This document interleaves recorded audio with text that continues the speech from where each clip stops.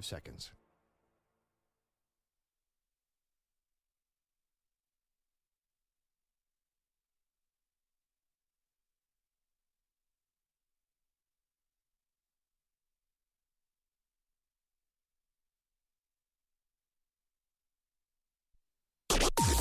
Maggie and Perloff on the Infinity Sports Network. Mahomes barks out an audible. He brings Kareem Hunt in motion to him. Now he pump fakes right, throws up for the end zone, and the pass is caught. Tyquan Thornton, touchdown!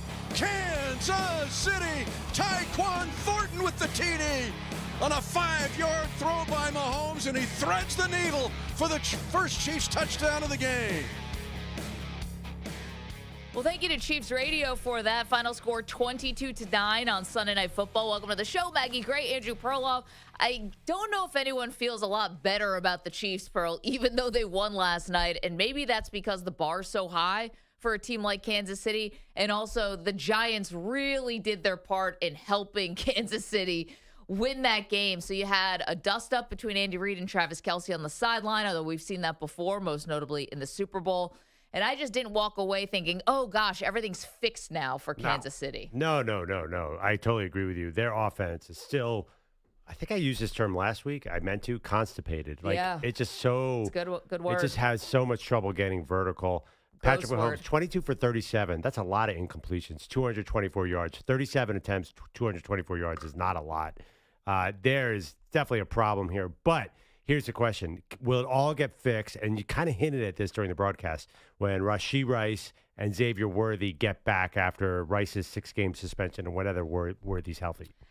I mean, I think it could. I'll give them the benefit of the doubt, I guess, because it is the Chiefs. But I still don't love what I see. And I know maybe that's being nitpicky after a 22-9 win on the road against, a desperate Giants team who was kind of feeling themselves coming off of, yes, a loss to the Dallas Cowboys, who we'll get to in a moment. But Russell Wilson was really cooking in that game, and they were just airing the ball out. We suck. Well, it looks like Kansas City watched that tape, and they were like, yeah, no, you're not doing that here. And Russ is over. I mean, listen, maybe we probably said that week one. Yeah. I mean, you guys kept trying to tell me, oh, look at what he just did against the Cowboys. Yeah, a blind squirrel can find a nut once or twice. One for 10 on third down. I mean, the Giants are an awful unit right now. Yeah, anyway. I don't put that all on Russ, by the way. Well, he was bad too. Yeah, he was definitely bad, but the two picks, the let's throw it up and hope Malik Neighbors was out there that worked against Dallas. Now we learned that anything works against Dallas. So it was, we'll get into that game later. But I'm just saying, the Russes used the same thing. He's like, well, if Neighbors are so good, I'm going to throw a 50-50 ball to him. And I guess he's not that good because he didn't even compete on one of them. That turned out into an interception. And then he threw a long ball, whereas Collinsworth said Wan'Dale Robinson sort of drifted off into the night and didn't compete for the ball at all. So you can put on Russ, but that whole team stinks. The offense stinks. The defense is pretty good. Yeah, the defense is fine. Defense was all over Mahomes. Yeah, I mean, they could be really, if they had a decent offense, that defense could be elite. Well, this is the thing. That's one of my other big takeaways. I was still not impressed with Kansas City's offensive line. Oh, no reason to be. And the penalties. And, 8 penalties for them last night for 85 yards. It's just I know they've won the Super Bowl in every which way you possibly can. They've done this so many times. But between that offensive line and the penalties, it's just, it's just still looking pretty mediocre. The run game is also just It's nothing great. No, they had 100 yards of rushing last night. Yeah, and 105, pardon me. And Mahomes had to run 5 times again. It's they're definitely broken, and they have Baltimore coming up this week. And it's funny because you look at some of the other teams around the league, who Kansas City's biggest. We're going to watch the Ravens tonight. They're going to play against the Lions. That's a really good defense, so we'll see. We think it's a really good defense, maybe back to being a good defense. Wait, the Lions? Is it Ravens-Lions tonight? No. Who's the good defense, the Ravens or the Lions? Well, I thought the Lions were much better against the Bears. The first week against Green Bay, not so much. And then the second week against the Bears, better. Okay, I see what you're saying. Yeah, they might. We don't know if the Ravens or Lions defense could both be terrible. I mean, the Ravens defense might be awful. We're not sure. Well, I guess I'm just trying to say the other teams, the other contenders in the AFC, the people who are going to be, the teams that are going to be vying for the title, presumably with the Chiefs, Like, the Chargers were impressive yesterday in a come-from-behind win against the Denver Broncos. Obviously, the Bills are still impressive, even though it took them a little bit to beat the Dolphins on Thursday, which kind of feels like a year ago. The Colts, I guess, are a thing.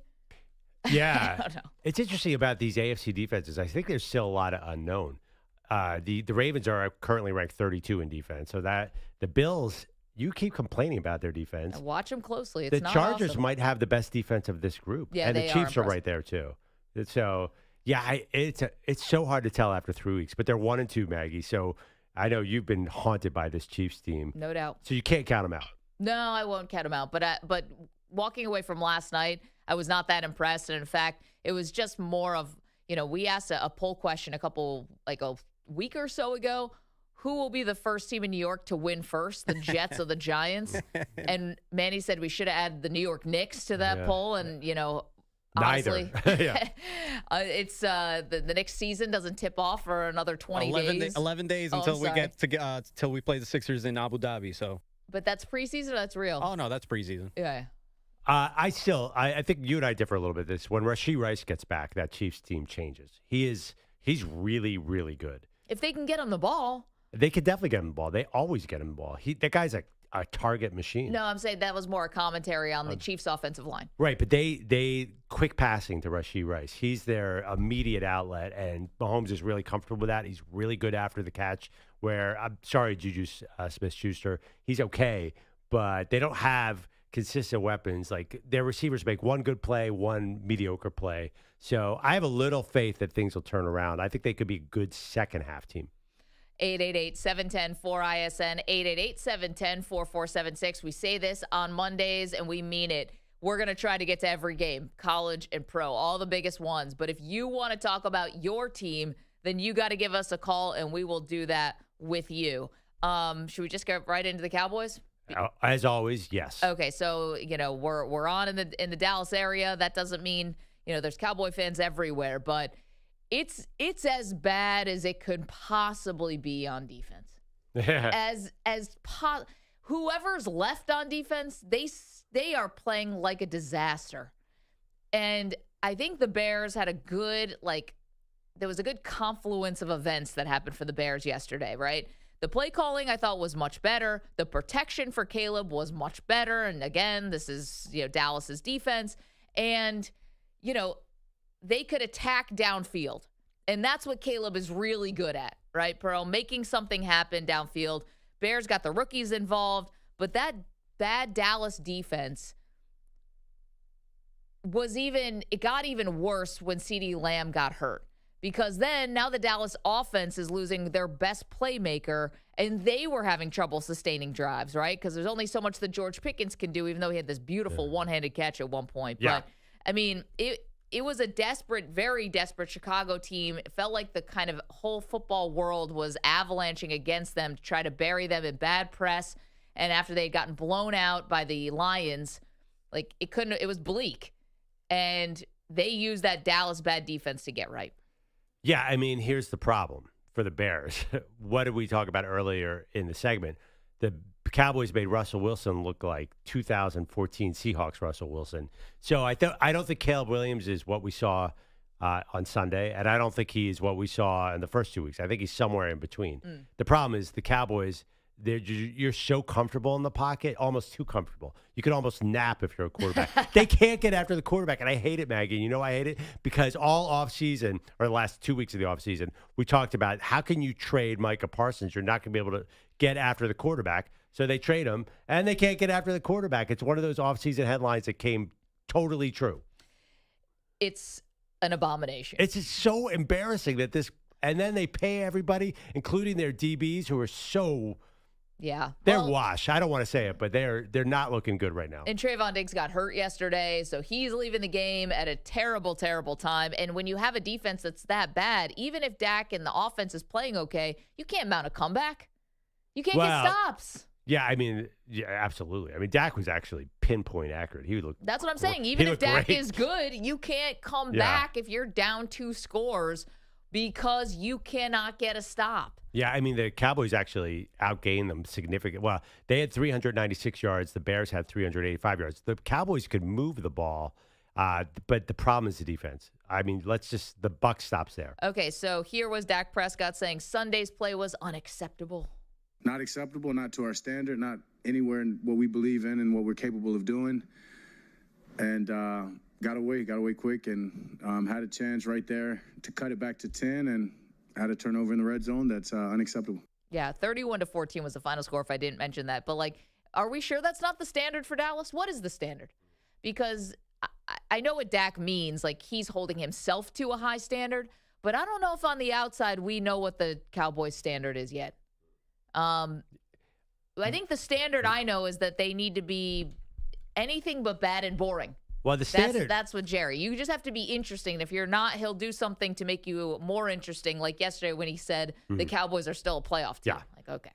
I think the standard for a long time has been make the playoffs and lose in the first round. That was the standard, but I don't know if that's going to happen anymore. They play Green Bay next week. Probably an angry Green Bay. Yeah, Green Bay will get into losing to Cleveland on the road. Well, I just think Jordan Love didn't have any time against Cleveland. He's going to look like a completely different quarterback. Also, I heard that there's a Packers linebacker who used to play for the Cowboys too. Yeah, Micah Parsons flagged for a big penalty on that final drive for Cleveland and got him closer. I assume CeeDee Lamb is going to do anything he can to play in this game. It's a big game. Well, I'm sorry. Yeah, because of ankle injury. So if you take out CD, by the way, don't even consider the playoffs or even a Cowboys win. I mean, obviously, second he got hurt, everything changed as well. No doubt. And he got hurt, and it was so weird because the replay showed it looked pretty bad. But sometimes, sometimes the replay, you slow it down, ankles can turn in weird ways and come back. Right? Yeah. So he went to the medical tent, and then, to his credit, he came back. And they started using him, at least for one play, as a running back. Shotty, what are you doing, dude? What's our Denzel drop? Are you outside your mind? I don't know why you would put him in that kind of situation, but, I'm not a coach. I don't have the same information that they have, but it seemed really dumb, and it also seemed like the Cowboy fans were not happy about that. He's your best offensive weapon. He's just coming out of the medical tent. He's your wide receiver, maybe not a ball carrier. That's just me. Put him in harm's way. Yeah. Dak, though, does look good for what it's worth. Yeah, that's going to get you a hill of beans. Well, I mean, listen. They're a 4-win It'd be team. better than him not looking good. He does make $60 million a year. Honestly, they can lose to anyone right now. They can. You got Green Bay coming in. You mentioned it. People are really upset with Jordan Love and how bad the offense looked for the Packers yesterday. Absolute get-right game. Then they're coming to the New York Jets. Oh, that should be if you can't beat the Jets. I mean, okay, but again, they can lose to anybody. Which Jets? I honestly think that. Yeah, I mean it's on the road, so that'll be a test. But yeah, it does get easier. Carolina and Jets, those could be Cowboy wins. Well, when you have a defense that looks like the 2000 Rams, you can lose to any and everyone every week. That's what I'm saying. I think that what we saw last night out of Russell Wilson even just further confirmed how bad the Dallas defense is. Because I think there was an idea oh, man, maybe Russ found something, that deep ball. Nope, he didn't. Nope. He did not. And so. He might have found himself a spot on the bench. Well, probably not. Yeah, and that's the other thing about going back to last night's game, Sunday night game. Kansas City wins 22-9. This Jackson Dart stuff is so weird to me. That really bothers you. It bothers me a lot. Why? Who cares? They put him in for a play or two. Yeah, he runs a little bit. Get some cardio. Why not, right, Pearl? You don't like Jackson Dart, the gadget. It gives an opportunity for the broadcast booth to talk about him. It's fun. Here's a guy. It's not even fun. The plays totally aren't fun. Even creative. Here's a guy. He went to Ole Miss. He's not getting the starts right. He ran for 3 yards. They took but him out. that was a nice play design. He just didn't throw the ball. You don't like I like read that play. option dart? Here's my thing. If you actually are trying to develop them, let them play for a drive. Let them see if you can get into a rhythm. What does one play do? No, we're the New York Giants. We don't do that stuff. We don't do sensible football things. I'm being serious. It crossed my mind that, like, you know how there's that story that Phil Knight, the Oregon booster and the head of Nike, gets to call one play every game. That's like I don't know if that's ever been confirmed. It's kind of like I know that urban myth. One of those urban legends that Phil Knight gets to call a play once a game. I wonder if the owner of the Giants, the Maras, calls are just every like, play? We want to watch them at least once. I think he calls every play. But I'm just saying, it's so random. It's like it fell out of the sky. Well, it just I think doesn't make any sense to me. I told you I grew up on this Randall Cunningham filling in for Ron Jaworski on random plays, and it was the best. I think the Giants, right? They're holding Russ in there until they get through the hard defenses in the first half of their schedule. That's what we said coming into the season. Yes, I said Dart would start against the Saints, and I still believe that. That's when they'll insert him. But then they got the Eagles, whose defense is pretty good, and Denver. That at Denver, I don't know if they want Jackson Dart playing that game. The season's going to be over. The season They're is all over. going to be fired. It's already over. But the whole thing is about developing. Who cares about the season? Yeah. I'm saying, like, it's all about developing Dart. You do not want him to get sacked 53 times against Denver. At Denver. Me personally, I'm just tired of the losing. Honestly, like, I think you want to. Well, hang on 5 minutes. Yeah, you want to. Let's see. Oh boy. Yeah. Oh, Chicago in Week 10. Week 10, we're talking about what, November? Yeah, I mean, hey, they might start November.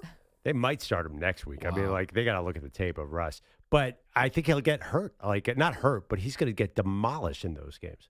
Like, I think.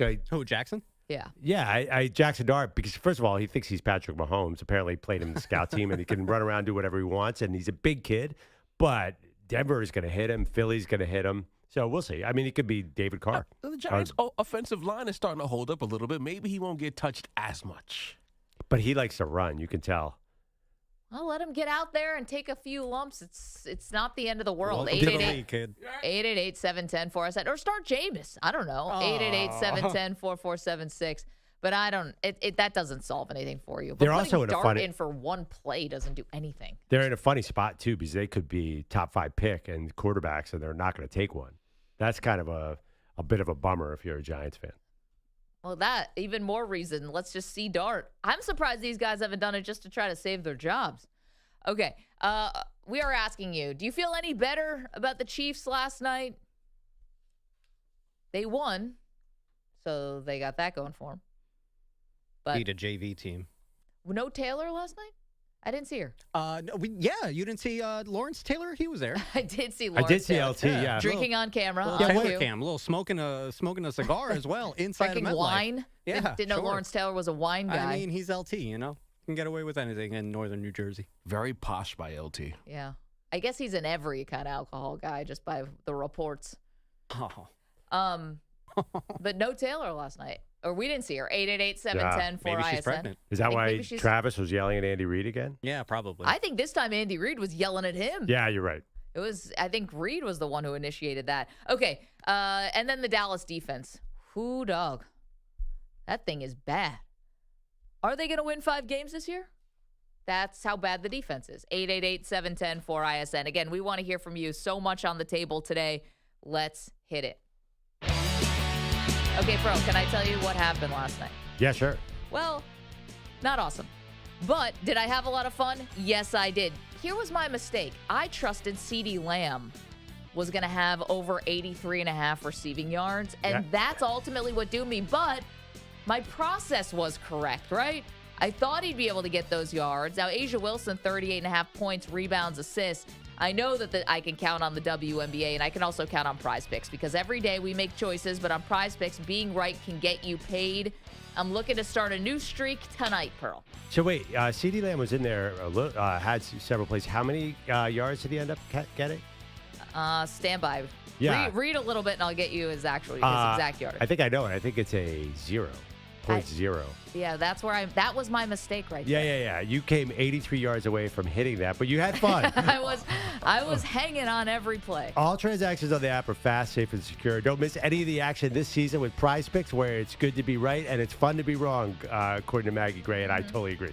Download the PrizePicks app today and use code M&P to get a $50 bonus credit instantly in lineups when you play $5. That's code M&P on PrizePicks to get a $50 bonus credit instantly in lineups when you play $5. Win or lose, you'll get the $50 bonus credit in lineups just for playing. It's guaranteed. PrizePicks, it's good to be right. Must be present in certain states. Visit PrizePicks.com for restrictions and details. You're in a 4-minute break.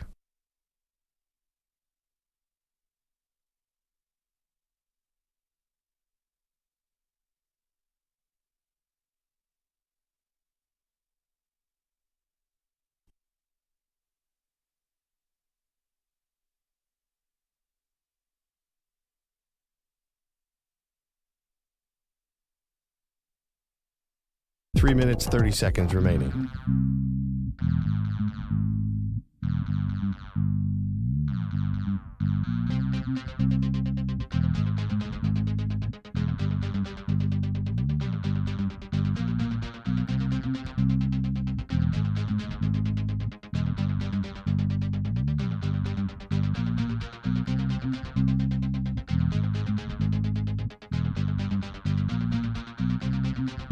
Three minutes remaining.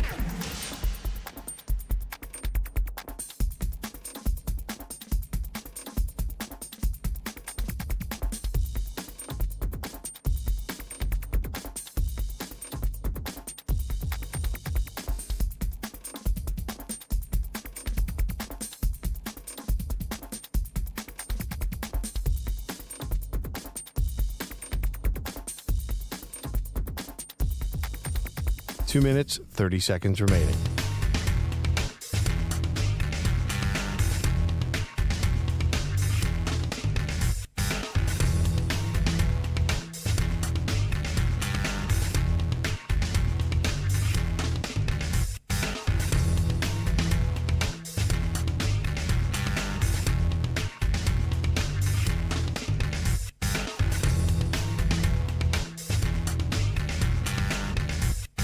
Two minutes remaining.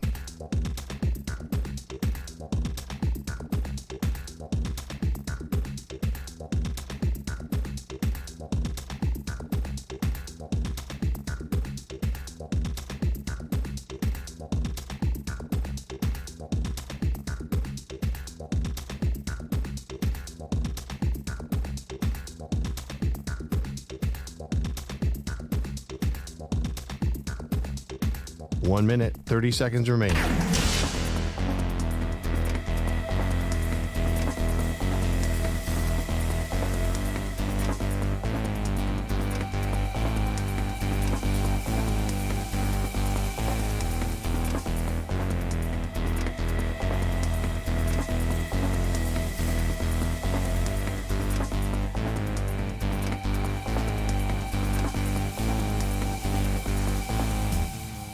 One minute remaining.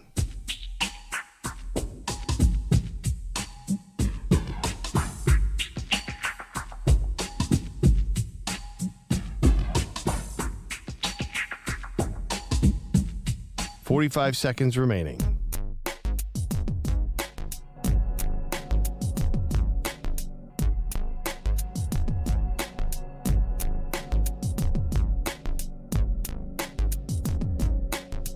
Thirty seconds remaining.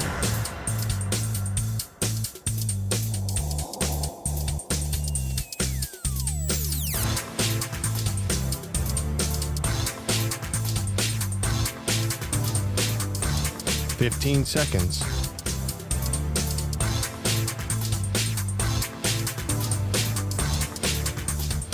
Break ends in 5 seconds.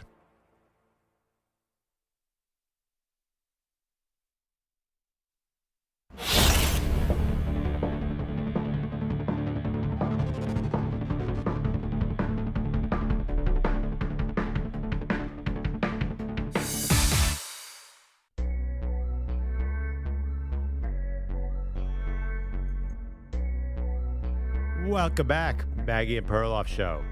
If you want to go to a dark, ugly place, Maggie, you should go to the drafts on my X feed.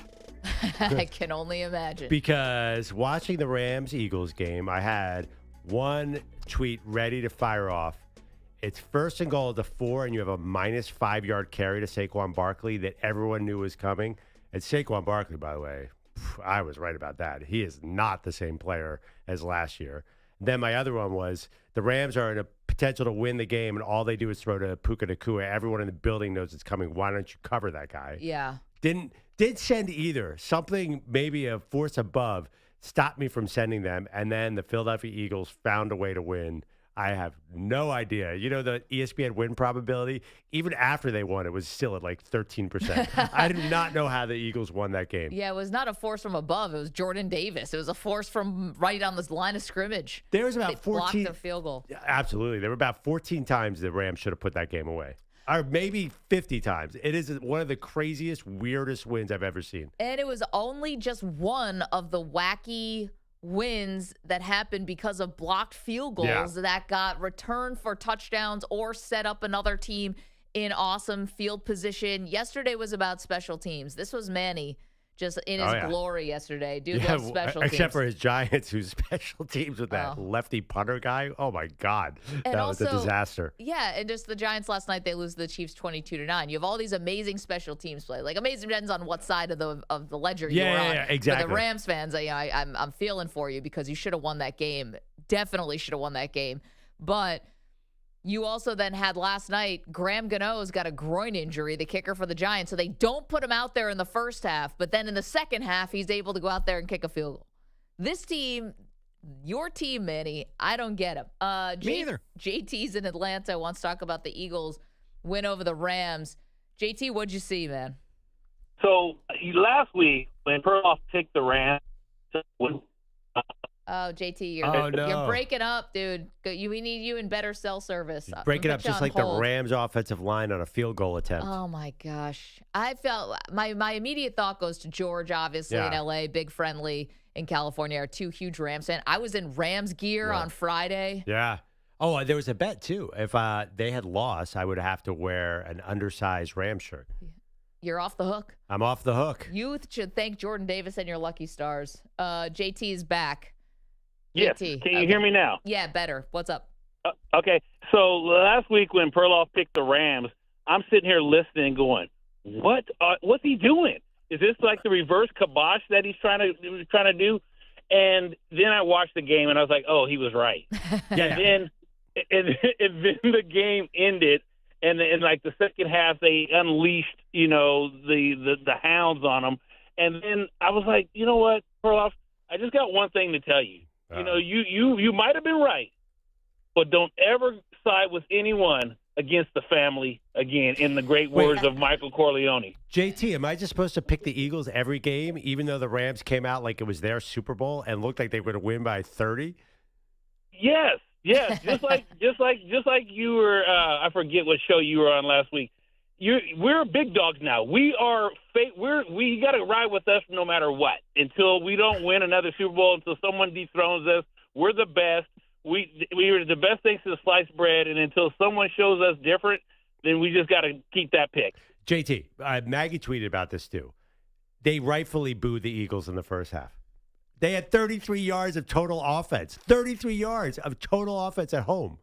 I was booing at home. I was booing at home. You guys hung a banner 2 weeks ago. That was a long time ago. You guys, this is why people don't like Eagle fans. You want to know why? Because it's week 3. It's the first half. You have another great NFC team that's coming in. All right, it was a little stop-start in the first half. It was pretty bad. 33 yards. It's pretty bad. I'll give you that. But the Rams' defense is legit, and you guys are booing. You look like idiots. I'm sorry.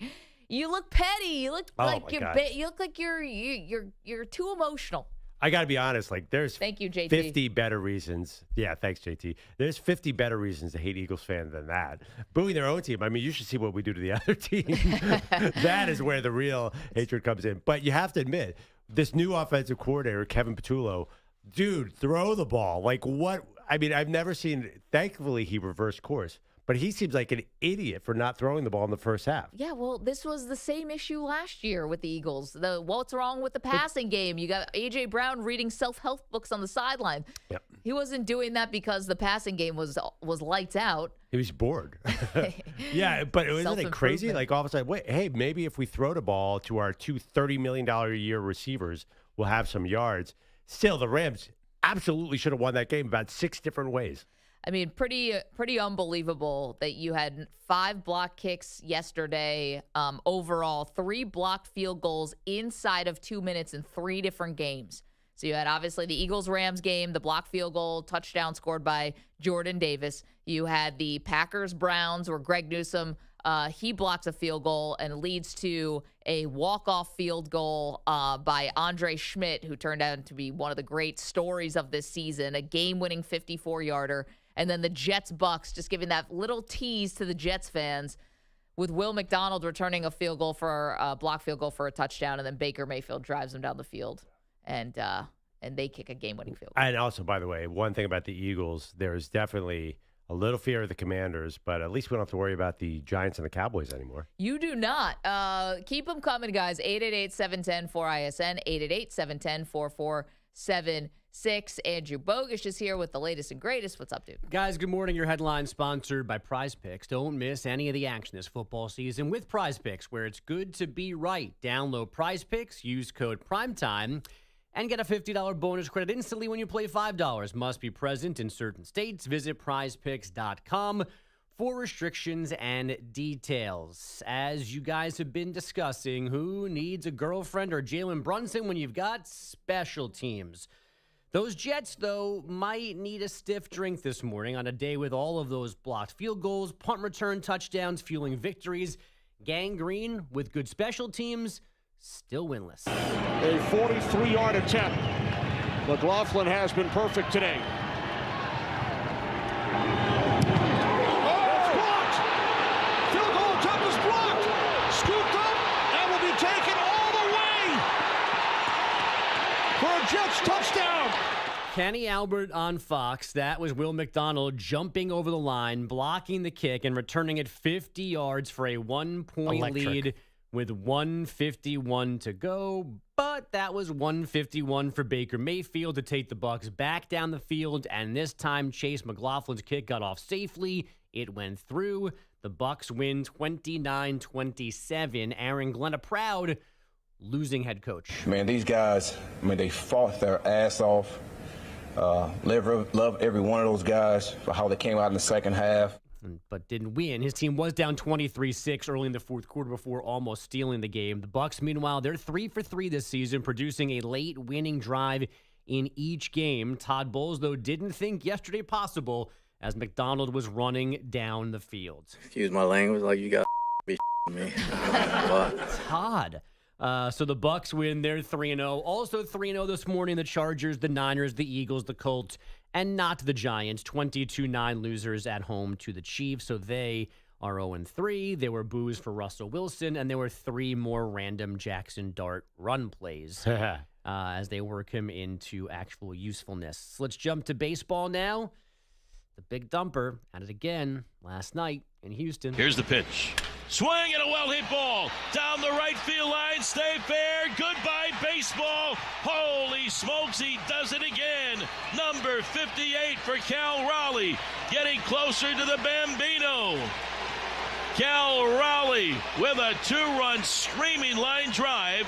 He is rampaging through the record books here in 2025. Rick Riz, Mariners Radio, homer number 58 for Raleigh, a 2-run shot. It capped off a 7-run second inning in Houston on Sunday Night Baseball. Poor Astros third baseman Carlos Correa was doing the in-game, on-field interview as his team was giving up 7 runs in an inning, about to take a 3-game sweep from the Mariners. So they now have a 3-game lead on those Astros atop the AL West as the final week of the regular season begins. I did the math. 6 games to go. He's got 58. I mean, you could chase some history in these 6 games. Cal Raleigh. What if he tops Judge? Right, and now everybody's playing all of these like very specific math games and kind of nonsensical. Like, well, if he hits 60, he's got to be the MVP. But 59, I can't vote for. Worst guy in the world. Right. I mean, come on. Best guy to ever play the game. That's so 59 baseball. to 60. Yeah. I mean, a 6 is bigger than a 5. Wait, I have a question though. Does the Maris family get back on? No. They're They did that out, once. right? They're okay, out. That's it. I don't know if the Judge family will wander I was around. gonna say, did Judge's parents now start following Cal Raleigh? I mean, he's not. Don't they just need to give it to him just to mix it up a little bit? Same with that's my Kyle Schwarber over Shohei argument too. Just it's mix actually it up. not a bad argument. Yeah, it's like the NBA is like, well, Michael Jordan's the best player, but let's give it to some other guy. You know, I understand like that Shohei and Aaron Judge, like, we're just gonna give it to him every year from here on out. Look, what's the fun in that? You gave it to Josh Allen last year, even though he was worse than Lamar Jackson. I'm sorry, NFL. Well, at least Lamar Jackson, you had the faux argument of like, well, he can't win playoff games, so we can't make him MVP again. Right, this is just like straight boredom, but I'll take it because it's an anti-Yankee.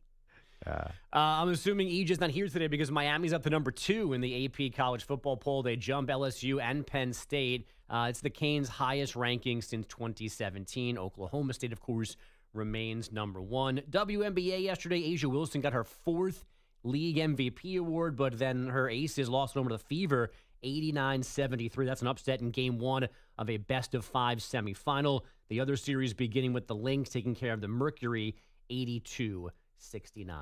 Guys, back to you. Yeah, I don't know what it is. I don't think it's irony. It's just something is crazy. The fact that Caitlin Clark has been injured with this groin and she hasn't been able to play, and now the team is 2 wins away from getting to the WNBA finals. And I mean, it's not just her. Like they have like 5 of their top 7 players are out. I mean, they have nobody.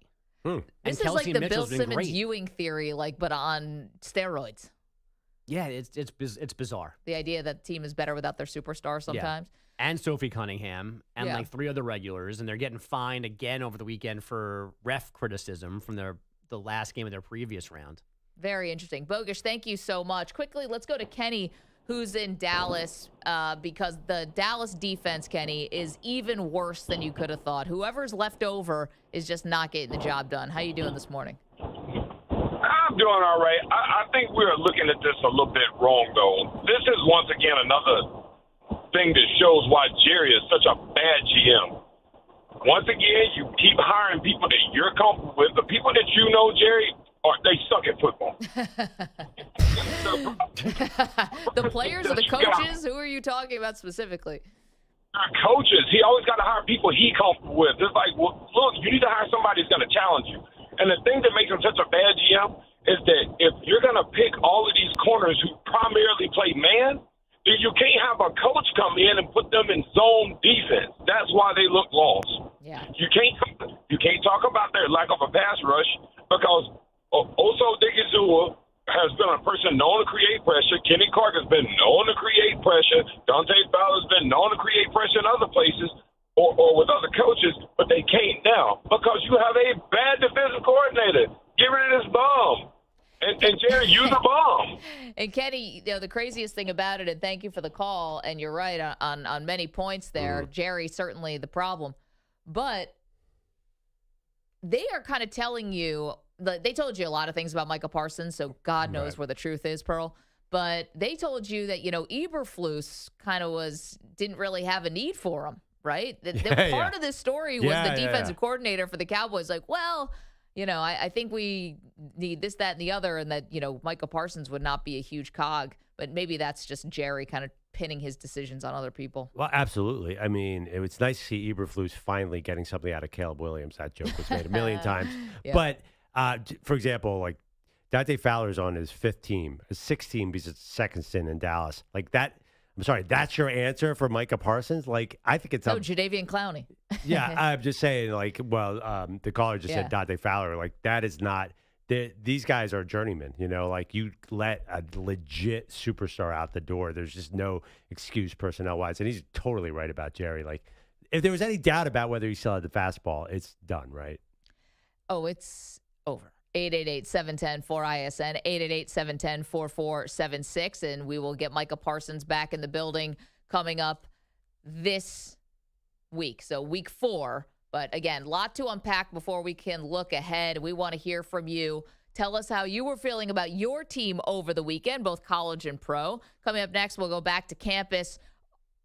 Maggie and Perloff's BMOC in just moments. You're in a 5-minute break.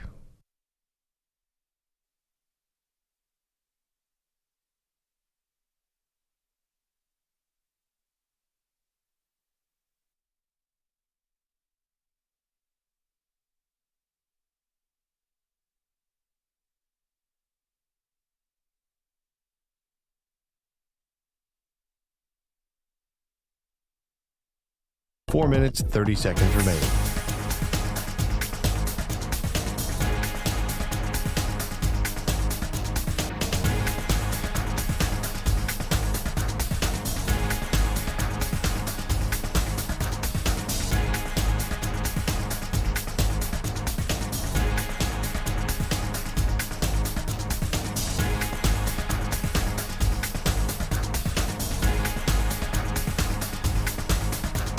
Four minutes remaining.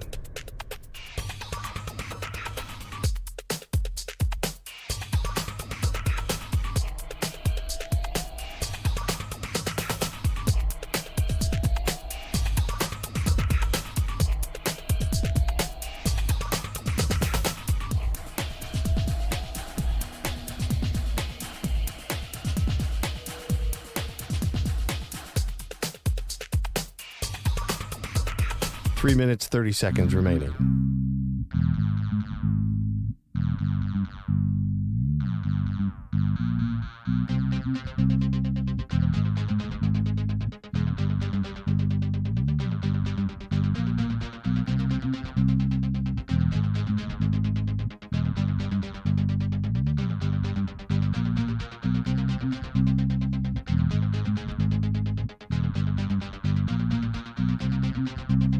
Three minutes remaining.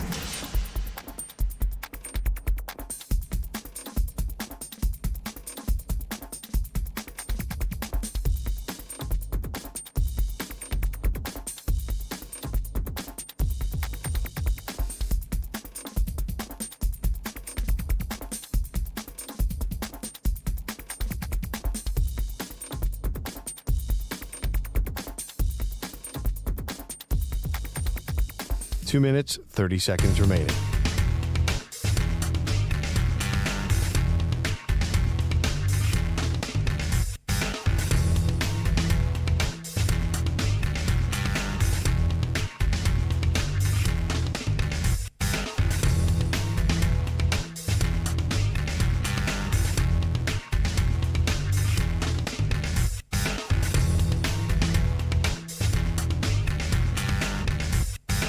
Two minutes remaining.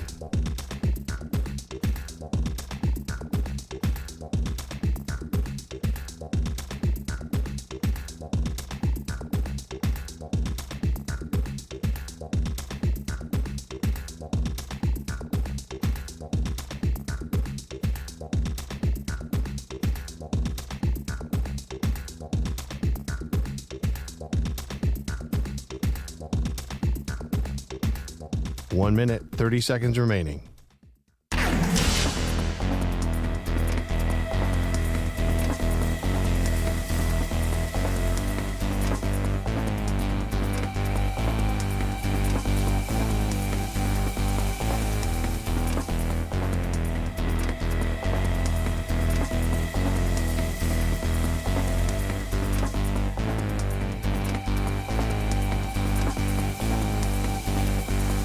One minute remaining.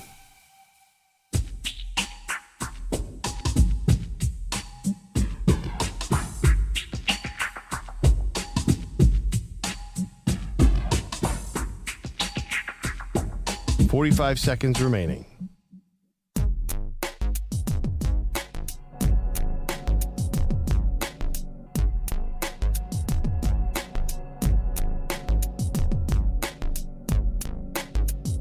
Thirty seconds remaining.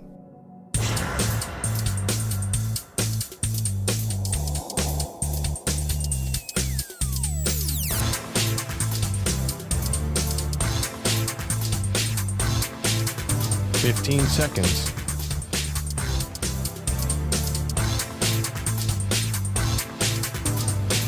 Break ends in 5 seconds.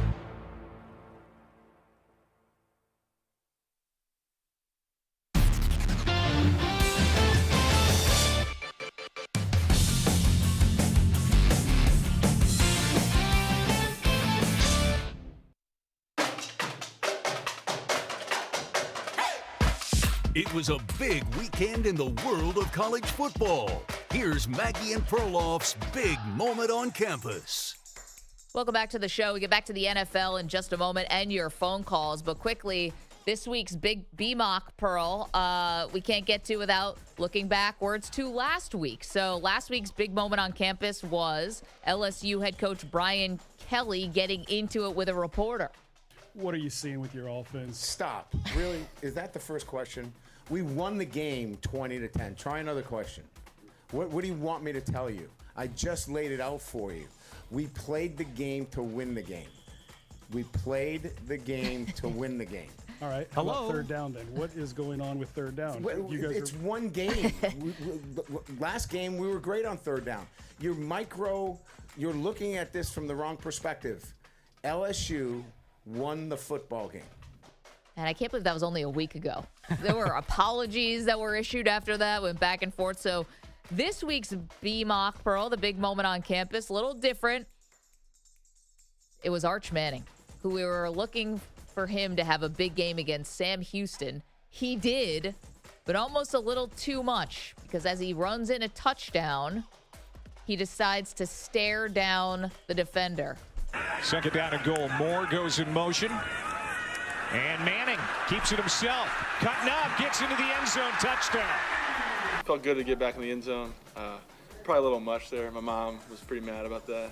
A little immature, but I think it was some built-up frustration for the past few weeks. So. All right, Pearl. Yeah. What do you think to this week's big moment on campus? Arch Manning getting a little too ahead of himself with the stare down of a Sam Houston State defender. It's the first time I've actually worried about Arch this whole entire year because he looks like a total idiot.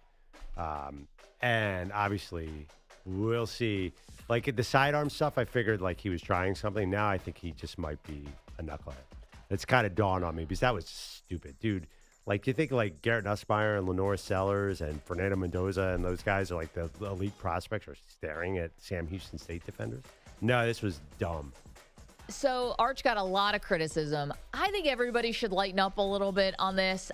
If it wasn't Sam Houston State, who they end up beating 55-0, and I get that matters because, like, hey, pick on someone your own size. You know, like Sam Houston State does not have the firepower to hang with Texas. I get that. But we like this bravado from other guys. Like Baker Mayfield and others, but it was the opponent. It's got to be time and place. But generally, I think we kind of like this from dudes. But because Arch Manning didn't have the perfect timing of when he pulled this big-timey move, all of a sudden now he's like the world's biggest moron? I would bet against Texas against Oklahoma, and I'd probably because of this. Because of this? Well, yeah, I kind of thought Arch was going to fix it up. Now I just don't think he's got it all upstairs right now. It's funny because you're somebody who's like never listened to the press conference. That doesn't mean anything. Nothing matters except for how you play the game. But this matters to you in your mind. Well, him staring down the defender. I don't love over celebrators. I think it's ridiculous. Like George Pickens, like celebrating a first down, like it was Mardi Gras last night and a blowout. Like that's like typical of a guy, like a loser player. And this was not good. I mean, I do think obviously, and I kept saying like Arch is so much better than the press is making him out to be after the first 3 weeks. And I still think that, but I just like, I don't know. That was just bad. It was really bad. Isn't it just him? He's just a college kid and he's been feeling the weight of the world and decided to show his teammates like, hey, I'm going to flex and I'm just going to try to exude confidence after they've been leaking it for the last 3 weeks. Yeah, maybe. I guess so. But I definitely didn't like it. I feel like they'll probably beat Florida. I think Florida might lose out next week, the entire season. But it's not because of Arch. Like, Florida's defense is going to get after him. I think they win that game with just defense. And then I'm watching for that Oklahoma game because Arch has got to really step up. Just having a perfect game against Sam Houston State proves nothing to me. Well, I'll agree with you on that. Like, that was not the right opponent to be the litmus test on whether or not Arch is fixed. Let's go to Preston, who's in Northwest Arkansas, agrees with Perloff. You did not like the stare down. Is that right, Preston? I'm so hot under the collar this morning. It's unbelievable. Here's the thing, folks. It wasn't just the opponent. It was the situation. It's a 4 or 6 yard run, and the poor guy doesn't even try to tackle him. He just happens to glance off him as Arch steps into the end zone. And he does that whole thing. I'm thinking, you go into the season and you kind of feel bad for him because the expectations were so high. He just hasn't settled in. We all kind of want to see him do well, and then he does that. What an absolute punk. I'm out on this guy. John Mateer for Heisman, OU to win Red River by 60, and bench Arch Manning. Oh, man, Preston, I get that. Come from the state of Arkansas, history with Texas, I would expect nothing less. However, I think Preston is right, and I don't agree with this, but Arch in some ways, because he was struggling so much, I think some people did start to feel a little bad for him. Like he got not underdog, but like a little, you started to feel for him a little bit. Definitely. For some people, not everybody, but for some people, it's I think, yeah. I mean, it was because it was like a ridiculous like media storm against him. Obviously, the guy's in his third start of the season. Right. And everyone was acting like he was the worst quarterback of all time. And now that's gone. Like anyone who was like feeling a little bad for him or like, hey, man, the pressure or like put yourself in his shoes. He must be, he's really dealing with something mental, physical, all that stuff. Now, one stare down, 2 seconds, he stares somebody down and everyone's out on this guy. Well, it was Sam Houston State. Oh, I know. Yeah. But he's just he's a college kid who's been struggling. First of all, he tried to show a little bit of moxie is what we would call that if it was somebody else. SEC Media Day, he said he has the targets on his opponents, and now we have this situation. It's starting to add up, and the play's not matching the bravado yet. So I'm on your side, Maggie, but he's making it difficult to defend him as the season goes along. Well, we'll see. I mean, Florida, as terrible as a team they are, their defenses looked really good. Like, it's a huge step up. I'm dying to see what kind of quarterback Arch is. Like, has he fixed it? Can he throw a normal screen pass? I don't know. There's a lot TBD here. Manny, can you throw a poll up about Arch? Like, are you out? I don't even know. How would you even word this? Like, the Arch stare down. Did you ever? Well, I mean, did you have a problem with it? Did you have a problem with it? I mean, it would probably be. It'd be like 100-0. I get that, but it's like it's not a federal case, guys. Like, let's also not make it out to be more than what it was. It was. It wasn't a great look. No. Did he go like punch somebody in the face? No. I don't think I can fit all that in a tweet. Call Elon and tell him to give you more space. Call Kelly. Call Kelly. I mean, I think it's really interesting from a football perspective too. Like, Arch looked really good in this game, but does that give him false confidence that he can stay in the pocket against SEC teams? Like, I don't know. I'm very curious how he builds off this game. Like, is he fixed? That could be another poll question. Is Arch fixed? What do you think? No. No. I can't tell from Sam Houston, and no disrespect to them, but, like, that was just not the right game. Was it like a get-right game? I don't think so. Florida might be. I don't even think that's the game to put it on. Oklahoma, that's going to be the true test. Yeah, Oklahoma will be good. Then again, he has a bunch of defenses you can move the ball on, so maybe he'll be okay. But Oklahoma, they have to win the game, or they might be out. You know what it's more to the heart of? I think now people think Arch is a punk. And I think before they were like, all right, he's struggling football-wise, but, like, look at this kid, great upbringing, the Mannings, they always do everything right, Now it's like, is he actually just kind of a punk? Has your opinion changed? Has your opinion changed of Arch? Yeah. I mean, I think that one act is punk. Like, I don't know if it's the overall opinion. The caller is obviously interesting. He's out. I don't yeah, I mean, one act, it definitely wasn't good. If he has a humbling performance against Florida, I think he's back to we like Arch because he's way too heavily criticized. Well, see, I don't know. Now maybe everyone's like, well first of all, had it coming. I don't know. That game wasn't on TV, so it's people are too sensitive. That's what I think, Ray. Yeah, I mean, I do think people. I mean, listen, it's Caleb Williams, it's Arch Manning. They will make a massive referendum on every single quarter, every single play. We're going to go up and down like a roller coaster on Arch Manning every single week. You guys all know that's how this thing works. I do, but it's funny if he actually is a little more like Baker Mayfield, right? Baker Mayfield planting the flag, but Baker is very comfortable in that spot. He's okay with getting hate from people. We don't know about Arch. Does he want to be polarizing? Peyton and Eli couldn't have been. They were the furthest thing from polarizing. We know he's not going to be anything like Baker Mayfield. Right. Well, but that was like a Baker Mayfield kind of move. One move, right. That's what I'm saying. There is no chance that he is anything like Baker Mayfield the rest of the season. 0.0%. First of all, Baker Mayfield is the world's greatest white dancing quarterback of all time. So there's that. I mean, Baker was a full-on party 24/7. Like, Arch has one move. Let's not overstate it. I don't know. 888-710-4ISN, 888-710-4476. Never thought we'd be talking about a 55-0 win, but Arch Manning stares down the defender, and here we are. Super annoying. Just on ESPN Plus. I couldn't believe it. We had some other good stuff from college over the weekend. We'll get to that and back to your NFL calls where the day was ruled by special teams. Yeah. Blocked field goals galore, which led to some really funky finishes. We've got all the details for you next.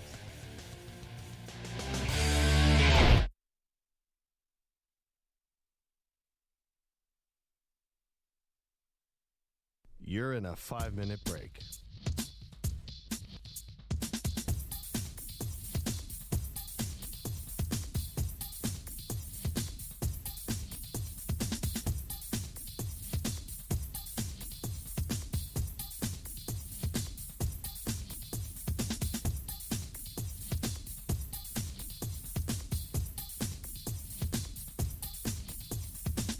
Four minutes, 30 seconds remaining.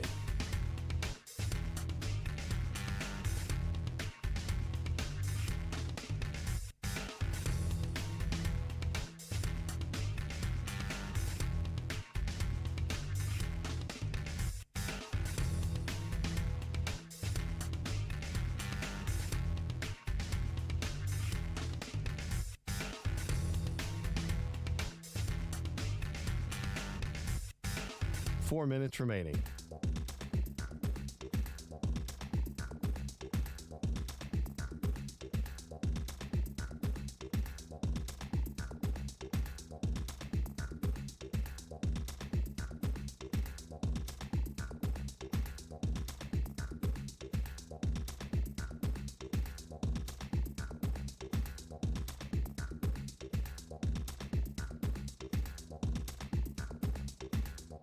Three minutes, 30 seconds remaining.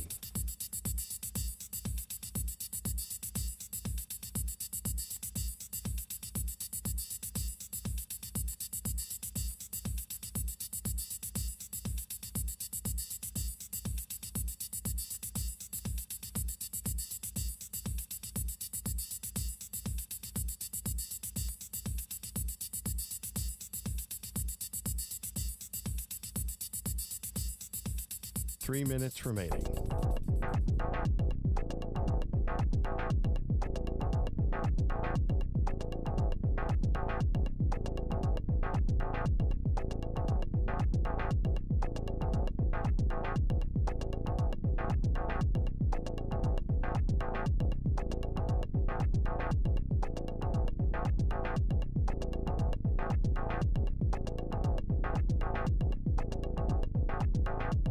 Two minutes, 30 seconds remaining.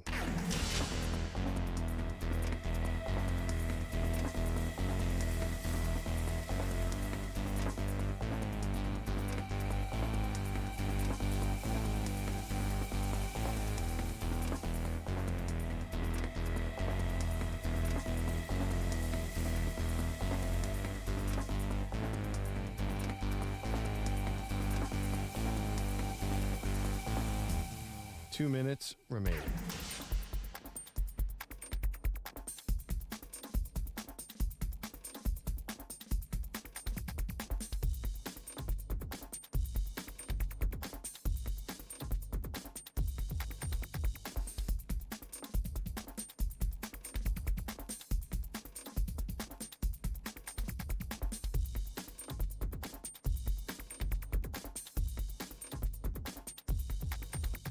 One minute, 30 seconds remaining.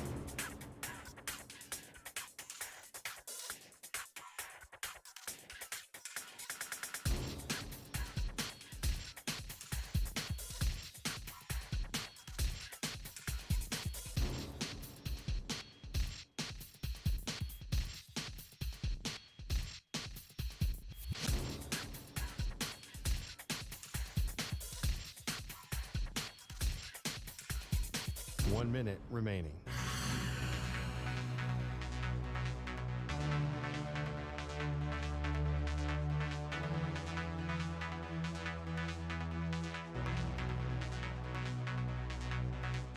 45 seconds remaining.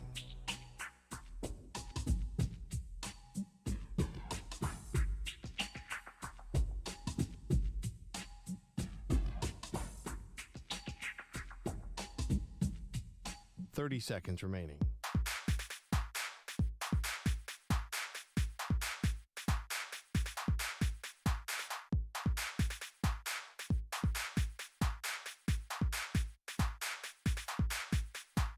Seconds.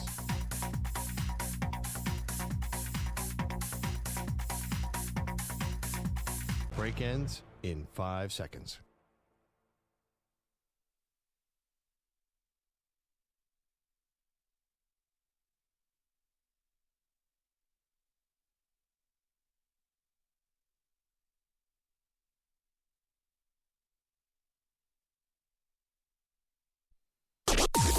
Maggie and Perloff on the Infinity Sports Network. One safety back deep. Here's the pitch to Swift. Tosses it back to Caleb Williams. Looking deep down the left side. Going for Luther. Burning over the shoulder. 20, 10, 5, end zone. Touchdown! Touchdown Bears! Thank you to the Bears radio for that. The Luther Burden 65-yard touchdown reception on the flea flicker. And the Bears beat the Cowboys yesterday, Pearl, and not only that, the Bears look like the perfect franchise yesterday, like model franchise, and that's what playing against the Dallas Cowboys defense will get you. It was like a well-oiled machine. It looked like at times on offense. The creativity that Ben Johnson was known for, you got to see a little bit of that. Rookies on display. Caleb yucking it up with teammates on the sideline. It was like every single question. Defense played well. Every single question that you could have had about the Bears, and we had all of them, seemed to be at least addressed. I don't know if it was fully answered yesterday, but it, like for the long term, but it was almost like they checked every box. It's like team looks like they're playing together. Offense looks creative. Defense could get after it. It was like a perfect day for the Bears. Oh, I don't think the defense looked good, though. I mean, they couldn't tackle Javonte Williams. Can you imagine if that was a close game? I mean, what was it? It was 14-14, and the Cowboys had just done whatever they wanted offensively. So I think the main flaw in this team is defense. Well, I think they caught a break with CeeDee Lamb going out but so early with the ankle injury. They let up 400 yards, and they were really suspect against the run. They averaged 6.1 yards on the run, the Cowboys. And Dak, I'm really worried, honestly, and I think the biggest flaw is their defense. So because of that, I'm not going to think that this is a launching pad for Caleb Williams' dominance, because there's going to be a lot of close games coming up. I mean, they shut out the Cowboys in the second half. But that was also a function of the game, right? I mean, also the Cowboys still move the ball a lot. That is true. They got 400 total yards. Dak threw a bad pick in the end zone. Well, yeah. I mean, was that on him though? I have no idea. Yeah. I don't know. Yeah. Dak had to throw the ball 40 times, 31 for 40, 251 yards, 1 touchdown, 2 picks. And then Joe Milton came in the game. Mm-hmm. And Milton actually had a nice connection with the tight end down the sideline, but it got called back because man downfield, like some ticky-tack. Anyway, but the question is, can Caleb, was this the turning point? So I don't think so. I think he's going to have 2 steps forward, 1 step back all season long. I think he's still learning the offense. I think I would be surprised if he had took this game and just was Patrick Mahomes from here on out. And I think that's totally fine. That's what I expect. At Raiders next week, Max Crosby's probably going to get after him a little bit. Will not have as much time. Then at Commanders, who've been a good defense. So there are W's on here. But I think I've said this all along, and you and I have argued about it. All that matters is that we see progression from Caleb Williams. This was great. I don't think we need to see 400 yards a game from him to be convinced that he is the future. But I think all the tape people, like all the former quarterbacks who watch him, be like, yeah, the little things are going well here. They had said that coming into this game. He's learning, he's developing, and that's key. So that's why I'm totally stoked if I'm a Bears fan, even if he doesn't do this next week. I think if he could just good against the Raiders, that's great. He doesn't, obviously, last night what we saw a bit of an aberration. Would you agree? Or I'm looking at that next game against Las Vegas, and I think that's a very, very winnable game. The Raiders looked terrible yesterday, playing against a backup quarterback in Washington, Marcus Mariota. Who's no joke, by the way. And the Raiders couldn't get anything going. And so I don't know what's going on with the Raiders. We'll talk about that and Ashton Genty and where should Tom Brady actually be in the booth. Or I think the Raiders either need him all in the, player personnel side, or maybe all the way out if he's not going to be a positive to them as far as his evaluations. But I kind of like this as a little bit of a jumping off point for Caleb. I do. Because it's not like they were doing something that we weren't expecting. It went so badly in the final quarter of the game against Minnesota that they lost. And then it couldn't have been worse against Detroit when they get blown out 52-21. It looks like the team quit. But the way they beat Dallas, it's almost like that's what we were looking for. We were looking for Caleb pushing the ball downfield to Rome Odunze. We were looking for, hey, now we kind of get why Colston Loveland was maybe taking over Ty Warren, even though that will probably go down as a terrible decision.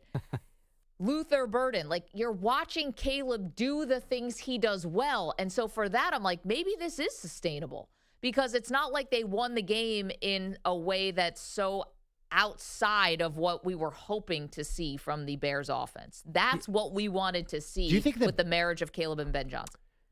Did the Cowboys game look that different than the Lions game for Caleb, though? I mean, his numbers are almost the same. If you took the flea flicker out, he had very similar. There are some. Threw 4 touchdowns. Yeah, he had 4 touchdowns, but he had 2 against the Lions, and then they gave up in the second half. I just think the little passes, the short passes, that's my concern for Caleb. Brady was pretty good, by the way, breaking down Caleb. And that is the difference as he matures and gets better, gets a little Kirk Cousins in him down the road. I think that's where you're going to see slow, steady improvement is the easy ones. We know he can chuck it all the way down the field. So I'm very curious. I'd like to see him just sort of dominate against the Raiders and play a totally controlled game and make no mistakes. But I don't think that's realistic. I think he's right now good, not great. So I expect him to come down to earth a little bit in the next 2 weeks. 888-710-4ISN, 888-710-4476. And if Dallas doesn't watch themselves here, they're going to be considered the get-right game. Yeah, for they're the offenses Sam that are Houston struggling. State. Yeah, minus the stare down. But from Arch Manning, I think that they got to be careful, because the back end of that defense, and they have no pass rush, but we said that before.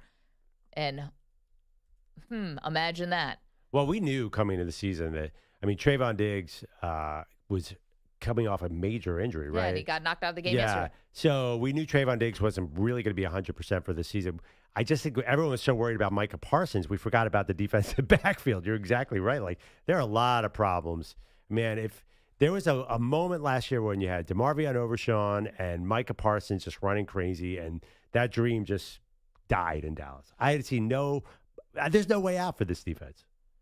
It's bleak. And you're looking next week, Green Bay, who had some very big offensive struggles yesterday in a narrow loss to the Cleveland Browns. And that was just one of the games that featured a blocked field goal that ended up turning the tide of the game within the last 2 minutes. Now, this one didn't get returned for a touchdown, Pearl, like it did with your Philadelphia Eagles and like it did with the New York Jets.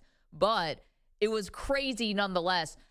The Packers-Bears, we will do the autopsy on that in just a moment. But if the Packers offense is looking to get back on track, having the Dallas Cowboys next week is the perfect way to do it. Yeah, what's the difference between the Browns and the Cowboys?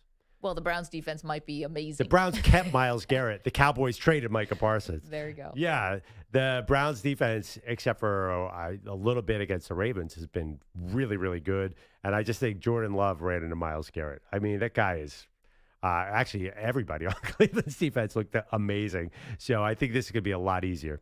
Well, yeah, we'll get to the Packers because I know people are not happy with Jordan Love. They are not happy with Matt LaFleur. But first, George is in L.A.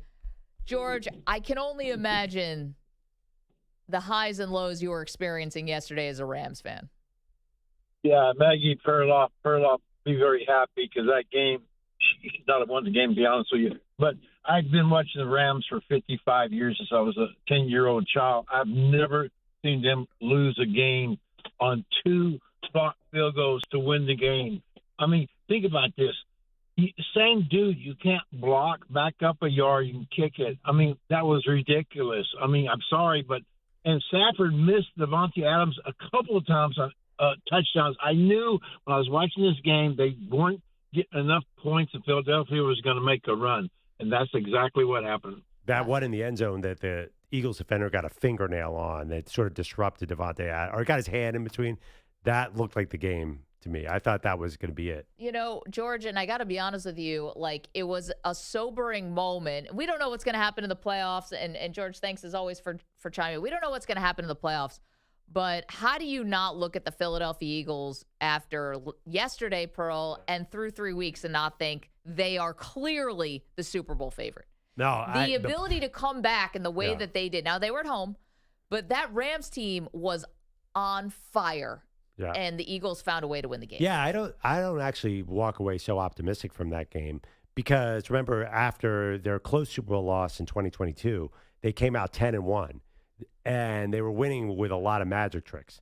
Feels kind of the same way right now. There's definitely major problems all over this team. So they don't feel nearly as strong as last year, but they started off slow last year too. So maybe they'll pick it up, but they definitely look flawed on both sides of the ball.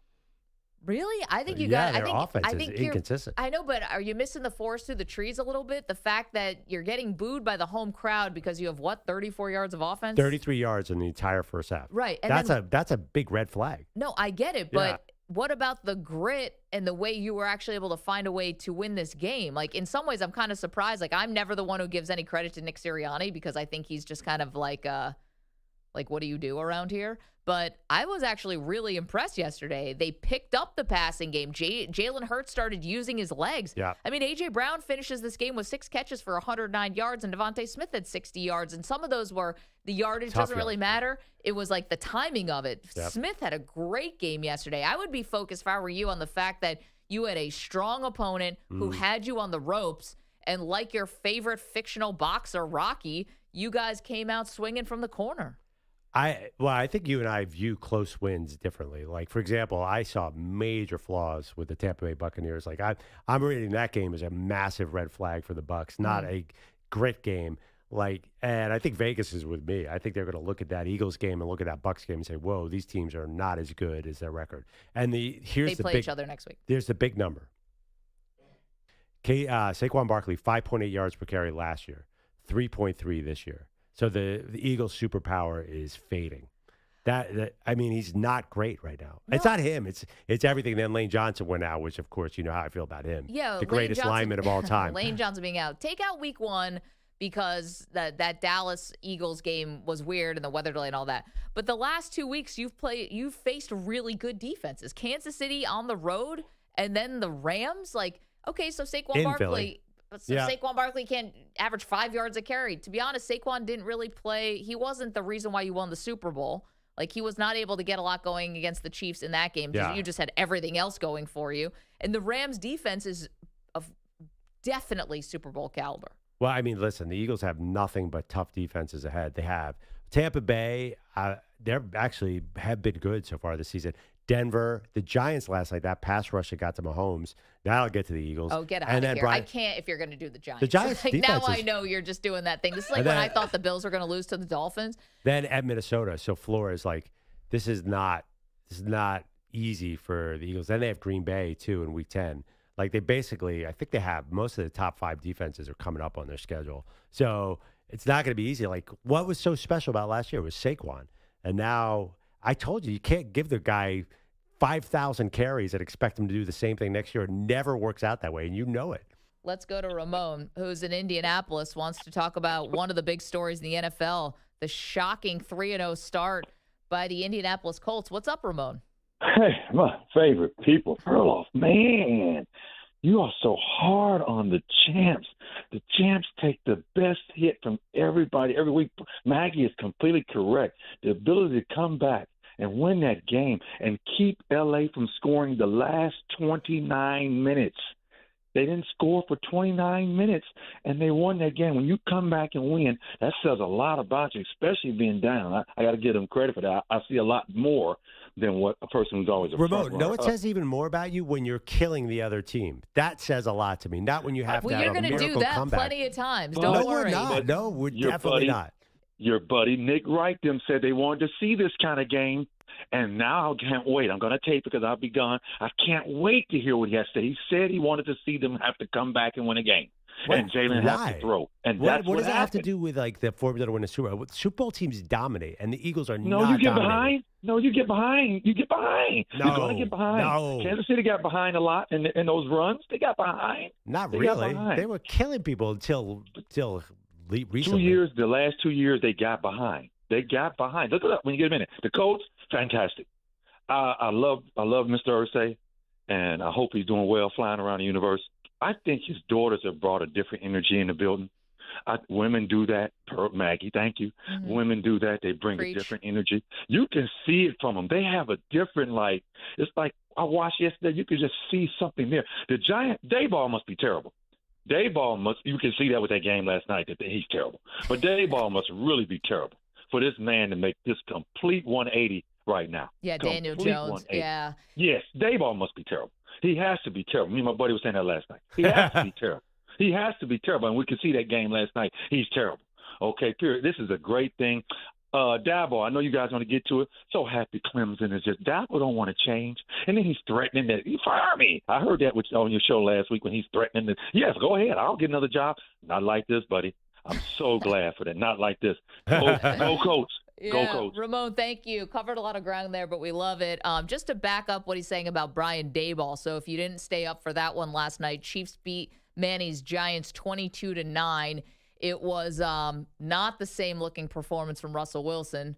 Funny how different it is when you're facing the Chiefs defense and not the Cowboys. But this is from Sheil Kapadia. Pro's been a guest on this show before. Brian Daboll now ranks 186th out of 204 NFL head coaches, minimum 50 games coached, in career winning percentage. The Giants brought back 10 of 11 starters on offense. Same head coach, same GM from last year's 3-14 team. They've now lost 17 of their last 20 games. And it doesn't make sense either. That's the other part. Yeah. It's like, if you could see a vision, but until Dart gets in there, Jackson Dart, that is, the rookie from Ole Miss, I don't think you're going to be able to see anything. And Daboll looks lost. One note, by the way, on the Eagles, they're 27th in total offense right now in the league, and that's definitely not a number that wins you the Super Bowl. Well, so, I mean, the funny thing is, like, they decide, like, oh, we're allowed to pass the ball. Like, why didn't they know that before? And will teams adjust and come after their passing game? Honestly, I think if you dig into the numbers, this is definitely something to worry about here for the Eagles. The Colts, what Ramon also brought up, does it feel like there's a different vibe in the building? I mean, we wouldn't know, we're not there, but this to me seems like a couple things in a row. Daniel Jones obviously is just much better running this offense than Anthony Richardson, who couldn't hit the ocean from the beach, bro. Yeah, I mean, Anthony Richardson would probably be 3-0 against the schedule, too, by the way, just to be clear. Well, that's the other part. Anthony Richardson, as bad as he was, always found a way to win games. Yeah, what do we know yet? So, okay, that's the other thing. Miami, who no-showed week 1. Denver might not be who we thought they were. And then Tennessee, I mean, as much as we love Cam Ward on this show, that was a brutal way to start the game, with a pick 6. And the head coach doesn't know what he's doing. No. Did you see that sequence where the Colts called a timeout? Yeah. It's a 4th and 1 situation, right? They're deciding whether or not they want to go for it or kick the field goal. The Colts called the timeout. Brian Callahan decides, still doesn't know what he wanted to do. He calls the timeout. So now it's back-to-back timeouts. They still don't know what they want to do. They eventually decide to put the field goal unit out there. They get a delay of game penalty because they didn't have the guys out on the field fast enough. Yeah, and then they missed the field goal but the funny thing is they would have missed that from the field goal when I almost hit somebody in the crowd. It was so far to the left. But yeah, I saw that same sequence. I'm like, oh, well, he's gone. You got to be able to get your situation better here. There's really no upside for the Titans this year, right? You're still happy about Cam Ward. But who are you going to beat? I was kind of wondering that. Well, yesterday was a long day for him. Yeah. But as far as actually evaluating the Colts, they go to the Rams next week. Yeah. That will be a real test for Daniel Jones. A really good defense. I thought Tennessee's defense, they're hard hitters, but it's so discombobulated over there. I thought Cam Ward looked good yesterday, by the way. We disagree on that. That dude still made some throws. He's legit. He kind of reminds me, he's like a very light version of PatrickMahomes at his peak. He's going to be fine. So the bigger thing is, when does Daniel Jones turn back into a pumpkin?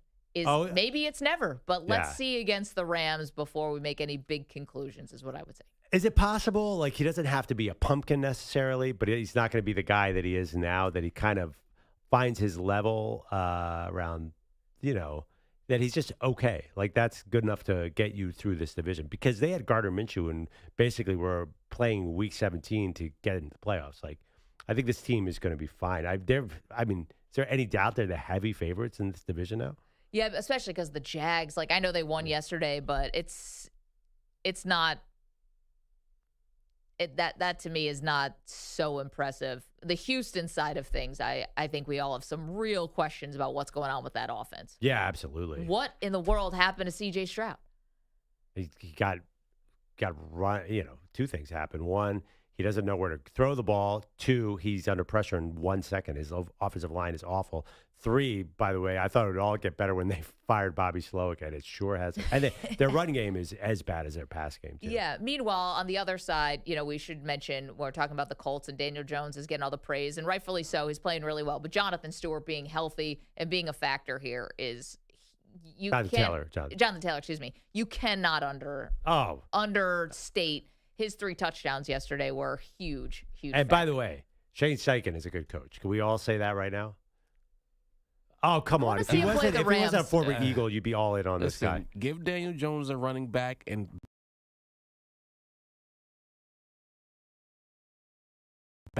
Shane Steichen is good. He needs his quarterback to escape out to the right.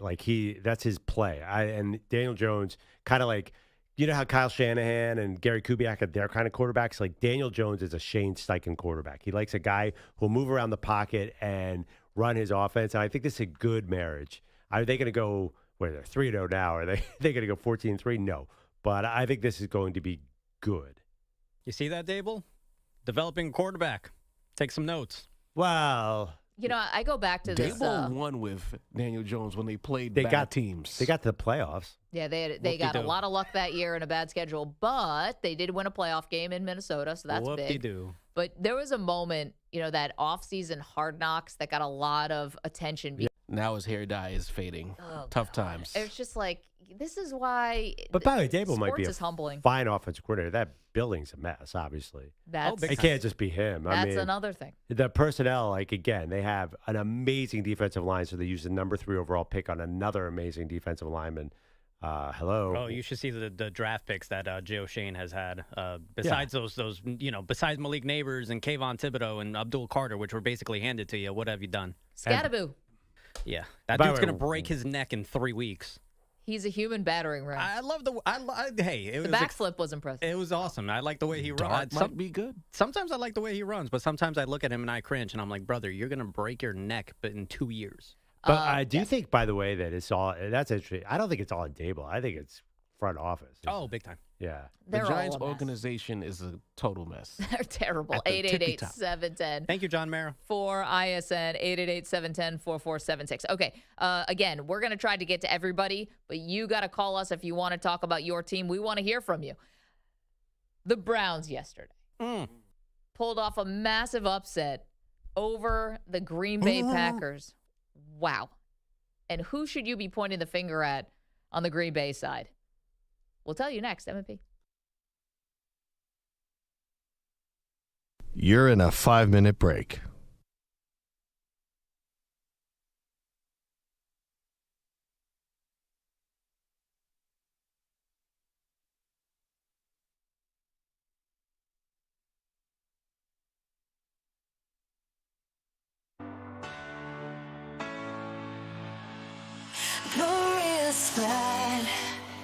He's on the chat. Pine Needles wakes up at dawn. Andrew Perloff's got a tale to tell. Thinks he's an Aussie, but you can never tell. Tries to talk like he's from down under, but his accent's thunder. Oh, what a wonder. Peter Bellotti loves Wendy's bacon treats. Yeah. It's the 6 guard, running through the airwaves, no facade. I Tune in, Maggie Perloff on the dial, but it's just another show that's missing the style. Got your takes, but they're colder than a winter foul. When I come through, I'ma light it up on your row. Try to run the game, but you just in denial. I got the truth, keep 100, no trial.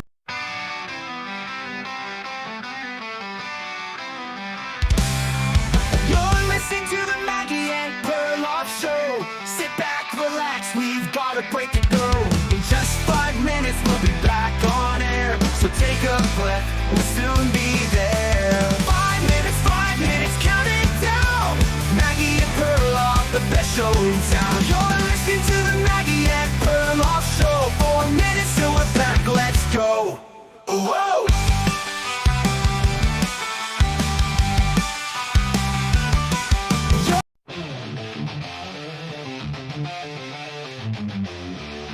The Chiefs are at it again, down by some shit. Clock's ticking down, fans losing their wit. Mahomes in the huddle, grinning like a badass, ready to pull off another win, kicking ass.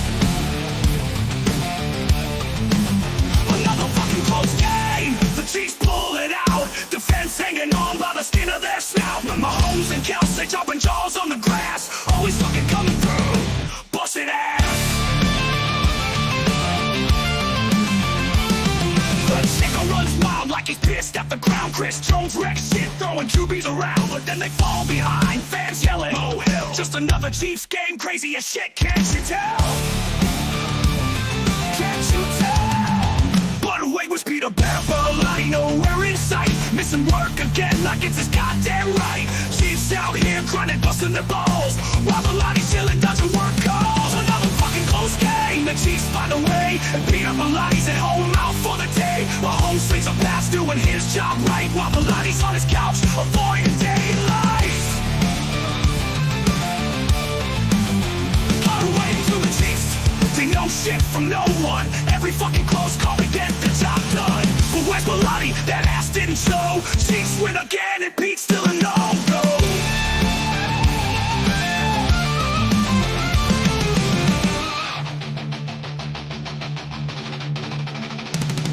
But Chico runs wild like he's pissed at the ground. Chris Jones wrecks shit, throwing QBs around, but then they fall behind. Fans yelling, oh hell, just another Chiefs game, crazy as shit, can't you tell? But wait, where's Peter Bell like he's pissed at the ground? Chris Jones wrecks shit, throwing QBs around, but then they fall behind. Fans yelling, oh hell, just another Chiefs game, crazy as shit, can't you tell?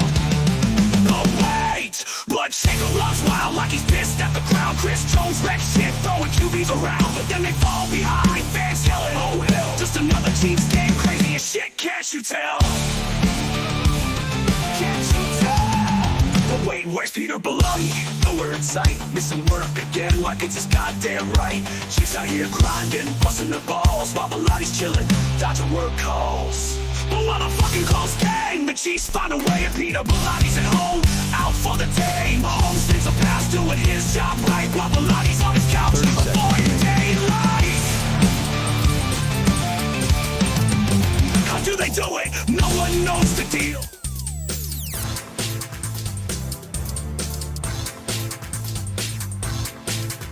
"15 seconds.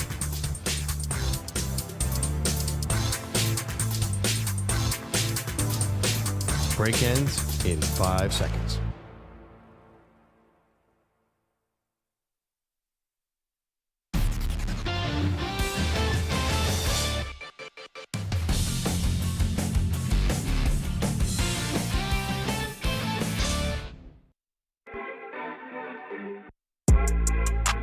Whelan kneels at the 33. This is a 43-yard field goal try to give Green Bay the lead. It is blocked! Ball's down to the ground, and Greg Newsome falls on it. Wow, what a game. Green Bay loses to Cleveland. Now, we knew Thank this you, game. Cleveland Radio.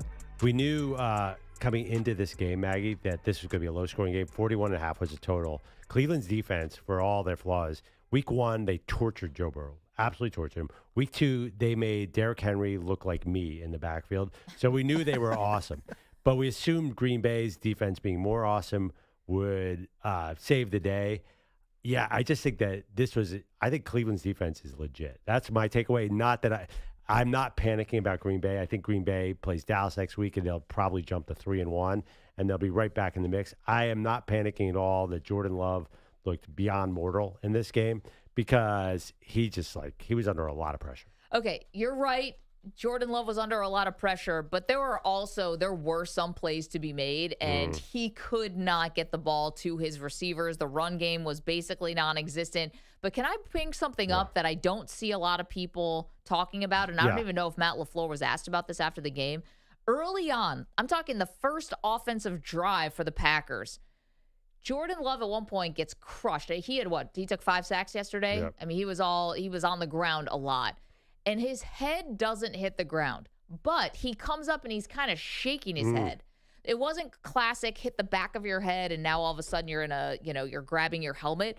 But I don't know if anyone else saw this, and it kind of feel like maybe he got dinged somehow. Yeah, could be. Then he started and he was not playing well. I'm not trying to use that as an excuse, but he never went in the medical tent. But I feel like I saw him shaking his head out like a guy does once he gets his bell rung. I mean, in reality, it was not an easy spot for him. He was 18 for 25, 183, 1 touchdown, 1 ill-timed pick. But the run game, this Cleveland defense against a run is crazy. Josh Jacobs, one of the best running backs in the NFL, 16 carries for 30 yards. That's Ashton Genty level. That's terrible. I think this was a tough game. Here's the thing, and you could blame Matt LaFleur. I think they thought, okay, we're going to sit on this lead. They definitely got less aggressive. They're like, okay, we're up 10-0. We got this game, and they lost their aggressiveness.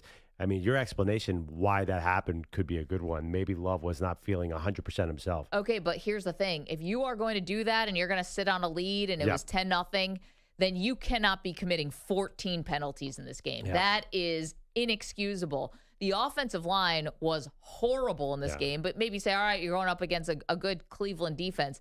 They were bad, very bad. And, Matt LaFleur was all about pointing the blame at the offensive line. I think it was maybe because they were bad, but also to shield Love a little bit. I mean, this is one of the highest paid quarterbacks in the league. I don't know why we wouldn't criticize Jordan Love for the fact that, if you really are a Super Bowl team and you're up 10-0 in the fourth quarter in the last 4 minutes, you put that other team away with a good offensive drive. I think he kind of thought they had. They got a field goal Narrator, block. They did not. And so it took an all-time play, obviously, with Shelby Harris blocking the field goal, and then Greg Newsome falls on it, and then they drive down the field. And you feel good for Andre Schmidt because, gosh, I feel bad. After week 1, we were clowning the kid. He missed all those kicks. We're like, you got to cut him. Obviously didn't realize that his mother had passed away from a brain aneurysm. So oops, our bad. And now he's got this amazing, incredible story where he nails a 54-yarder for the Cleveland Browns to win their first game of the season. More defense, Love. So there's I think there were 2 backups on low line. He was pressured on 13 of 31 dropbacks. That's 42%, the highest in his career by a long stretch, according to ESPN. And on those plays, he was terrible. So maybe that's on him, but it's a complicated issue because I think Cleveland's defense did it to Burrow, too, in week 1. I think this might be a function of Cleveland just having a really good defense. So we'll see if Dallas seems to be the Sam Houston State of the NFL. Maybe Jordan Love gets it back here. I don't think the defense on Green Bay, which is their strength, obviously, they have the number 1 defense coming in on yards per play. Cleveland was number 2. I still think Green Bay's strength is defense. I think we could all agree. Jordan Love has to be a bit of a caretaker on this team and let that defense with all those first-round picks and Micah Parsons just do damage. And let's face it, Cleveland's offense with Joe Flacco is awful. It's terrible. But let's not let Love off the hook here on this. You're not a $250 million caretaker. But you have 2 backup linemen, and you're getting destroyed all game long. I'm not sure. And it might be a lot of money, but he's definitely you do not want Jordan Love throwing the ball 50 times a game. You have probably the best defense in the league. 888-710-4ISN. Very curious to hear from the Packer faithful on this one. How you feeling? Because I think they're still waiting for Jordan Love to be the difference. When's he going to put us over the top when things aren't going perfectly? And yesterday they were in a rock fight. Yeah, they kicked that field goal, then that's not the narrative at all. Yeah, right.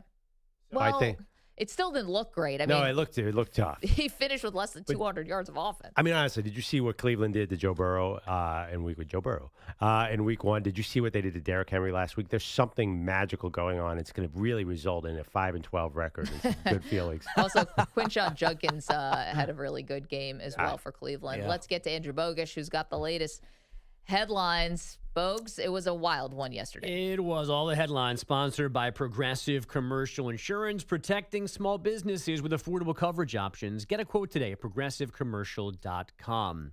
Those Indianapolis Colts punted for the very first time this season yesterday afternoon in Nashville. I remind you, it was game number 3, but their offense really didn't slow down at all. They give it to Taylor right up the gut, big hole, 40, cuts back to his right, spinning upfield, still going, slips out of a tackle. He's at the 20, he's at the 10, he's at the 5, touchdown!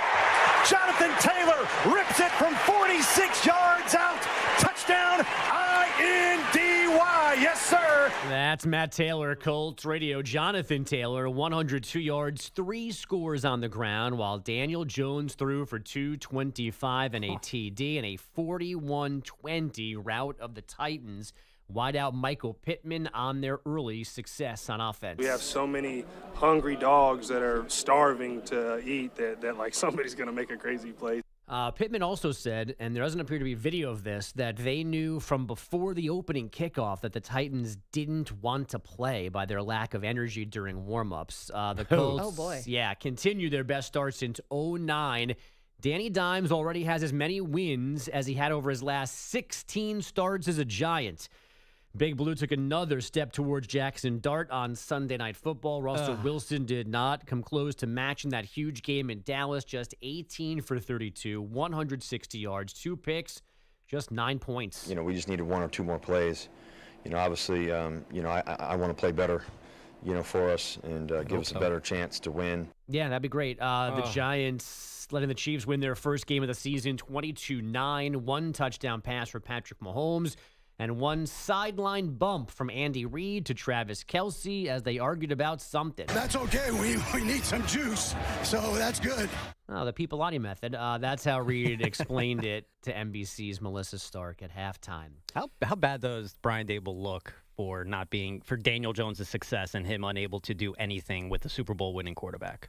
It can't be a good look from the outside.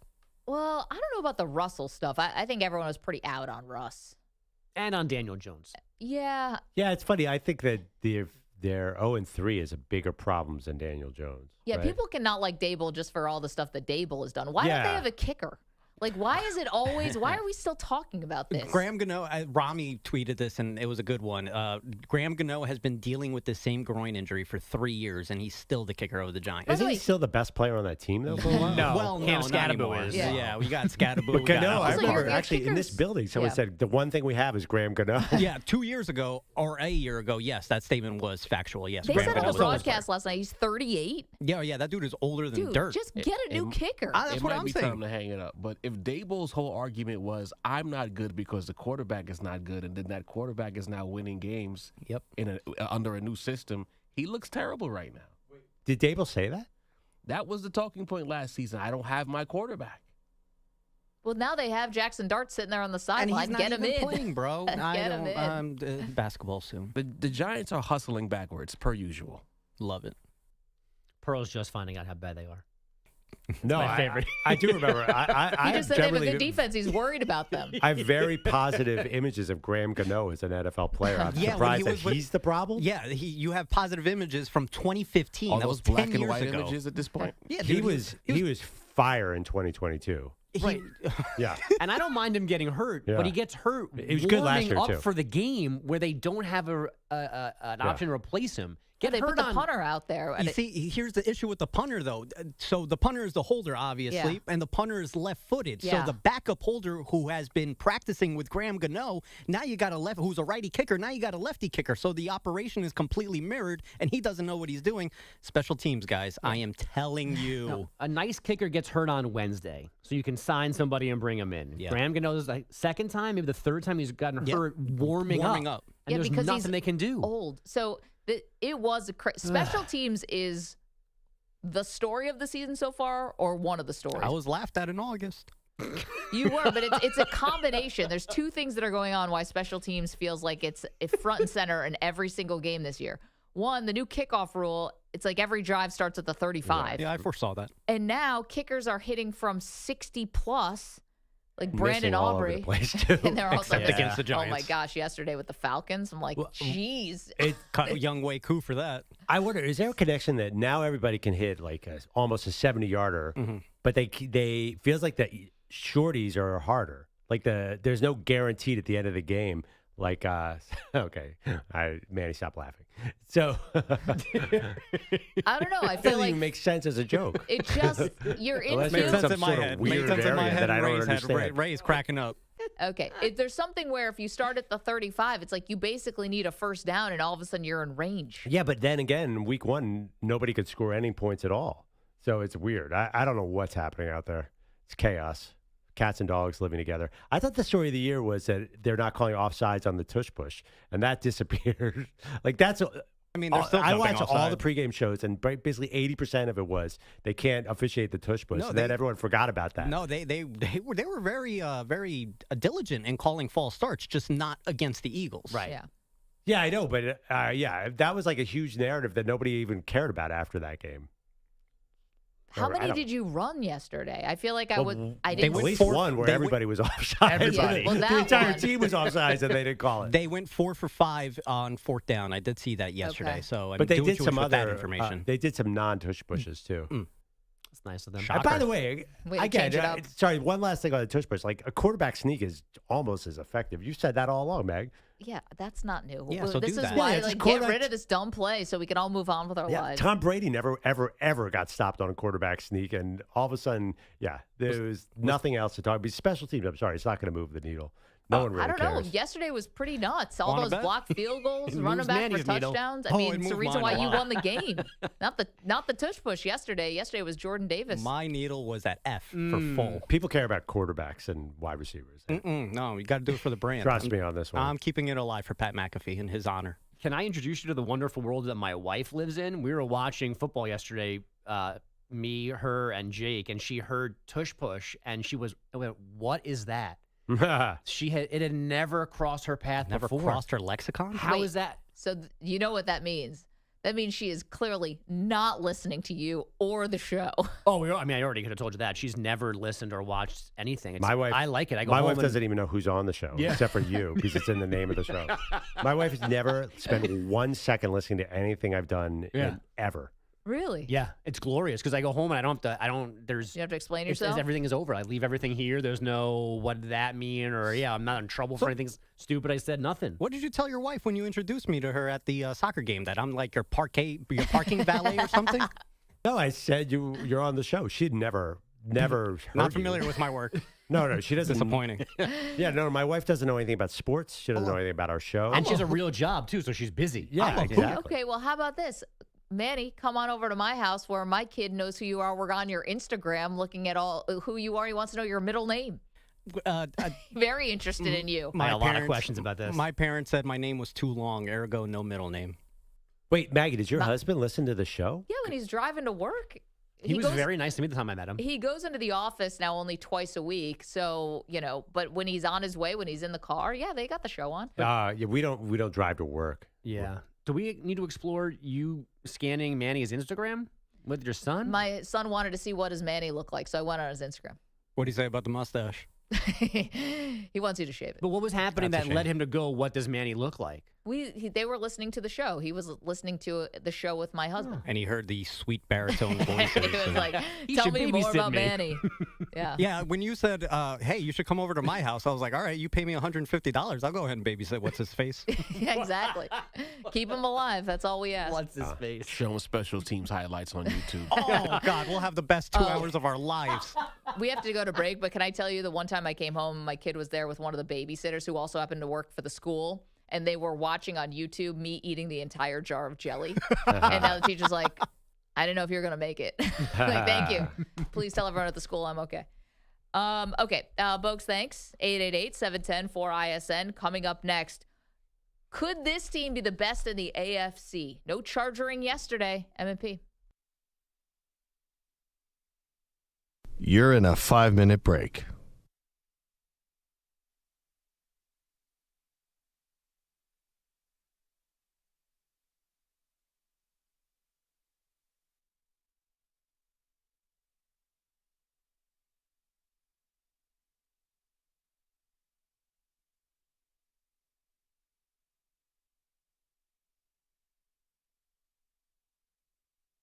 4 minutes, 30 seconds remaining.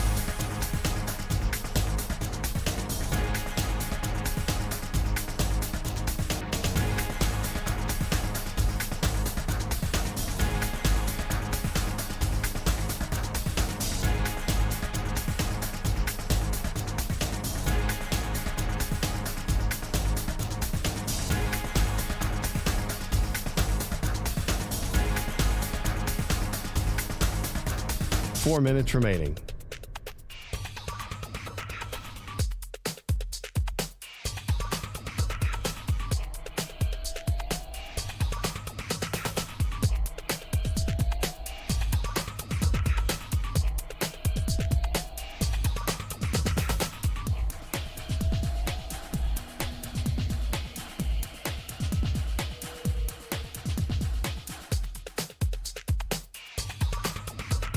Three minutes, 30 seconds remaining.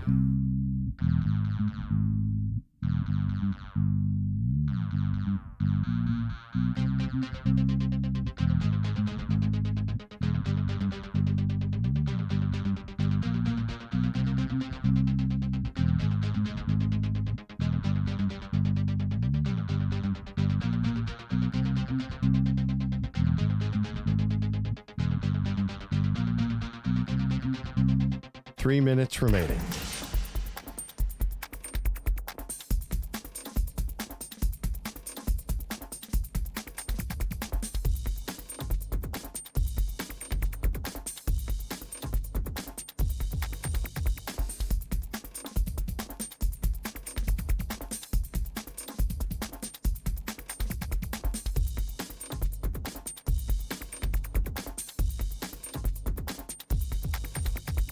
Two minutes, 30 seconds remaining.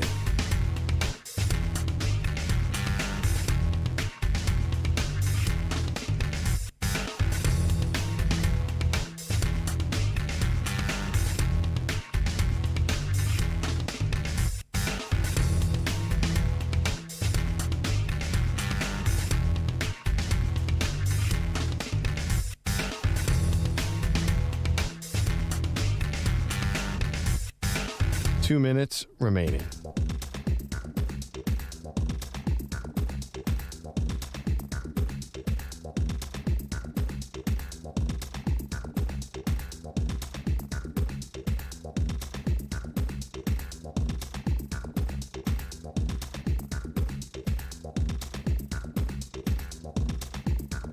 With that busted old tone, talking chronos like you carved it in stone.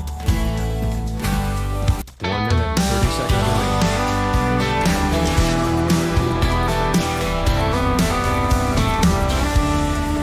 remaining. It was a Monday morning, the phones were still dead air, humming like time standing still. Mics were hot, but the chair sat bare, and Peter Bellotti was nowhere there. The rundown was tight, the clock was mean, but that board I booth stayed empty and clean. No call, no note, not even a sign, just silence on that broadcast line. Peter never showed, just faded away. Left the show hanging like a runaway. They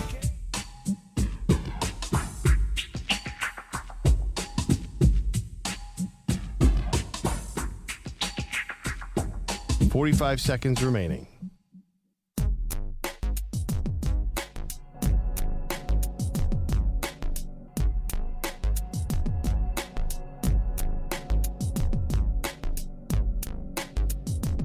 Seconds remaining.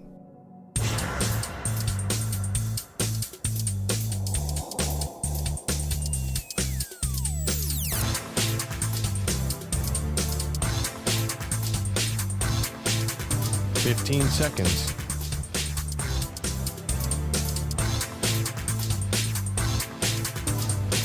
Break ends in 5 seconds.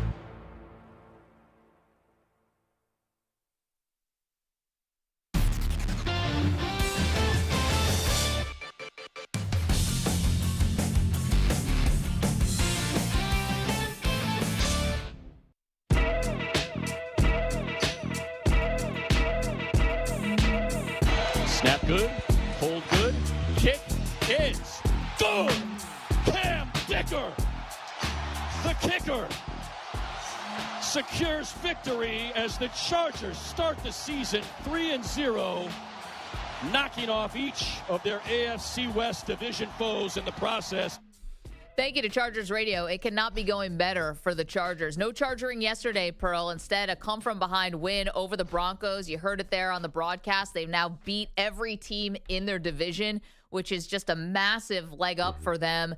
And I actually came away with this game a little more concerned for the Broncos than I am, totally sold on the Chargers. But the Chargers' defense looks amazing, even though they lost Khalil Mack, who didn't play in this game. And if their defense keeps playing like this, then you don't need Justin Herbert to be the ultra superstar, even though he's got an amazing ability to get the ball to his playmakers in these first 3 games. Yeah, I mean, they have a chance to have a tremendous regular season record, but I do think it's one of those franchises we're going to have to see it in the playoffs, right? Because even these, so you're a little concerned about Denver. Like, this game was nip and tuck. Yep. And Herbert made some incredible throws. The Chiefs game was really close week 1, and they actually let the Raiders hang around in week 2. Even though that game it was 20-9, wasn't even really close. The Raiders didn't do anything. They're going to beat the Giants this week, and then they have Miami in a couple weeks. So they're going to collect a lot of wins. But really, when the test comes for this franchise is the playoffs. Like, there's no reason Justin Herbert shouldn't have destroyed Jacksonville a couple of years ago, let up one of the biggest playoff comebacks of all time. So it's hard for me to get behind this team and really, really believe in them until I actually see it when it really matters. And maybe Harbaugh is different, though, because Harbaugh has had success in the playoffs. So that's the question. Are they going to charge her? What's stronger, the helmet or the coach? Well, and last year when Harbaugh was on the sideline, Justin Herbert threw 5 picks in a playoff game. I mean, it was still, they were still had to get some of that charging out of their system. But Jim Harbaugh, year 2 is when the real magic happens. But when I say I'm a little concerned, also, they lost Najee Harris in this game, and that looked pretty bad. That was just one of the big injuries that happened yesterday. Yeah, that's a thing. There was a lot of guys. Yeah. Unfortunately, the cart had to come out a lot yesterday. Not awesome. Cortland Sutton, okay, we understand Cortland Sutton, Pearl, is a weapon. 6 catches yesterday, 118 yards for Denver. Yep. But they could not get tons and tons going with the run game. J.K. Dobbins, 11 carries, 83 yards, did get a touchdown, but he had 83 yards. 41 of them came on one play. So they really weren't moving the ball as far as the ground game, and Bo Nix was 14 for 25 for 153 yards. This Charger defense is not a joke. But I feel like all 3 weeks of Bo Nix has not been what I expected to start the season with Sean Payton in year 2. I thought he might be Drew Brees-like. Like he's had some time in the system now. And you're right, it's the whole offense is a little slow for some reason. But, yeah, he's been a huge disappointment so far. I thought he was going to have 300 yards a game, and it's been nowhere near that. Let's go to our pal Jay, who's in Nashville. Good morning, Jay. I know I'm not crazy, but I think I heard Perloff earlier. I didn't know Perloff had bars. What did he say? Everybody's hitting the 70-yarder, but Mac is shouting harder? Is that what you said? Yeah, let's not even revisit that. Hey, it's kind of like it doesn't work as a line. Let's just put it that way. Hey, let me know. I used to make beats. I already got your rap name. We call you Skinny P the Plug. I got some hot takes, baby. Got some hot takes, cuz. But I really called in. First of all, these Titans we got down here, I'm not going to lie. I drive by that stadium, and it's been 2 weeks in a row. Like, stadium, there's a lot of empty seats. I ain't going to lie. And then also, it's a lot of 0-3 teams out there. And, like, me and my roommate was talking, you think anybody's tanking, but it's like, what are they tanking for? Because the whole, Arch Manning thing is off the table. And he'd be crazy to come out of college like this year. He needs another year. Clearly. That's a big question. Yeah, Jay, is there anybody worth tanking for? I mean, the Titans already have their core. Hey, do you drive by the new stadium? What's that look like, Jay? Yeah, they're right next door to each other. Like, basically, I could be on the nosebleeder at the old stadium and spit across to the new stadium. I wish I could take some pictures and send them to y'all, which I'm probably going to do anyways. But they coming along with that. The new stadium is way bigger than the old stadium, but the new stadium has less seats. It's only 60,000 seats. But I think what it is, they're putting a whole lot of Jerry's World type stuff in there, and that's why there's less seats in there. But it's going to be good. It looks like a behemoth downtown right now. It's It's like they're making a Death Star in the middle of, it's all across the river. All about the Jay, Super Bowl. I'm sorry, we got to take a break. We're up against it here with the hard out at the top of the hour. But Jay's saying there are a lot of pretty bad teams right now. So if you're the Miami Dolphins, if you're the Jets, the Giants already have their guy. Who are you tanking? Titans already have their guy, but who are you really tanking for? New Orleans Saints clearly need a quarterback. Who is it? John Mateer? Who is it? No, we don't know yet. Maggie Perloff Show.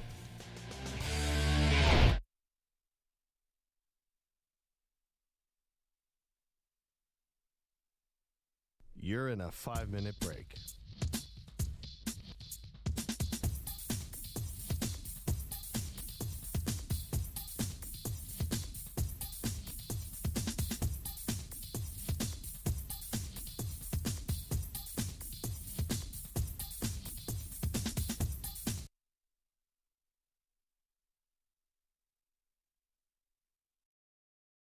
Stories told, even never show.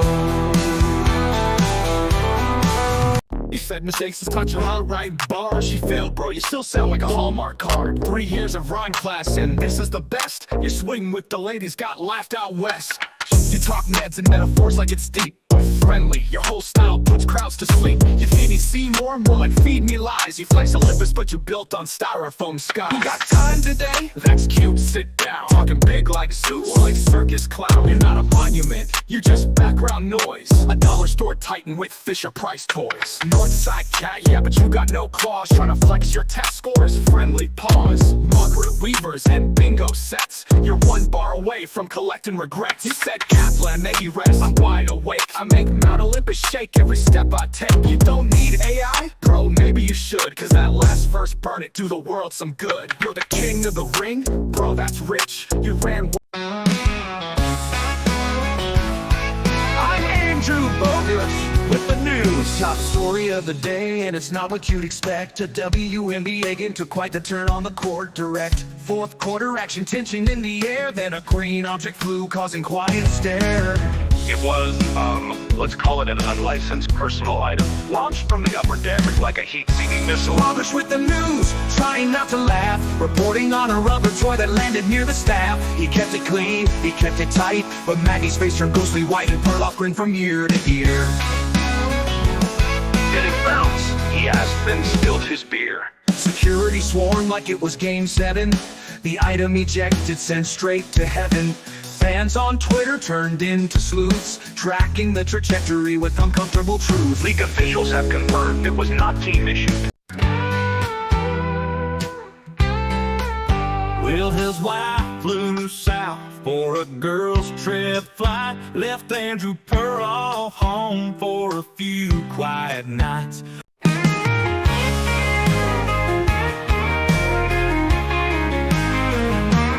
Double Sam took the mic in sequence and shame. Said I'll win this contest, you'll remember my name. But the teleprompter froze, he pulled out a cheat sheet. Lip sync and turn back time with 2 left feet. Oh, the crowd they booed, the DJ cried. Even Cher herself would have run to hide. If he could cheat in karaoke, he'd be the champ, but it's all hokey. With a glass of gin and a tambourine, he's the sloppiest diva you've ever seen.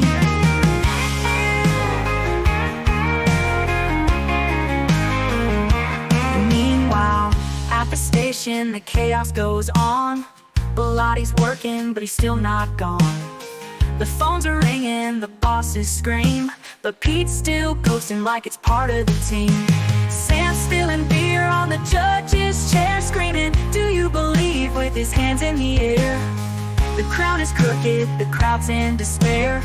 Bilotti no shows, but no one cares. If Sam could cheat in karaoke, he'd be the champ, but it's all hokey.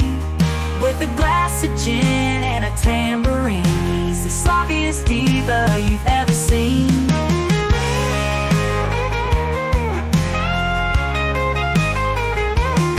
Meanwhile,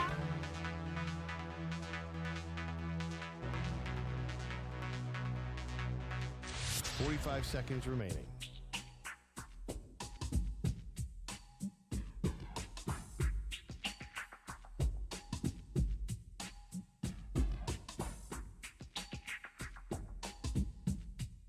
30 seconds remaining.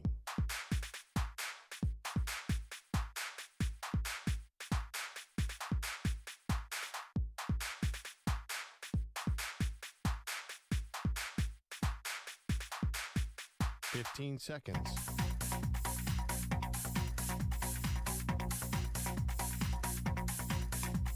Break ends in 5 seconds.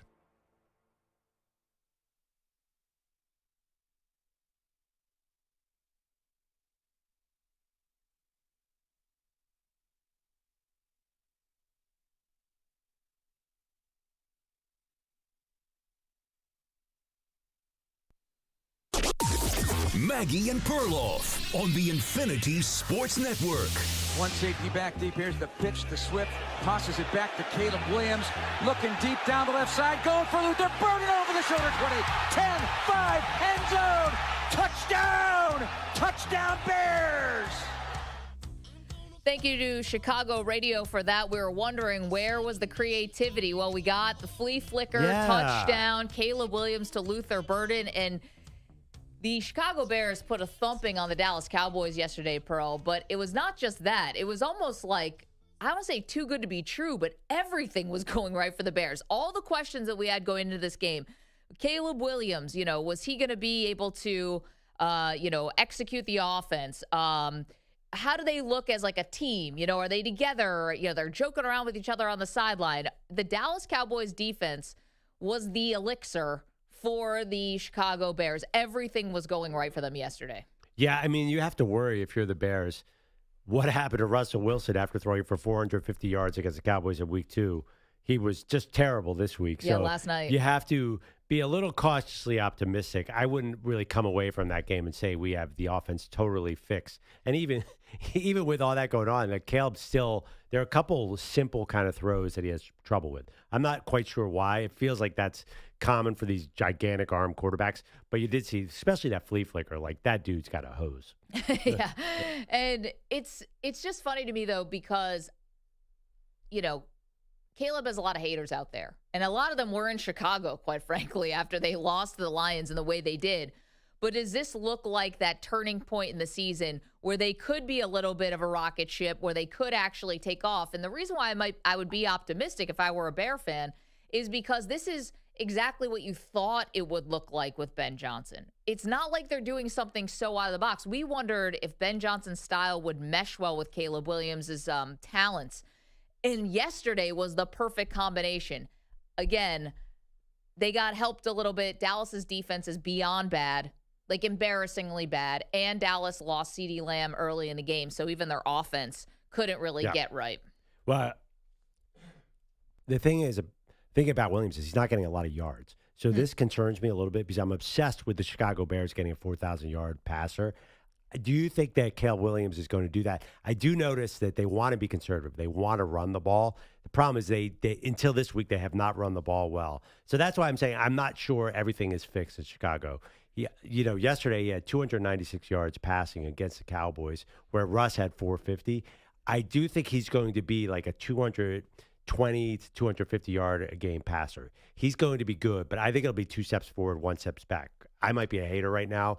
I do not think like it's going to look like this all season long for Caleb. No, only 87 rushing yards yesterday for the Bears. And I guess where you worry about it most is when the weather gets bad, right? And when you can't throw the ball and you can't be pushing the ball downfield, what's going to happen then? But the fact of the matter is they were just much better in the red zone. I mean, everything, all the things that were just really big questions at least got answered for yesterday. And then, as far as Dallas is concerned, I said it, the Micah Parsons trade would be a shadow over this season. Now, they have no pass rush. None. They're going to see Micah Parsons this upcoming week in week 4. But the back end of the defense is also awful. So it's all not working for Dallas. Like, this looks like a 4-win team, and Jerry Jones said yesterday they're still a playoff team. I mean, someone check his prescription glasses. I would go more than 4 wins. That's pretty bad. I mean, here's the thing. Dak Prescott wins at a very high level, a high rate. I think he's over 60% in his career, and he looked great. For whatever it's worth, like, he still looks very, very good. Assuming that the CeeDee Lamb injury is not bad, I think CeeDee Lamb and George Pickens and Dak Prescott can cobble together some wins. And actually, Javonte Williams looks really good, too, their running back.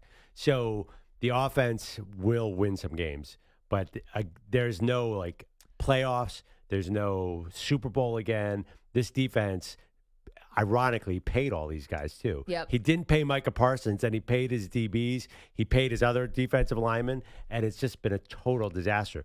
Let me ask you this question about next week against Green Bay. You would think if any game would get that defense up and get them hyped up and ready to go, it would be seeing Micah Parsons. But why do I feel like that's just not going to happen? No, I'm looking next week and thinking, man, Jordan Love could really use a bounce-back game after losing in Cleveland yesterday, and their offense looked absolutely anemic. I think Jordan Love is more likely to have the get-right game against the Dallas defense. That defense is now the Village Bicycle. I mean, everyone's going to get a ride if they want to get things right. And, okay, so maybe the Dallas doesn't have 4 wins, Pearl, maybe 5. Okay, so here are Dallas's wins to me for the rest of the season. Maybe you win at the New York Jets. You win at Carolina.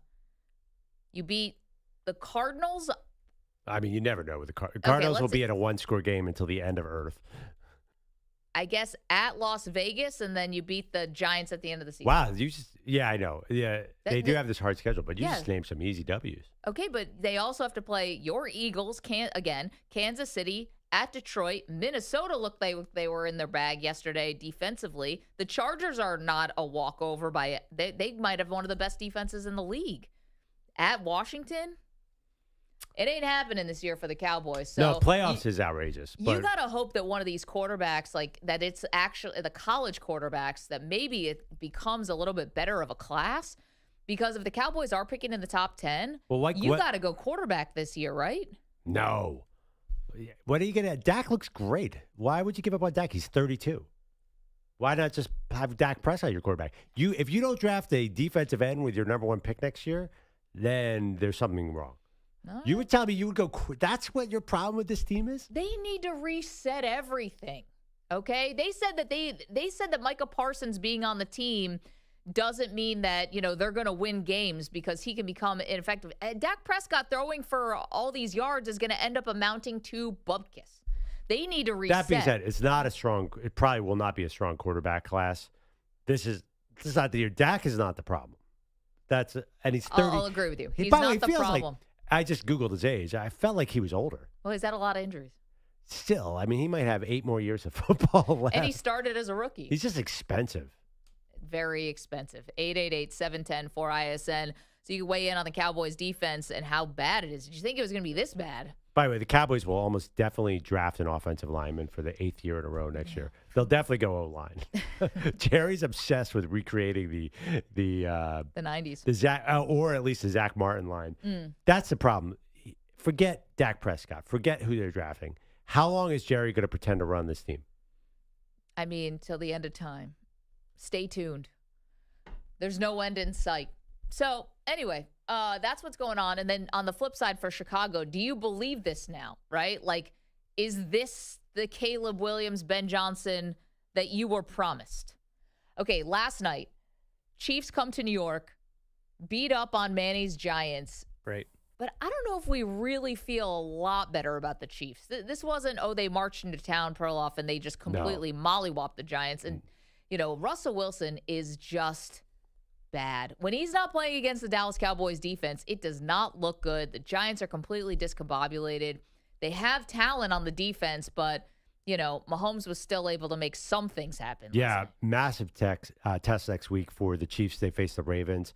We'll see. The Ravens hopefully will be beat up after a tough game tonight, short week. So I do not see how Kansas City puts together enough offense to match the Ravens. I just can't. In my mind's eye, without Rashee Rice and Xavier Worthy, I just can't see how they do that. No, they're going to have to hopefully kind of grind the Ravens like a little to a halt. And we'll see tonight. Ravens-Lions, a good Monday Night Football matchup. I mean, but the Ravens can always pull the Lamar Jackson, Derrick Henry running game. I don't know. I mean, at a certain point, the Chiefs cannot keep on being this conservative offensively. It's got to stop at some point. I think Rice helps a lot, but last night, again, this was a good game for the Chiefs, and it still, for the most part, did not look fun to watch in any way. Did they promise us a vertical passing attack this year? Yeah, but then, Rashee Rice got suspended for 6 games, and Xavier Worthy ran into Travis Kelce, and he's apparently in a body bag somewhere. Also, if you're around the water cooler today, Andy Reid and Travis Kelce got into a shouting match last night on the sideline, which some people may be talking about in your office. Stan is in Westport, Connecticut.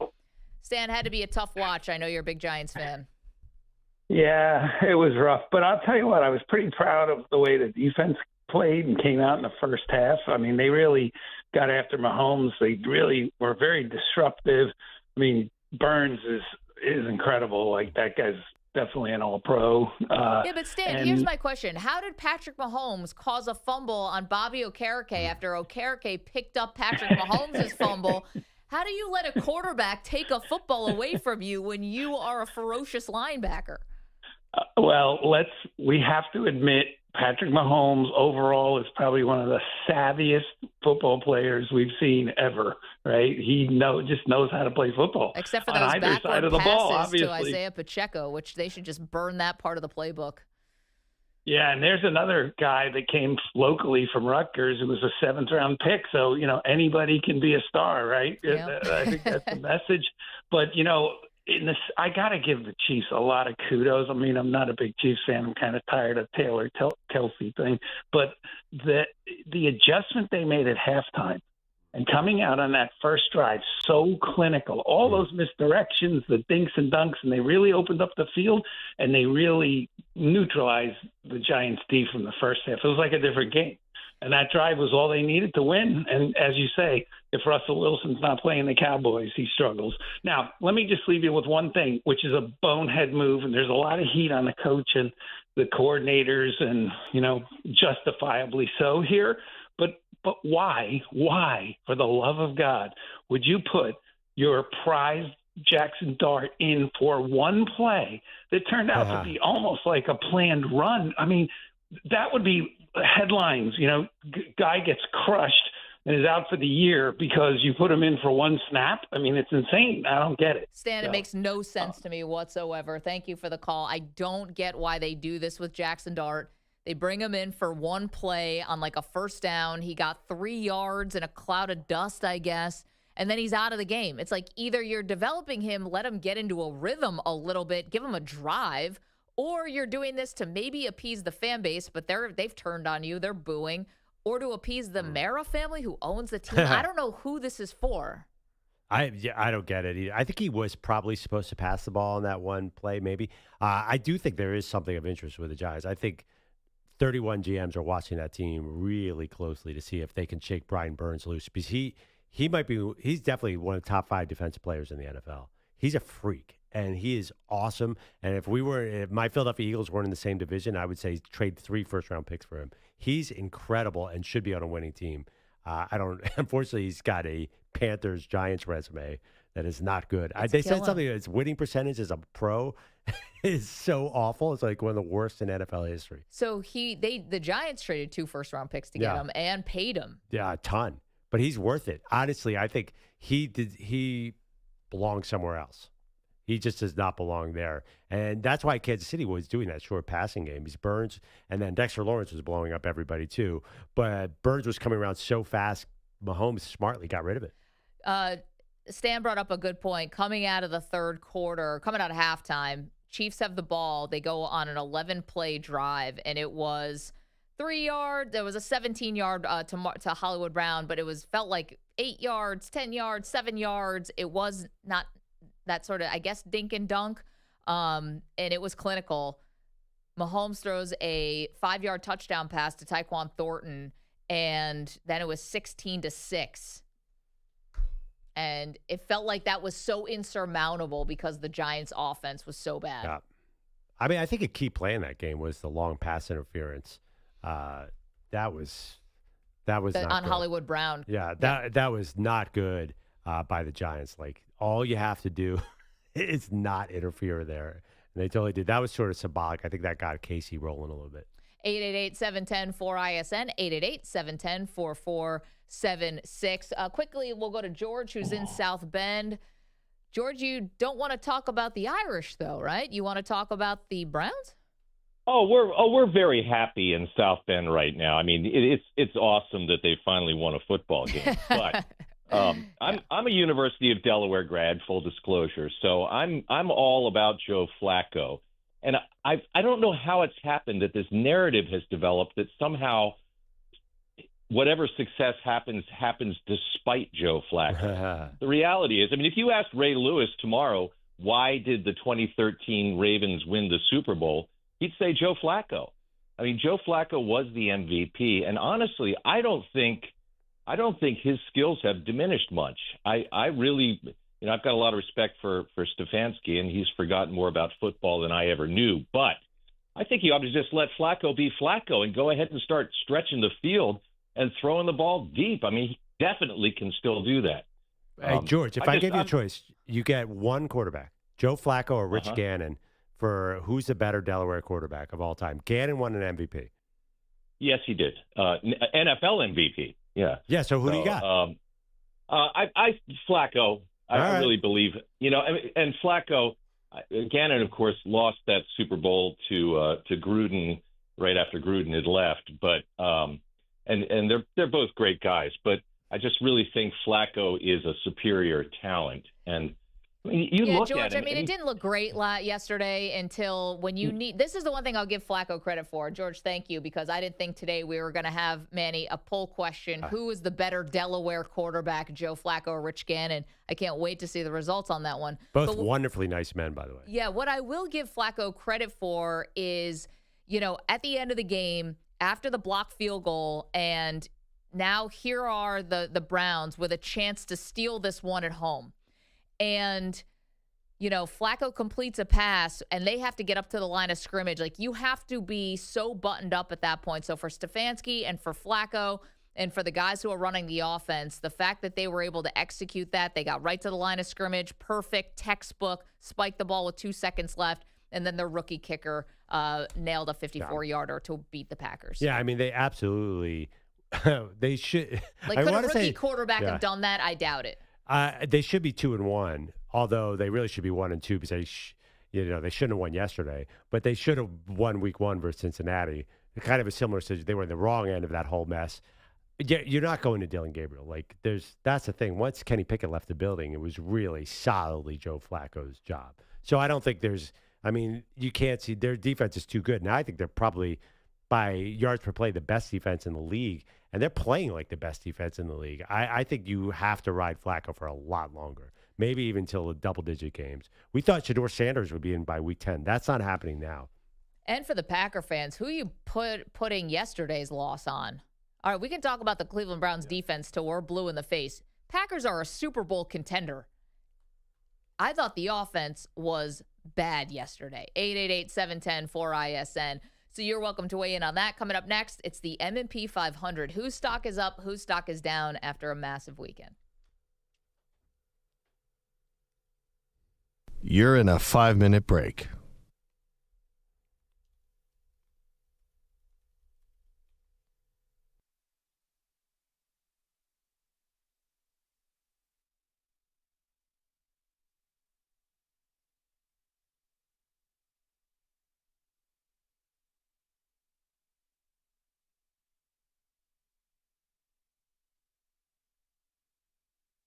Four minutes, 30 seconds remaining.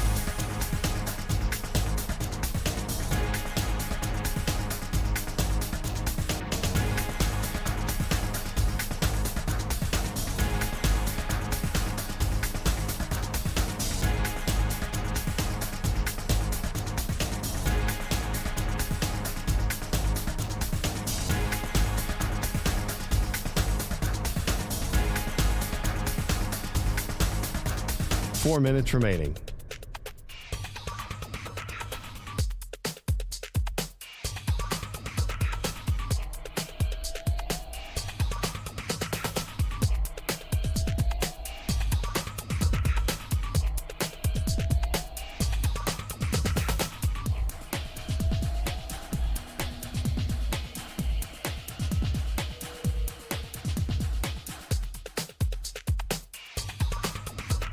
Three minutes, 30 seconds remaining.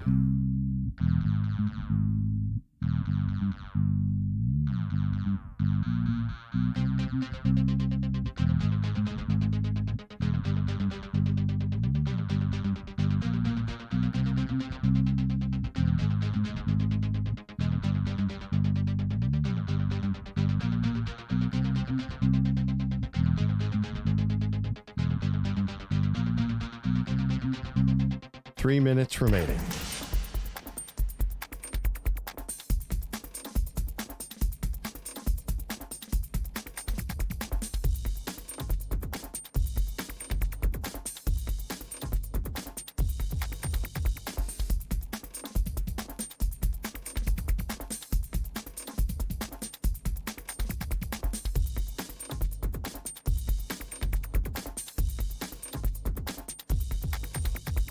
Two minutes, 30 seconds remaining.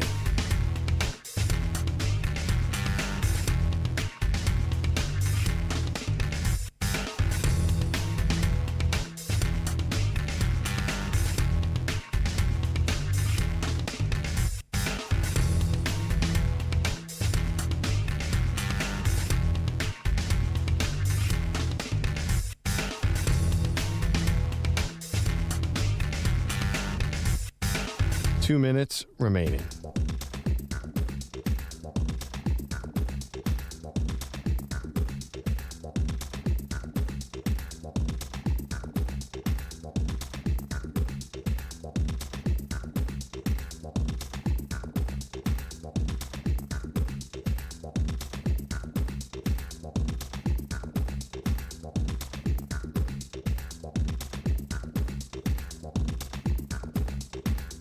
One minute, 30 seconds remaining.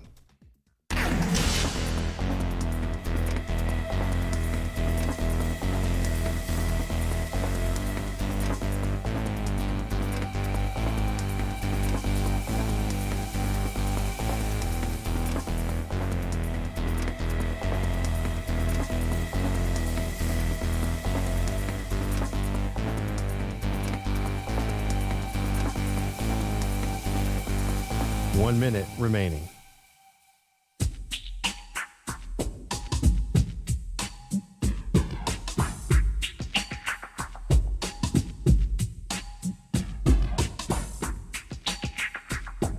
.45 seconds remaining.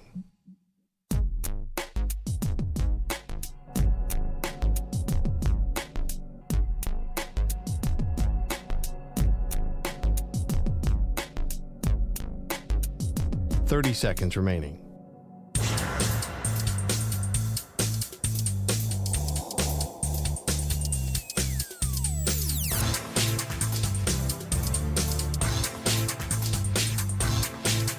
.15 seconds.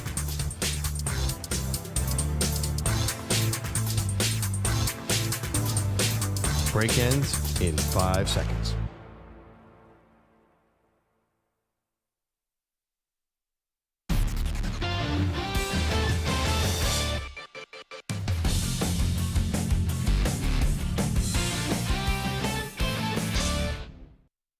The M&P 500 on the Infinity Sports Network.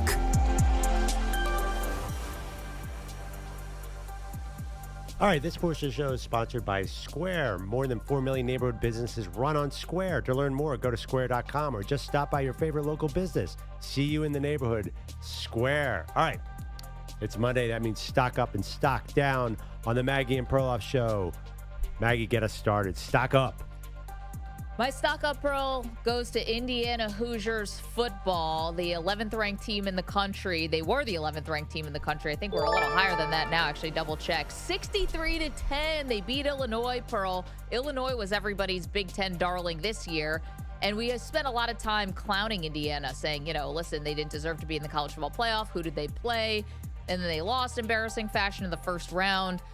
This was a big test for them. Illinois is a very good team. And Indiana just absolutely throttled them. So Curt Cignetti following up last year with another great year and a 63-10 win over a good team in the Big Ten in Illinois. Yeah. Stock up even higher on Curt Cignetti. Well, I mean, we don't know if they're good. They're good now. After that game, I had Illinois in making my college football playoff. I think that dream is over. I mean, they were the number 9 team in the country. It felt like it was all shaping up. Okay, my stock up. Can we talk about Sam Darnold for a second? Wow. I mean, a guy who everybody had sort of given up on, and then I think people were dubious about him this year. It's the Saints, so we have no idea. But the Seahawks destroyed the Saints. He was 10 for 11 at half with 169 passing yards, 2 TDs, and a perfect passer rating. And do you know the number off the top of your head of the perfect passer rating? I think you do. Think about it. You know it. What is 158.3. Yeah. Sam Darnold was doing the 158.3 thing, ended up a little bit lower, but he looked in total control. Looks like he's figured out this offense. Is that just the Saints D had been pretty good up until this point, but they had to go outdoors on the West Coast and look terrible.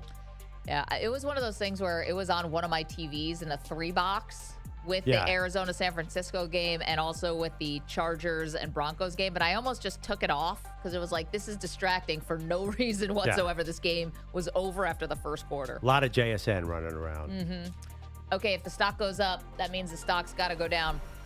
I don't think the stock could be any lower for Dabo Swinney right now. So last week, Dabo Swinney, the Clemson head coach, stood in front of the media and said if the fans and the powers that be at Clemson were so sick of him, they should fire him.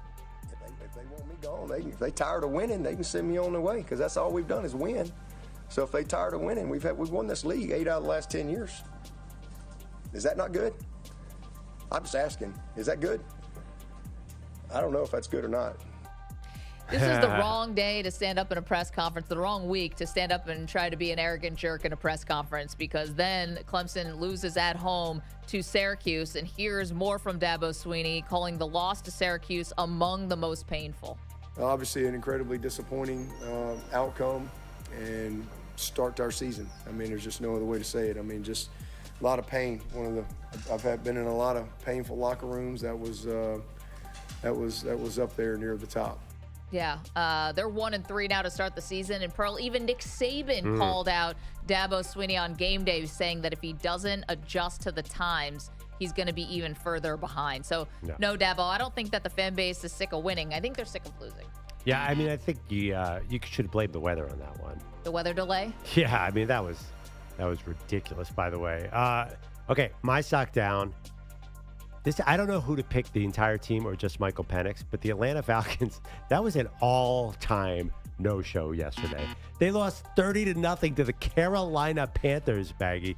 Penix ended up 18 for 36, 172, 0 TDs, 2 picks. Is he going to be bad now? What is going on here? We talked about a lot.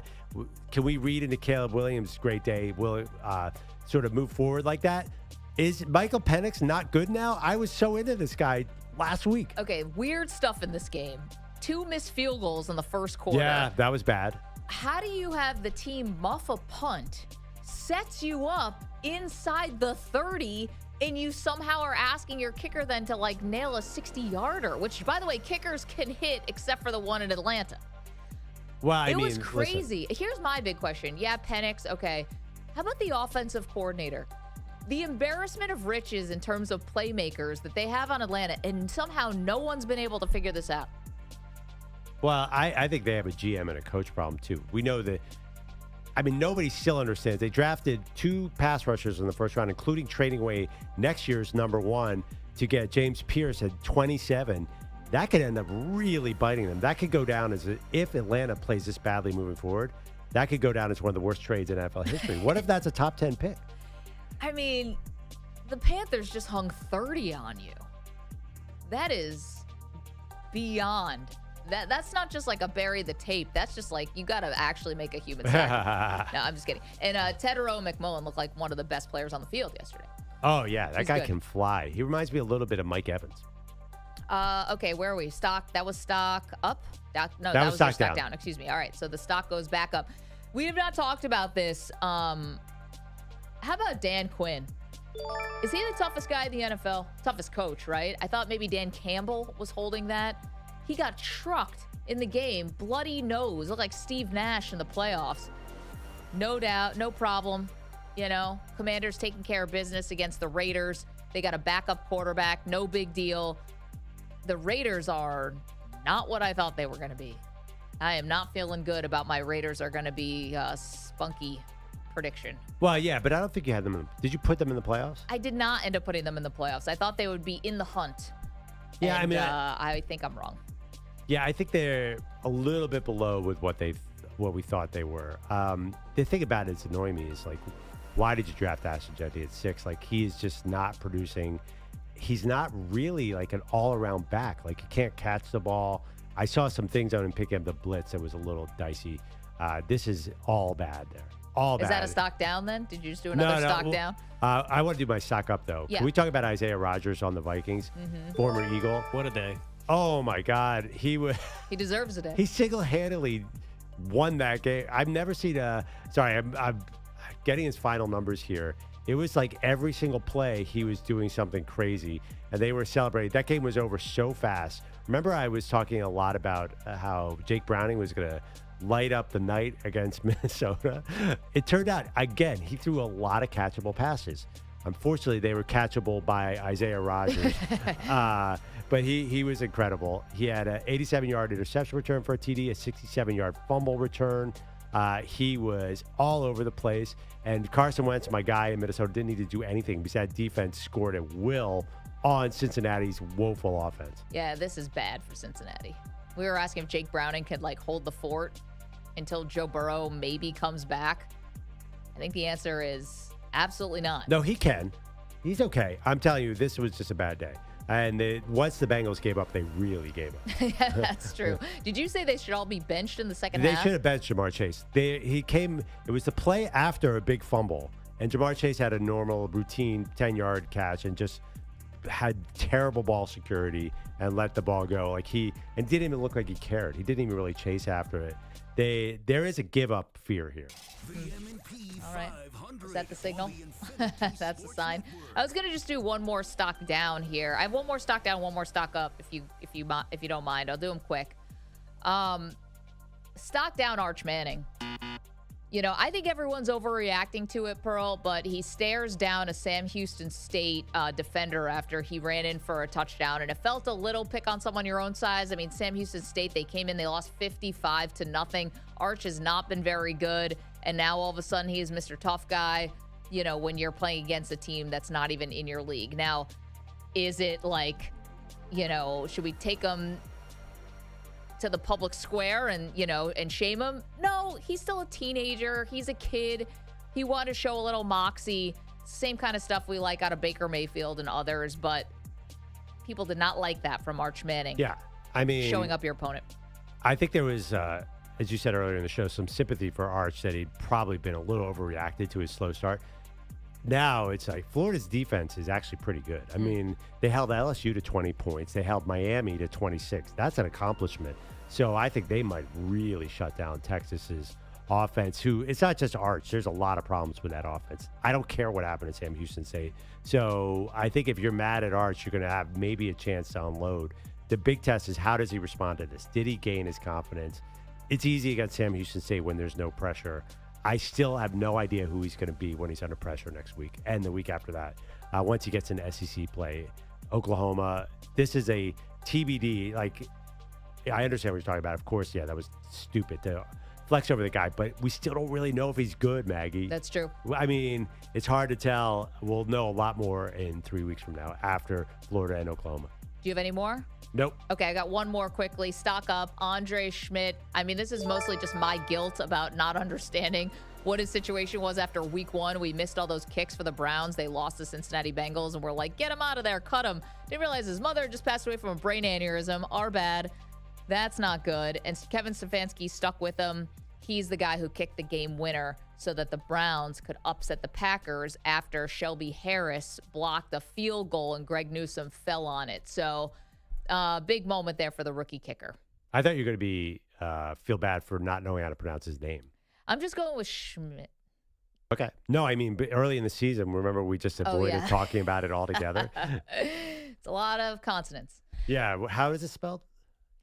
I don't have it. I've been spelling it phonetically. It's I think it's SZMYT. Yeah. It was like half a vowel.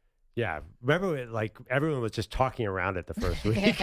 Rookie kicker. Yeah. I mean, they're basically saying Schmidt on TV. No, she's right now, Yeah. I'd say. But week one, I remember we talked about how we were just like, how do you say this guy's name? I know. And it ends up being a feel-good story. Just one of 5 block kicks that we saw in the day and 3 blocked field goal attempts that happen inside 2 minutes. Bogusch is here. Pretty crazy. I think there was a blocked PAT last night. Didn't matter too much as the Chiefs finally have their first win, avoiding their first 0-3 start since 2011. And all it took was a trip to see those crappy Giants. Wilson calls out signals. Empty set, takes the snap, back to throw. Under pressure again, throws it high in the end zone, incomplete. It's 4th and 10. Why would you throw it away? So the Giants turn it over on downs again. Oh, Carl Banks and plenty of Giant fans have seen enough already of Russell Wilson. That red zone possession that ended with that inexplicable throwaway on 4th down also included an intentional grounding on Russ. There were boos and chants for Jackson Dart. You gotta fight for your right to start Jackson Dart. Hey! Wow, what do you what guys just happened? doing? Some arts and crafts in the back? That's our idiot friend, Sean Morash, who made that song, I think, coming off right. of week 1 for WFAN here in New York. Oh, boy. But I believe the fight for your right to start Jackson Darty has resumed because of last night. Brian, Sorry, so it's 6 missed kicks yesterday? well, there was a with blocked the PAT? PAT. I don't know what the number was, but there was a blocked PAT last night in that game in Giants Chiefs. The one where the lefty punter had to try it. Oh, yes. I was, yes. I The saw holder couldn't figure out how to hold for a lefty. Yeah, it was great. weird and backwards. And then weirdly, so the kicker for the Giants was hurt, so couldn't attempt that field goal. But then weirdly in the second half, I guess he was fine and came in and kicked a field goal. Oh, he wasn't fine. He almost cried after he kicked it. But I mean, he was made it. close enough to try it. That's what it was. Or it took that long to get some kind of medical attention and therapy to loosen up enough to get back out there. But we didn't even see him on the sideline until the 4th quarter. And then he came out and kicked that one and immediately bent over in pain. I wasn't sure what the distance was from the first one that the punter had to attempt. Well, so there was one in the first half, their first drive, where they went for it on 4th and 3 for what would have been like a 40-plus yard field goal. They didn't try the field goal because That's they didn't. what it was. They I'm didn't sorry. have It was the Gano. extra point. Yeah, so the extra that's- point was blocked. But the extra point's not a far kick. What is that these days?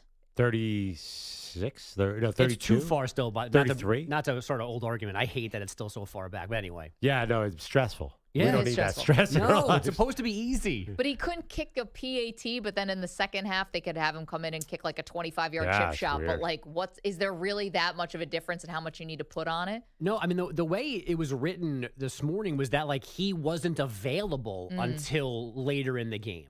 I don't know what they were doing to him, back in the locker Voodoo. room. But, like, Have he you ever wasn't. seen Any Given Sunday? Yes. When Matthew Modine comes out, we know we're. Back to the QB. Brian Dabo is presumably the man who will decide when Dart finally starts. Look, Jackson's progressing well. We'll continue to work with him. I got a lot of confidence in him, his development that he's had. And that's what we'll continue to do. A reminder that he's developed far enough to get 3 random snaps and handoffs in this game last night. The Giants have the Chargers next.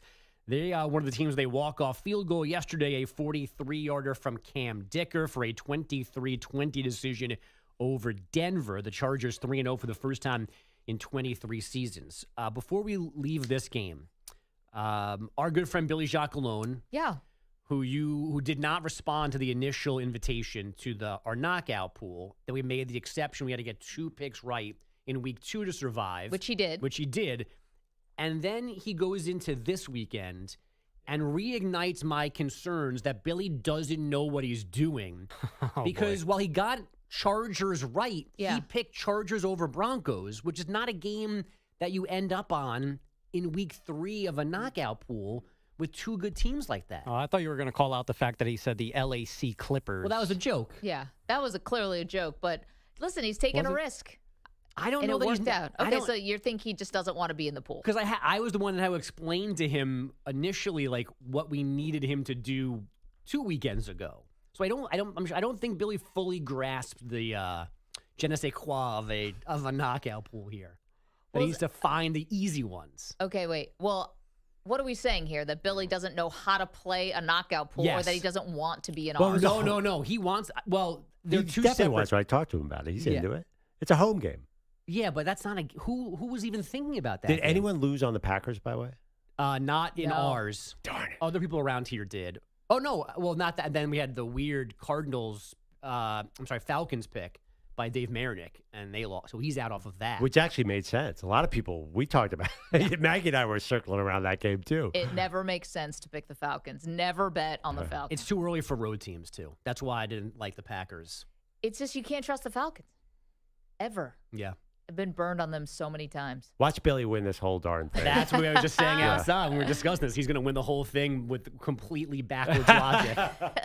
And it's all because we let him have the mulligan after week one. Let me spin us through the injury report this morning. For every blocked field goal yesterday, there seemed to be a major injury. Cardinals running back James Conner caught it off with a major right ankle injury. Chargers running back Najee Harris likely tore his left Achilles. And Niner pass rusher Nick Bosa hurt a knee. The American League got all the way to yesterday, the second to last Sunday of the regular season, without a team clinching a playoff spot. 1-0. Ground ball to second. And the Blue Jays are going to the postseason. Hoffman gets the save. They beat the Royals here today 8-5. And the Blue Jays have locked up a playoff spot this year. That's the great Dan Schulman on Jays TV. So they have clinched a spot so far, but not the American League East yet. They have a 2-game lead on the Yankees atop that division with now 6 games to go. The Mariners got their 3-game sweep in Houston last night, 7-3. That gives them a 3-game lead on the Astros atop the AL West. The Stros remain a game behind the Red Sox for the last wildcard spot. Boston losing in Tampa last night, 7-3. And Manny Tires can confirm that Ryan Blaney won the NASCAR playoff race in New Hampshire. That's just east of Albany, don't forget. Blaney is the first driver to claim his spot in the round of 8. All right. Don't steal my thunder. Yeah, this is really Manny's lane, pun intended. But he doesn't have a segment today, do you? Well, I just don't wait. know. Okay. Give me until Friday, and then we can touch upon all the NASCARs that you want. People need to know who won yesterday. They can't wait till Friday. You're not wrong. You're not wrong, Thank right? you. Especially right now in the round of 12 in the NASCAR Cup Series playoffs. Who called their team's performance, quote, extremely disappointing? Got a couple options from yesterday. We'll get to that Carlos next. Mendoza? Carlos Ortiz. Every Carlos under the sun. Including And my someone fat else. brother. Sorry, Los. Keep in mind, we've never met Manny's brother. I have. You don't want to. I feel like he used to be chubby. Is he now fat? That boy. That boy's getting girthier and girthier by the day. Hey, man, I guess it's a pregnancy weight. Yep, it's someone Manny once called a pile of grease. It's the Maggie and Perloff Show. You're in a 5-minute break.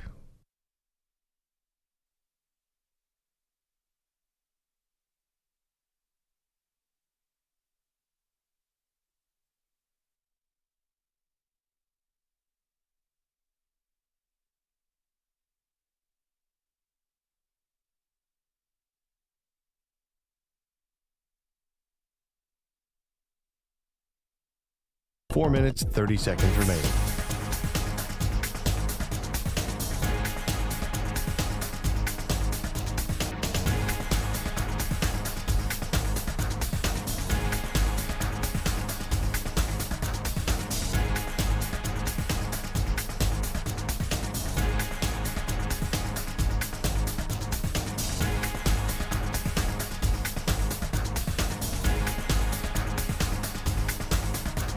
Four minutes remaining.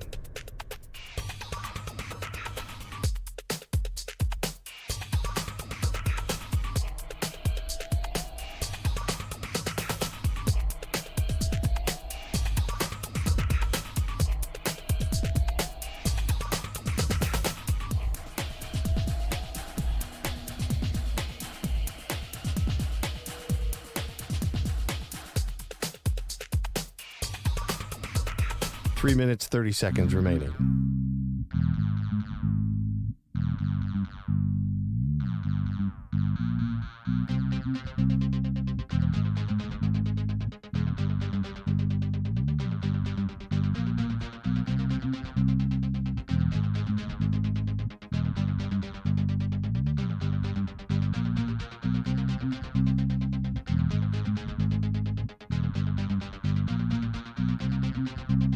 Three minutes remaining.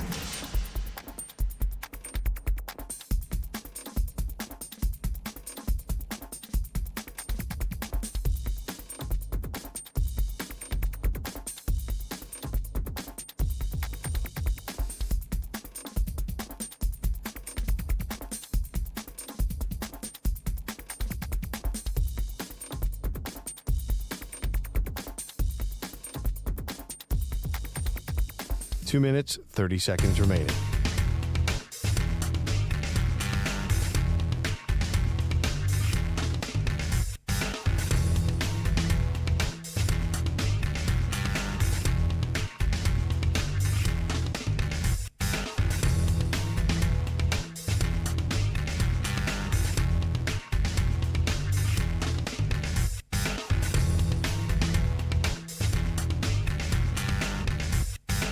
Two minutes remaining.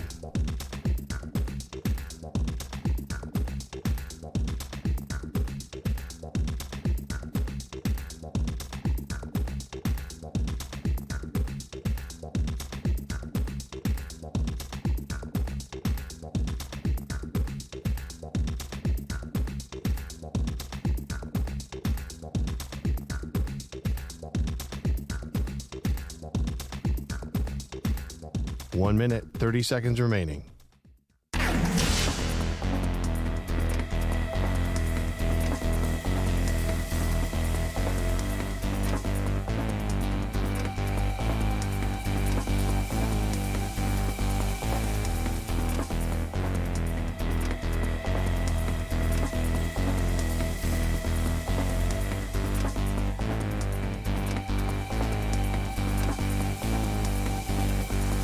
One minute remaining.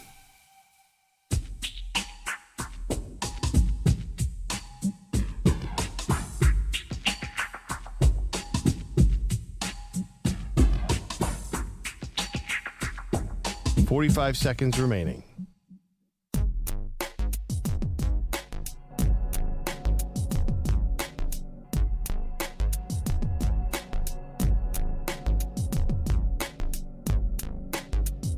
Thirty seconds remaining.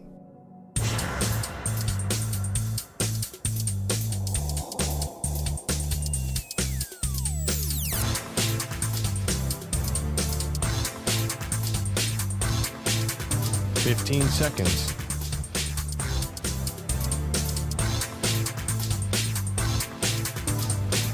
Break ends in 5 seconds.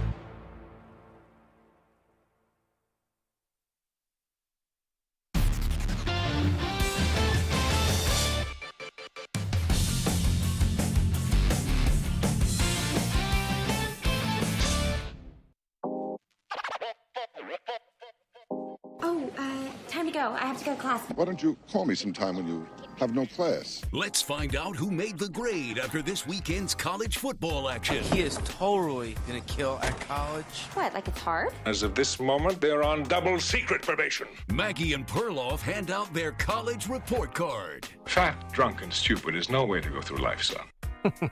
Just one person's opinion. Welcome to the show, Maggie Gray, Andrew Perloff. All right, we'll get back to the NFL in just a moment and which coach called his team's performance, quote, extremely disappointing. But first, let's give you some college football report card. Manny, who's first? All right, this guy came in the second half, went 13-16, 2 touchdowns, and a 34-10 win over Utah. Texas Tech's Will Hammond.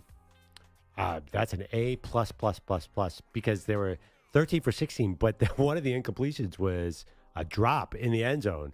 He was nearly perfect. It was unbelievable. This was a super close game. This game was in Utah. I don't know how this kid came out of nowhere. I guess he played in the bowl game last year and was good, but Will Hammond out of nowhere, a star for Texas Tech. It seems to me like he's the guy to steward this high-priced lineup. Yeah, it's funny. So does he like Wally Pipp a little bit? Baron Morton, who they were high on, but they had 14 penalties in this game, Texas Tech, that they won despite that. When does that ever lead to a winning formula? This is the era of buying rosters, and Texas Tech's got a lot of money, and it looked like it on Saturday. Every time Utah got them into third down or something, this kid came up with a play, often with his legs.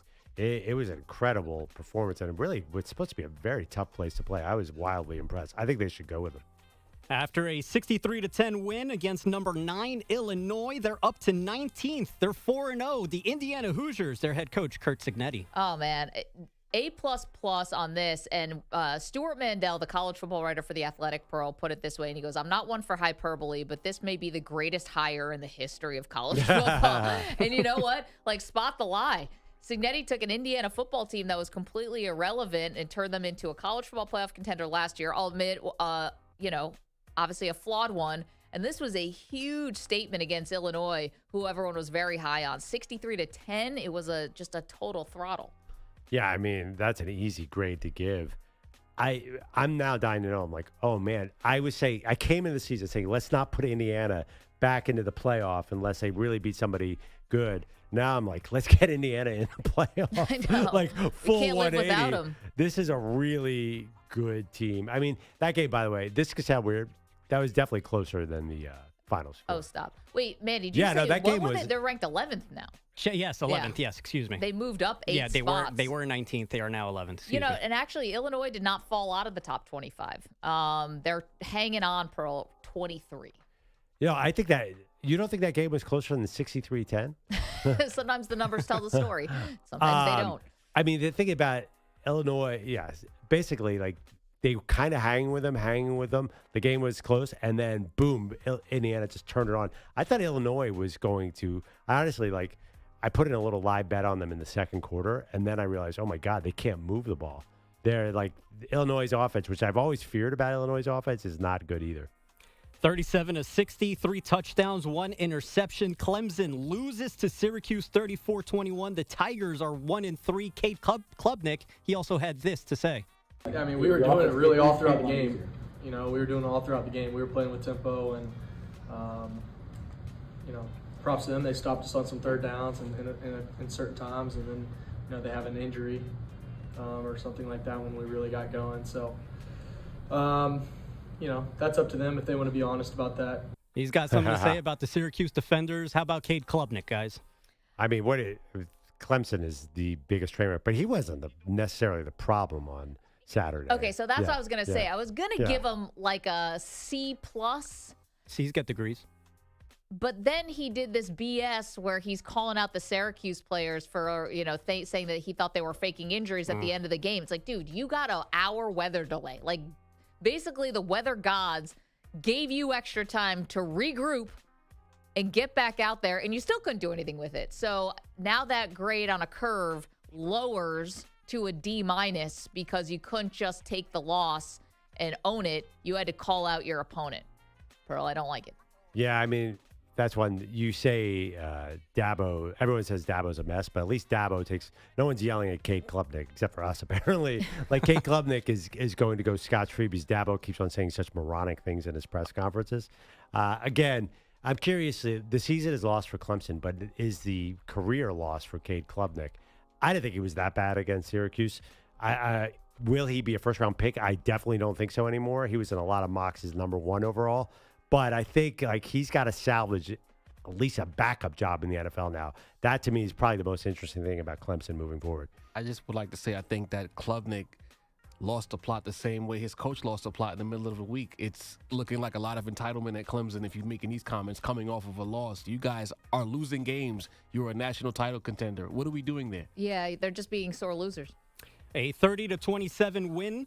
Ranked 19th now. They're 3-1. Sharon Moore is coming back. And this comment as well from their interim head coach, Biff Poggi. What are you going to do tonight to celebrate? I'm going to eat some Haagen-Dazs coffee ice cream with my wife and smoke a Cuban cigar and then probably go to the hospital. An A-plus life, if you ask me. What grade would you give the interim head coach at Michigan? I'm going to give him I'll give him an A-. It was great. I mean, they go to Nebraska, they win. I'd never heard of that combination before. Coffee, ice cream, and cigars. Cigar. Sounds good. And then the hospital, which is probably smart. Pure happiness. I love coffee ice cream. That's my favorite. It is very good. Really good. And cigar. It sounds like it would go good with cigar. Coffee and cigar goes well. That guy's a character. I had no idea until the pregame shows that he's a quote machine and just a madman. I'm kind of wondering, like, Michigan winning with interim coaches, like, do they need their head coach? Could they just could you or I maybe sit on the sideline in Ann Arbor and win a game here? Have they lost any of these interim games? I don't think I think they said it during the game. They're undefeated with interim coaches. Yeah, well, maybe Sharon Moore should have sat out that Oklahoma game. They maybe would have won that one, but they didn't. But they beat Nebraska. Fun quarterback battle. I actually thought Raiola looked pretty good, too, despite the fact that they lost. Okay, lots more to do, including, said it before, the NFL head coach who called his team's performance, quote, extremely disappointing. But is everyone actually pointing the finger at their quarterback? Do that next, MVP.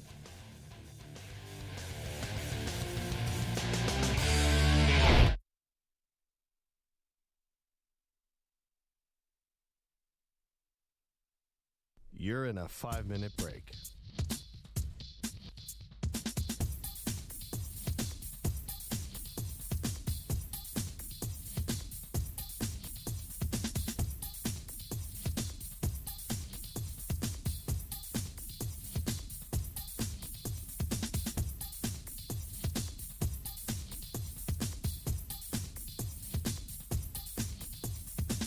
Four minutes, 30 seconds remaining.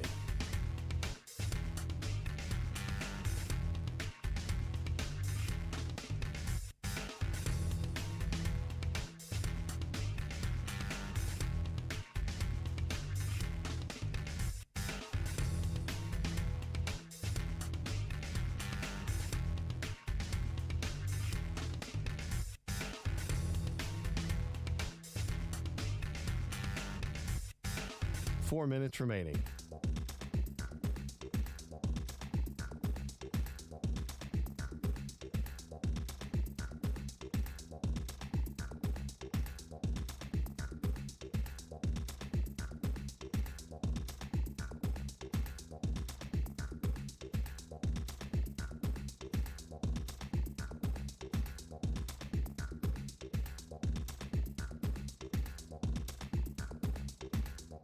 Three minutes, 30 seconds remaining.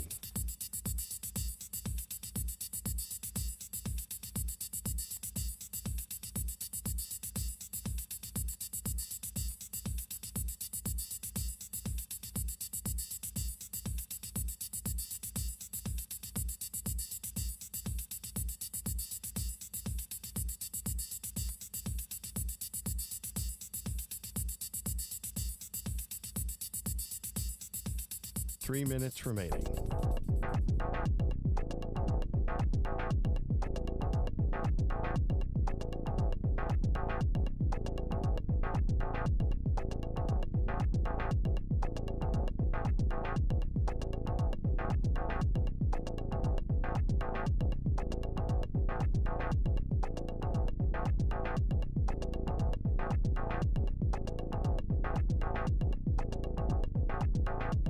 Two minutes, 30 seconds remaining.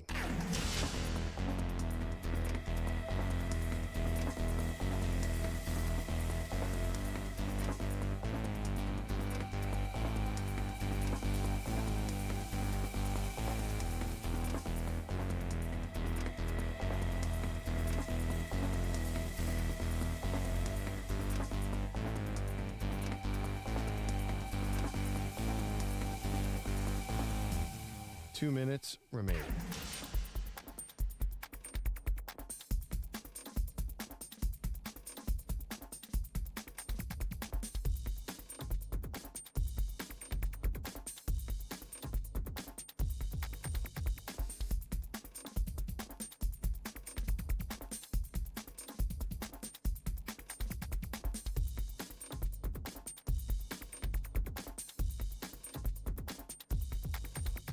One minute, 30 seconds remaining.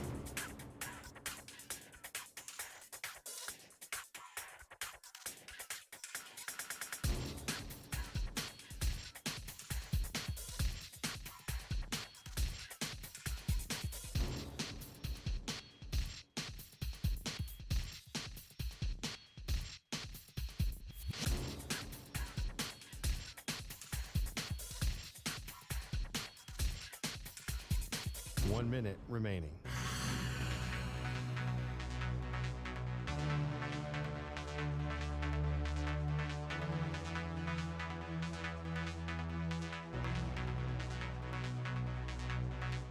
Forty-five seconds remaining.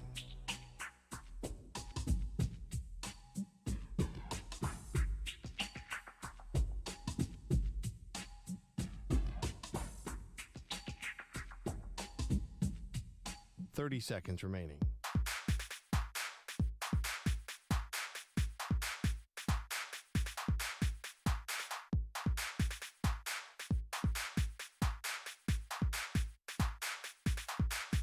Fifteen seconds.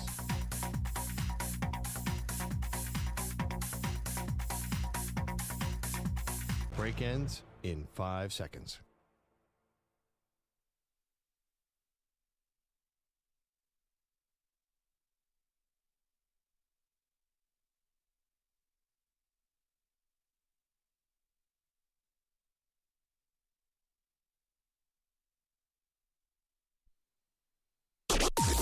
Maggie and Perloff on the Infinity Sports Network. And now Andre Schmidt for the win from 55 yards out. Middle of the field between the hashes. Bojorquez kneels at the 45. 2 seconds left. Snap is back. Kick is up. And the kick is right down the middle. And it's good. Wait, there's a flag. It's good. Andre Schmidt nailed it. Green Bay's throwing a helmet. It's on Green Bay. It's on The Green Bay. Browns have beat the Green Bay Packers.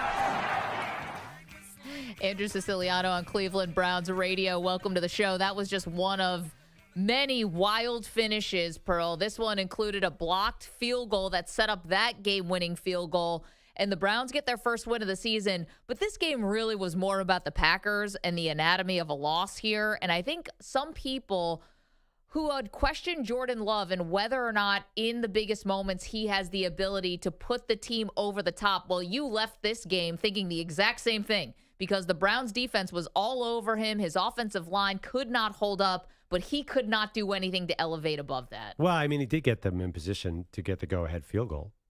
Right? And it did get blocked. I mean, it was still at that time, the score was what, 10-0? 10-10. Or Well, 10, excuse me, 10-10. Yes, they won 13-10. It was that was not exactly like inspiring offensive tape. Yeah, I mean, they ran into a problem. The Browns defense is a problem. Also, too, they lost 2 offensive linemen, including Zach Tom. That's the main, like, you walk away from that game, and that's all about are Aaron Banks and Zach Tom going to be good to go?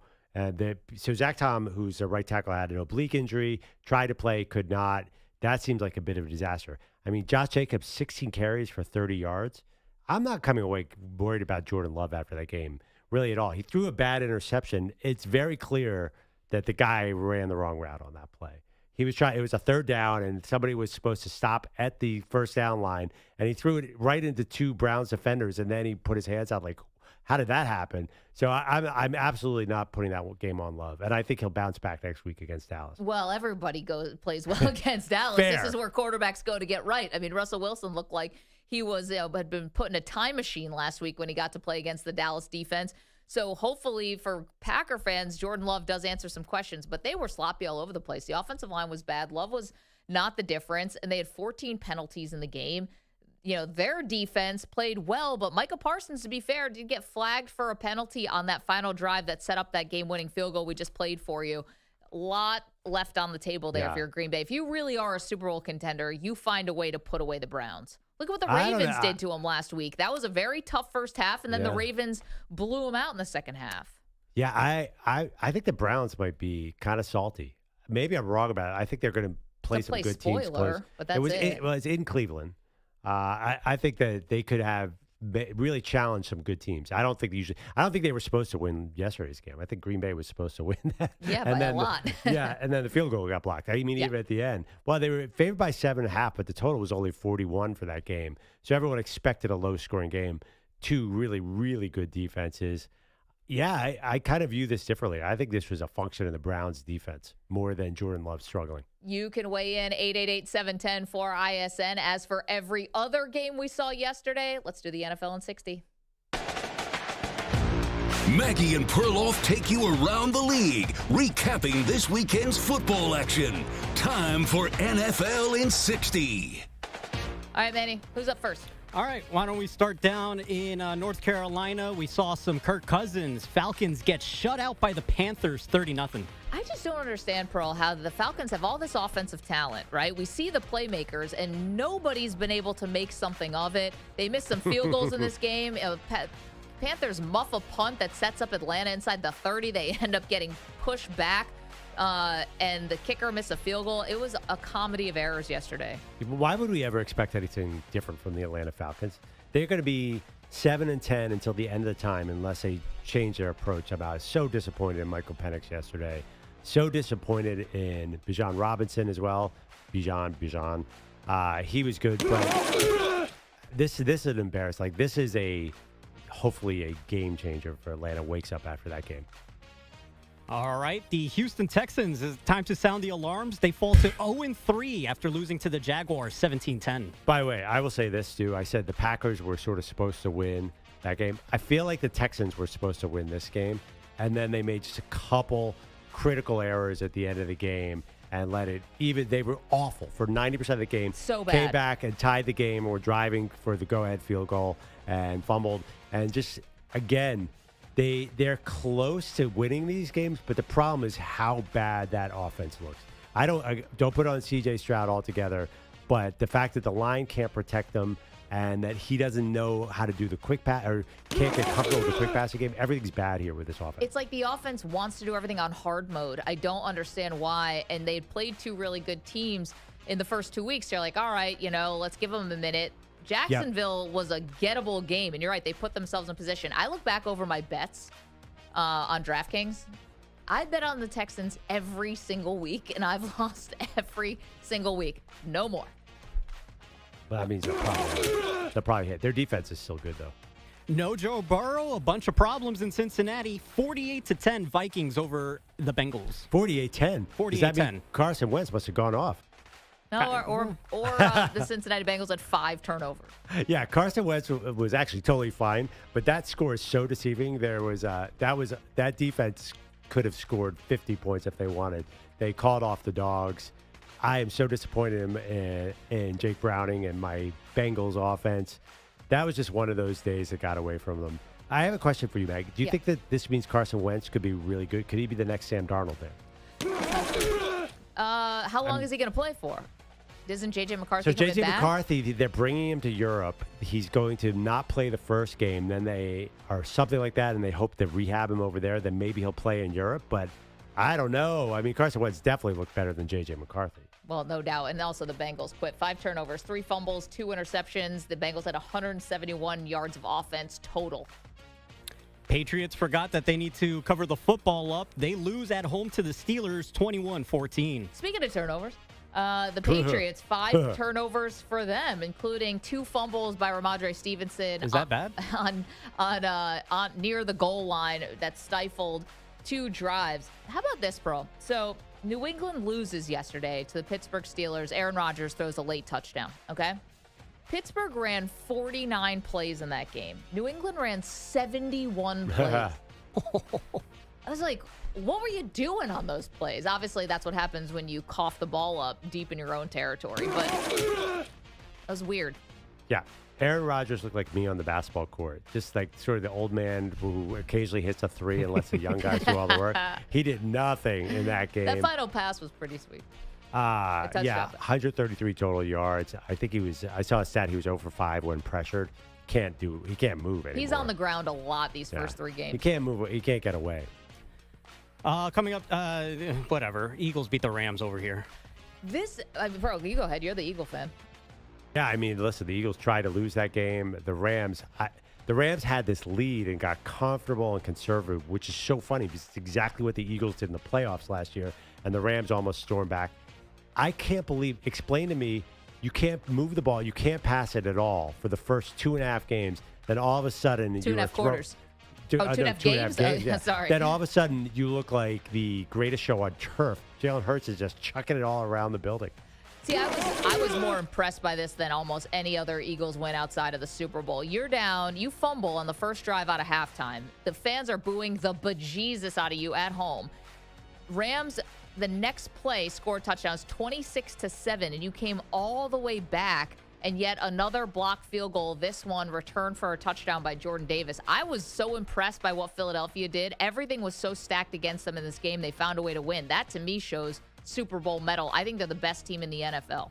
What about the fact that Puka Nacua did whatever he wanted? What about the fact that Saquon Barkley had tons of negative runs? But Jalen Hurts was so good in the fourth quarter, Pearl. He was using his legs. He was throwing his body around. That was impressive. That is not what you want. Well, you want to win the game. No. I mean, we got to protect Jalen. Jalen Hurts will get injured. They went on a 17-play drive. He ran the ball 9 times this time. Like, you got it. Like, they do not want Hurts running too much. Like, it got desperate times. They need Saquon Barkley to dominate the game like last year. Or this is exactly like 2 years ago when they started out 10-1, but a lot of the wins were cobbled together. And listen, are you going to get 2 blocks to win a lot of games? Is that a formula? No, but the Rams are a good team who had a big lead on you and you came back. That is. You blocked 2 field goals. Yeah, it's special including teams. what should have been the game winner. The Jets gave too much time for Tampa Baker. Buccaneers beat the Jets on a late field goal, 29-27. You know what? I hate to say it, but I did think it at the time. So the Jets have Manny just said it. You get the block field goal. Will McDonald runs it back for the touchdown, and you got Aaron Glenn, the head coach, just like he hit that thing, peacocking down the sideline. And then you look at the time.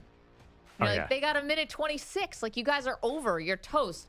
And that's exactly what happened. I don't know if there was any Jets fan alive who did not think that somehow Tampa was going to win that game yesterday. Well, I mean, you gave a quarterback like Baker Mayfield a minute and a half to get a field goal. I guess they should have maybe let them score something. I don't even know. Like, they needed the ball back. But E.J. Stewart, our buddy, who's off today, he was going to a wedding on Sunday, and he nailed it. He's like, wait, how are the Jets leading this game? Because I completely tuned out that game. Totally, 100%. But this is a big L for the Jets. They should be totally excited because they're going to draft a quarterback. Like, you can't afford to trip into some wins with Tyrod Taylor. You might even need to get him out of the lineup fast. He will win you some football games.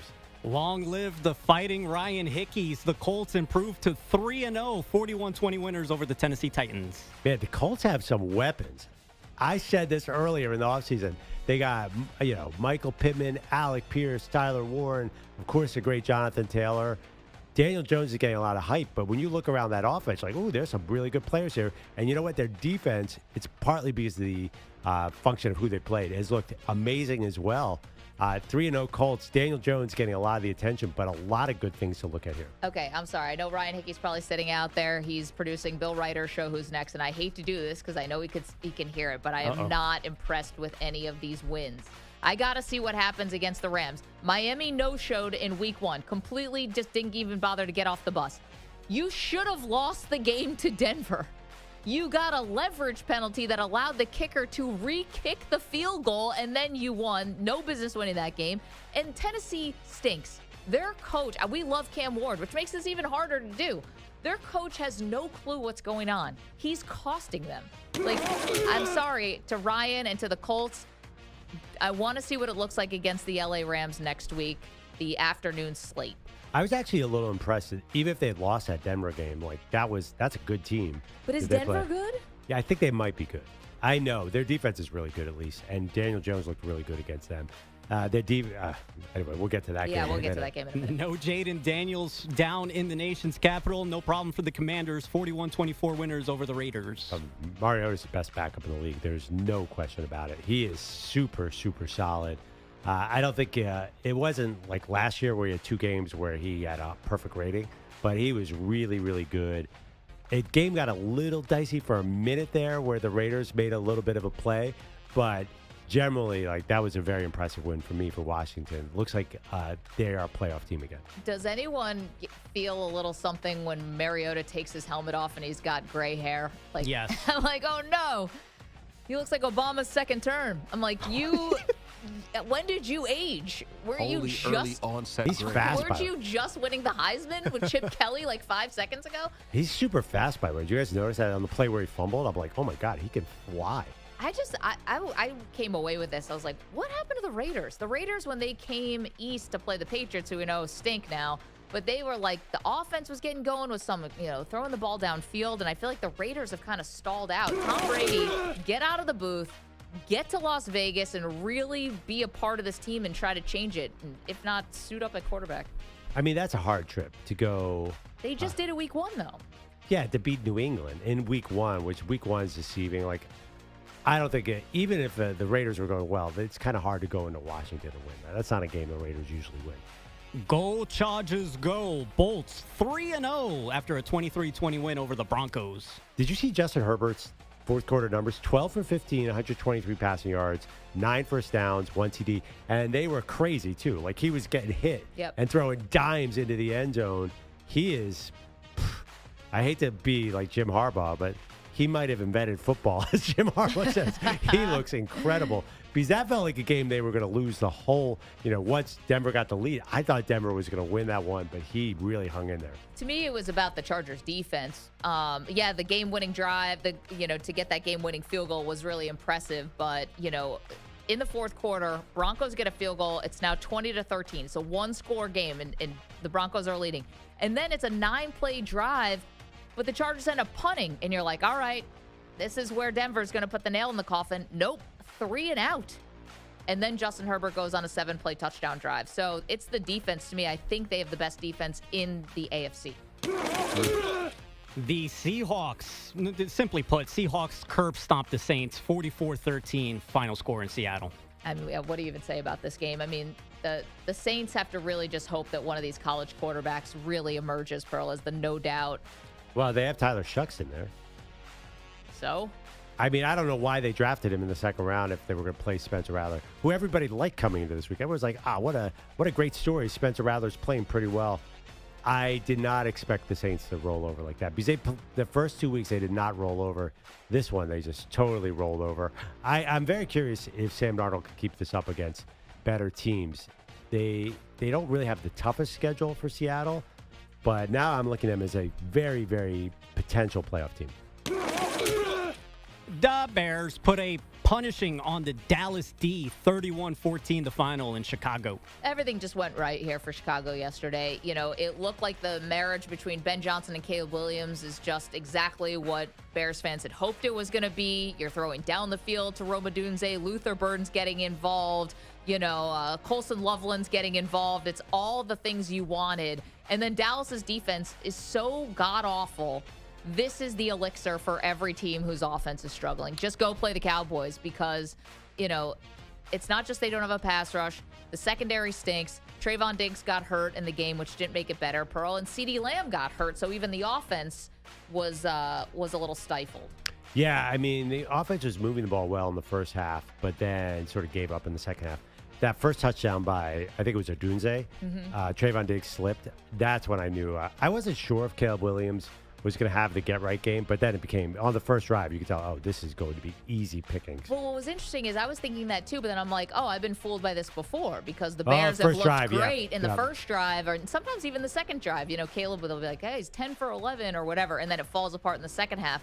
So, good for them. They didn't score in the fourth quarter, but scored a touchdown in the third quarter, and on the flip side, held Dallas scoreless in the second half. But actually, if you take the flea flicker long touchdown out, Caleb's numbers are still somewhat pedestrian.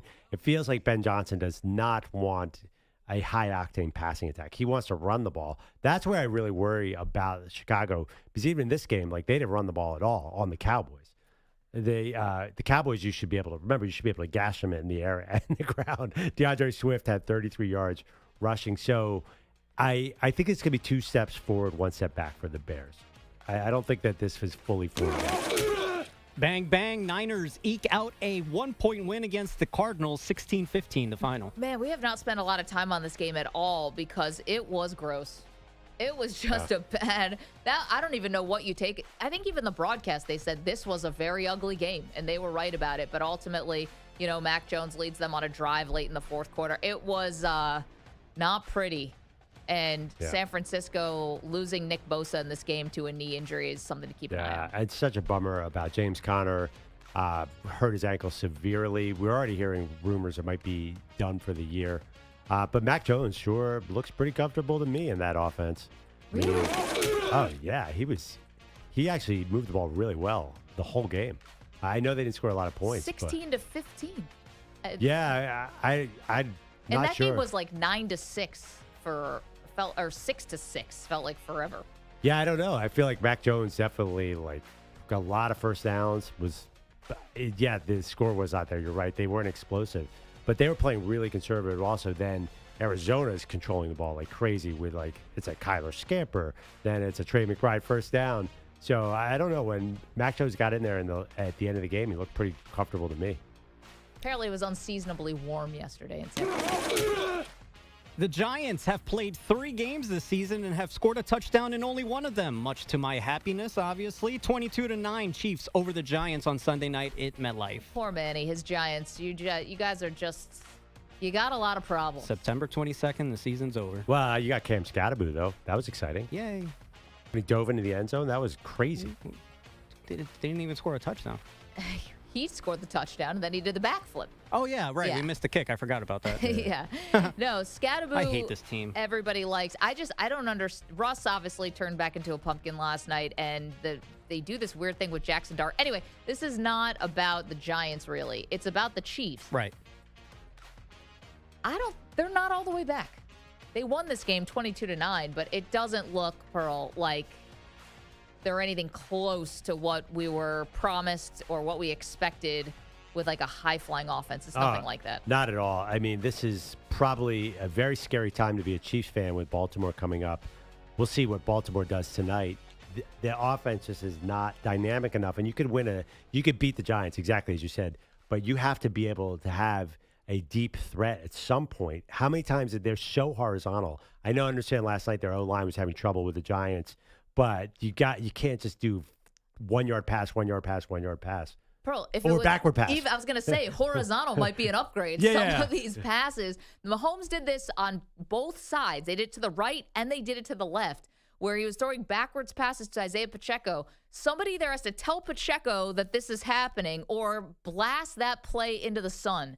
Never run it again. Because at one point they fumbled. Bobby Okereke picks the ball up, and Patrick Mahomes actually took the ball back from a linebacker. How do you get babied like that, man? he prevented a touchdown. Yeah. It was a huge momentum shift at the end of that half, but whatever. We're out of time. I mean, Bobby Okereke, you can. Dude, get in the weight room, damn it. Get some creatine in your body. Middle linebacker got the ball taken away from Dad Bod Mahomes. He was afraid of a personal foul penalty. You're joking, of course. But yeah, I was going to say, then you're playing scared, which is also not good. Oh, boy. All right, so let's go. 888-710-4ISN, 888-710-4476. Again, we had 3 blocked field goal attempts in 3 different games inside of 2 minutes. Yesterday was just nuts. Let us know how you felt about your team. Maggie, I'm already excited about tonight's Ravens-Lions game, but now I'm extra excited because of PrizePicks. Yeah. Lamar Jackson, 233.5 passing yards. I'm going over on that. And my favorite player, Jahmyr Gibbs, Lions running back, 55.5 rushing yards. You know I'm going over on that. I might go with my heart a little bit, but PrizePicks is still super fun. When you are right, you get paid, millions of users, billions of dollars awarded in winnings. It's the best place to put your takes to the test. So simple to use. You just pick 2 or more players. I'm going with Jackson and Gibbs tonight. Across any sport, you have baseball, the WNBA, so much to choose from right now. You pick more or less on the projections. If you're right, you win big. How about a combo platter of Jared Goff, more than 260.5 passing yards, and Matt Olson of the Braves, more than a 6.5 hitter fantasy score? This is the fun stuff that we're obsessed with around here. And we want you to play along with us. Just download the PrizePicks app today and use the code MNP. Get a $50 bonus credit instantly in lineups when you play $5. That's code MNP on PrizePicks to get $50 bonus credit instantly in lineups when you play $5. Win or lose, you'll get $50 bonus credit in lineups just for playing guaranteed. PrizePicks. It's good to be right.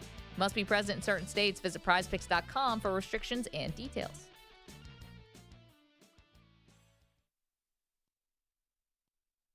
You're in a 4-minute break.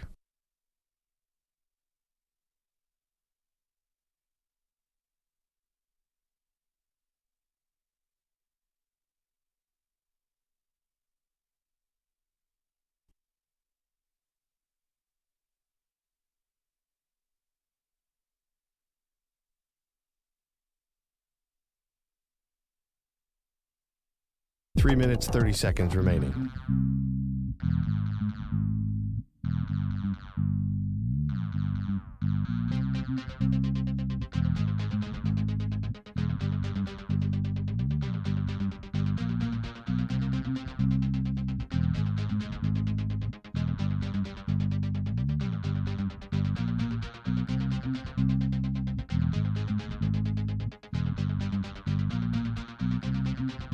Three minutes remaining.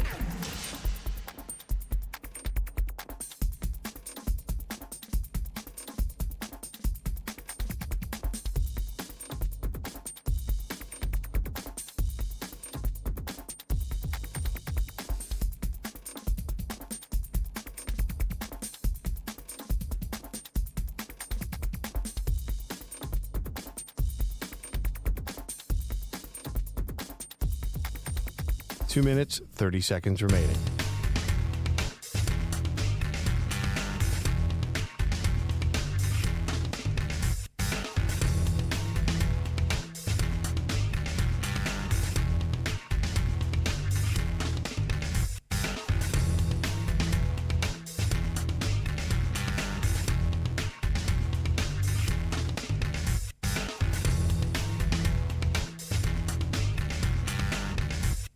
Two minutes remaining.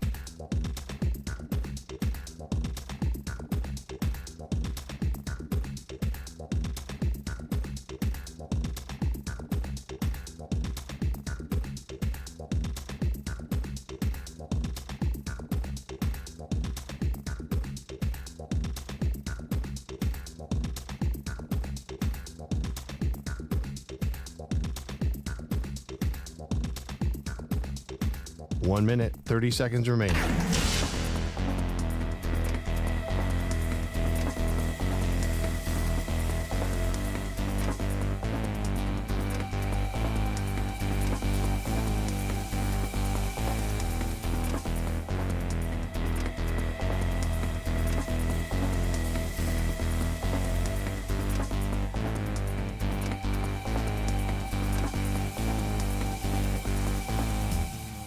One minute remaining.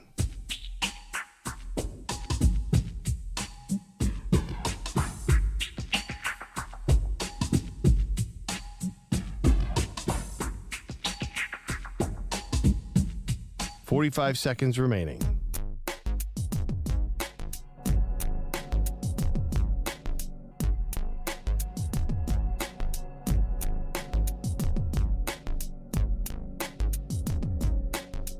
Thirty seconds remaining.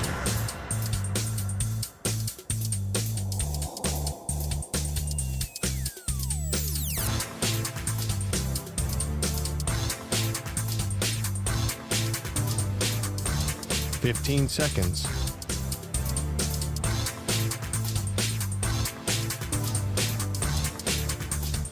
Break ends in 5 seconds.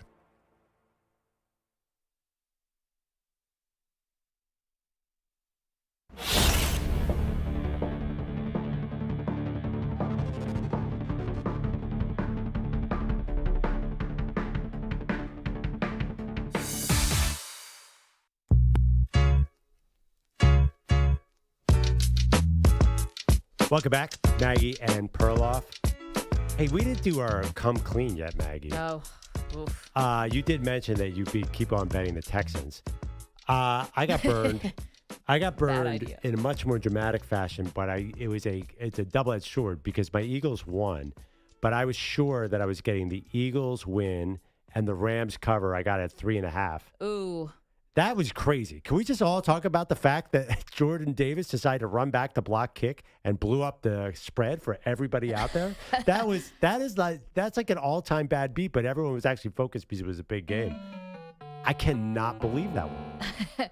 Yeah, that one was crazy because of the spread. The other return for the touchdown was the Jets, but then Baker Mayfield came down and kicked the field goal, and I believe they covered anyway. What was Tampa Baker? I don't know what the number was. Wait, I think the number was 6.5. What was the final score of that game? 29-27 was the final. Okay, so the Jets covered anyway. Yeah, that I feel like more people, I guess, must have had money on that Eagle game because I saw more people talking about the spread in that game than any of them. So you got burned on that one. I did another stupid thing. I'll come clean on deciding to live bet the Cowboys.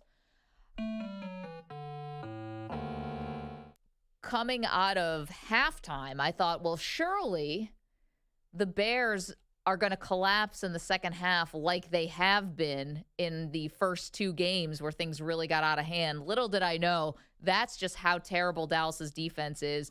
And so I bet them at plus 380, and I lost a live bet with the Cowboys.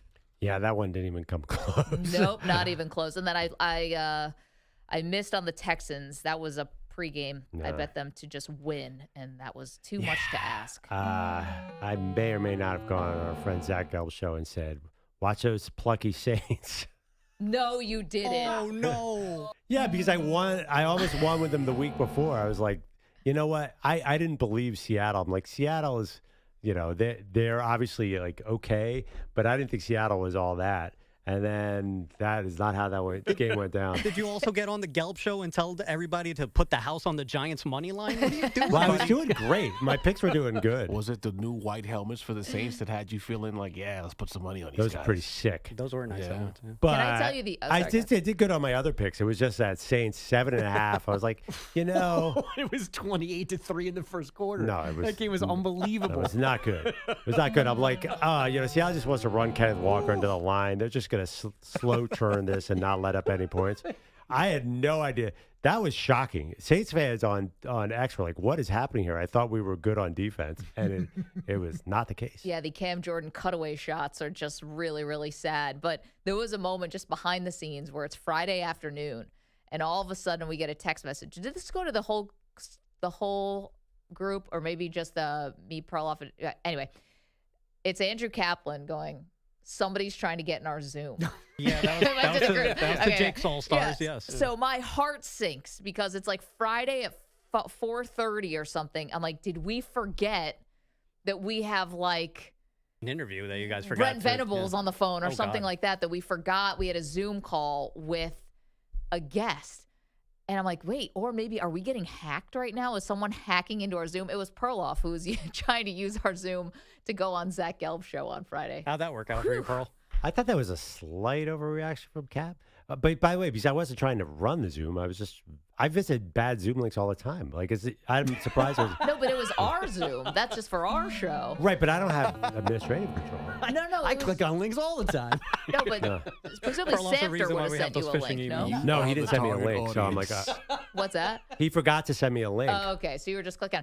But like I click on Zoom links all the time, like that are outdated. Text messages too? What's that? With the links on the click here for your information. You know what? It was need to reschedule your delivery. It was more just my anxiety of, oh my gosh, did we forget? And now all of a sudden, someone famous is on line one, and like I got to run upstairs and. Instead, we got a reporter too. But that's not it. That's what I don't really understand. Like that's not hacking plots. a Zoom link. Like I don't have any administrative control. Like somebody visited our Zoom link. Probably happens all the time. Does he get? It's our private Zoom link. Yeah, but we give it out to guests and stuff. That's true. Yeah, it's private. But no, just to click into it is not a huge deal, right? Like to actually to try to host a Zoom would be problematic, right? Like No, there's nothing that can happen. I understand it, but it took me by surprise, put it that way. And I thought something was wrong. I thought Perloff was getting hacked, and that hacker was trying to get into our Zoom. I don't know what that hacker would do in once that they Zoom. got into our Zoom? Yeah, once they would realize that there's nobody there, Yeah. he's not able to rob anybody. And you can't even sports takes. I don't think you can even get into the actual Zoom room, but it's just that yeah, was because funny. You'll just be waiting in the lobby because Cap would have to let you in. Yeah, that's why I was curious. Like Cap made it seem like a huge breach was underway. No, I think I think Cap was just saying something is happening. I thought there was maybe it was Maggie's reaction. Yes. I thought there was like a 4-alarm fire going on. No, I think there was a small little spark that happened for Kaplan, and then Maggie just made it into a 4 or 5 alarm fire. I gotta I find wasn't it. sure if all of a sudden it was like Ian Rappaport's sitting there waiting for us. Oh, or see, that something. never even dawned on me. I thought he was saying someone is trying to take over our Zoom feed for whatever reason, and I'm not sure what you could do. What you had, even if they did have our Zoom feed, I'm not quite sure what they would do with it. It would just be a black screen, more or less, saying we're waiting for the host to let you in. Let's get to Bogusch, who's got the latest. What's up? Well, no team or fan base deserved this less. The ball is spotted. The kick is away. It's blocked! It's blocked! It's picked up by the Eagles. Running with it is Davis. 30, 20, 10, 5. Touchdown! Game over! Jordan Davis! Are you kidding me? Blocked him again! Are you kidding me? Blocked him again! Have you ever seen anything like this? Nope, and let's never do it again. Their happiness fuels my anger. The Eagles blocking the Rams' last 2 field goal attempts yesterday afternoon. You just heard the second. The block alone was good enough to beat the Rams, but Jordan Davis decided to chug 61 yards for a touchdown. That only changed the final score. Davis was clocked as fast as 18.59 miles an hour, the fastest someone over 330 has run since at least 2017. I seen the ball on the ground, and then at that point, I knew it was a no-my situation, but we just took off from there. I wanted possession, so I want to make sure that we ended the game right. Didn't know I was going to go that fast. Didn't know I was going to make it all the way to the end zone. Just started running, and my legs carried me from there. Now, Bogusch, did you still out of breath? Did you have Bogusch? Did you have a radar gun clocking the speed of a Mr. Davis? I didn't, but I believe AWS did. Oh, that's where you got your numbers from. Sure. So remember, Jordan Davis ran like the craziest combine 40. So now we have to start paying. The 40 is real. He ran a 4.78 at the 40, which was the greatest 40 for a 360-pounder of all time. That's why the Eagles took him. It finally paid off. Well, and the guys on TV said he's lost weight. Yeah, in the I know. 25 pounds. Yeah, Peloton. Yeah, him and Jalen Carter coming up the middle on that field goal. That's terrifying. It's awful. The Eagles win yesterday, 33-26. They were down 26-7 early in the third quarter. Jalen Hurts accounting for 4 scores, 3 throwing, and 1 running. It was right there, L.A. The Jets blocked a field goal and returned it for points for a late 1-point lead in Tampa, but the Bucs had time to set up another field goal. This one was good. They stole the game back, 29-27. Baker Mayfield might have rewrote history a little post-game. Their D coordinator was the one that cut me in Carolina, so it was a lot of stuff was personal today. Hassan Reddick, former Jet, a lot of people. Well, okay, so Steve Wilkes is on the Jet staff right now, and he was the Panthers head coach when Baker was there. But there is a version of reality where Baker asked to be released because he didn't want to be a backup in Carolina. Right, it was more about benching him? Right, but he made it seem like he was fired in Carolina. Now, he was benched, and then he said, I want to go, and they're like, okay, you can go. So it's not exactly like Steve Wilkes doing him wrong in Carolina. Also, didn't more people have done Steve Wilkes wrong There's also than probably Baker? Yeah, he also mentioned Hassan Reddick, who was a Jet for like 7 seconds. I don't think that counts. The only personal aspect to this game yesterday is Todd Bowles coaching against the Jets. Yeah, that might be real. But again, now that was a really long time ago. Right. There's no Jet fan alive who thought they were winning that game, even after the field goal was blocked and they ran it back for a touchdown because there was way too much time left. I mean, I think the Bucs had a clear letdown game there, by the way. They did not seem super engaged after the first 2 dramatic big wins.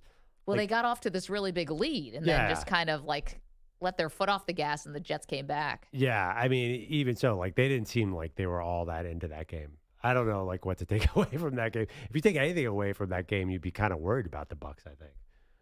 But well, I don't know. It took a miracle to win. Now they play your Eagles next week. Yeah, that'll be really interesting. They have a lot of hard games coming up. They're going to win the division at 10-7 and go out in the first round, just if anyone is curious. Or 11-6 maybe. There is a pill for this, but for now, the Falcons don't have a Michael Penix problem. Michael Penix did not finish yesterday's 30-0 loss in Carolina. He was not pulled for playing badly. Raheem Morris took him out as a precaution for their starting QB, and again, that was decided. We had a little Kirk Cousins yesterday, but there is no quarterback controversy brewing in Atlanta. And Sunday Night Football saw the Chiefs fight off the Giants 22-9 in Jersey for their first win of the season. Ain't no fighting there. I mean, it was 9-6 at halftime. Yeah, but it felt like it was 35-0. And it wasn't 220-9. It was not pretty by the Chiefs. They didn't solve all their problems last night. It still felt like the Giants were down 3 touchdowns at that. Oh, yeah. I mean, they weren't going to win, but I mean, it was at least numerically close for a while. Good thing you saw Jackson Dart for 3 plays. Exactly. This makes me sad. What do you got next? What makes me sad? You guys were all sweet yesterday texting about the crazy end of the 1 o'clock games as if the Mets weren't losing like this at the exact same moment. Buddy. Pitch to Alvarez. Swing on a fly ball, well hit to center. Back goes Young onto the track. He jumps. He made the catch and crashes into the padded wall, holding onto the ball. He may have taken a home run away, Howie. Oh, he did, Howie. Jacob Young in full retreat, snatching a line drive just before it hit the railing behind the center field fence at Citi Field. He had already made a catch where he crashed into that same fence, lost control of the ball, but kicked it back into the air so he could grab it securely. His Nats, a 3-2 heartbreaking win over the Mets, who technically do not have a wild card spot this morning, losing a tiebreaker to the Reds for the last spot. Panic meter? How high does it go? Do we have one anymore? Up to a 10. It's been broken since, I don't know, the beginning of July. Ray told me about an hour ago that it was at 12. Yeah. Angry Met fan here. He stopped watching. He's turned the notifications off. The notifications are off. That's impressive. After yesterday? has been off for a month. Wow. I am off the Mets. You know, probably better because yesterday was particularly painful. What else you got? As long as you got the Lakers, though. The Brewers, by the way, clinched the NL Central again yesterday. Syracuse QB Steve Angeli reportedly suffered a torn Achilles in Saturday's upset win at Clemson, and the Fever stole Game 1 of Round 2 of the WNBA playoffs in Vegas, 89-73 behind 34 points from Kelsey Mitchell. Asia Wilson won her 4th MVP award pregame, but then went 6 for 22 for those Aces. Guys, back to you. All right. Can I read the text message, by the way, from Friday? It's Andrew Kaplan, who runs the show here, really. He's been defending himself on the YouTube chat. Yeah. Got a notification that someone just joined our Zoom, period. Are we being hacked, Maggie Gray? Was that the first thing I wrote? Yeah. Yeah. That, does that sound like we're being hacked? Well, I was more nervous that we forgot something. No, it didn't sound like it. That was what was going on in my brain. Yeah, I mean, could be. I don't know how you would hack someone via their Zoom feed. Can you get into someone's bank account by being in the Zoom? I'm assuming we have some kind of, well, maybe we don't because ours is a corporate account, but you have to put your credit card information if you want to have a Zoom that's more than 15 minutes or something. But yeah, I guess they can right. hack anything now. Yeah. Do you guys remember when the truth is we're probably getting hacked right now. At this moment, while we're all yakety-yakking about sports, meanwhile, the hackers are at work. Do you guys remember when I gave you that story about I almost got hacked about the person claiming to be from the bank? Mm-hmm. And I got really Such close. a common one, yeah. And it ended up making the New York Times. Yeah. That specific scam. Big time. Yeah. That's not the only one that has been widely reported on. Gosh, I almost fall for those still every time. And I know that people are trying to hack me every day. It's crazy. And yeah, I mean, you're a reporter too. It's a bummer about Steve Angeli. You know, the former Notre Dame quarterback last year, then goes to Syracuse. They have this all-time win against Clemson in Clemson, and he tears his Achilles. Oh, brutal. Some other big injuries that happened yesterday, which we'll get to, 888-710-4ISN. It's the Maggie Perloff Show. You're in a 5-minute break.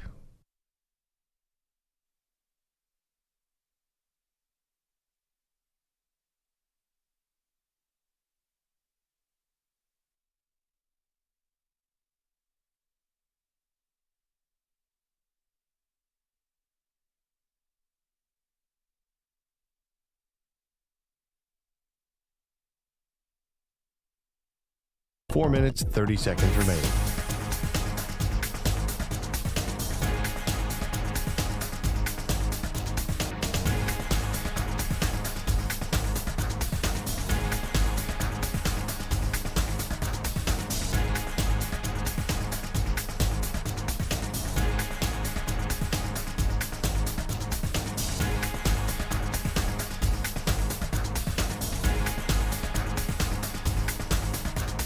Four minutes remaining.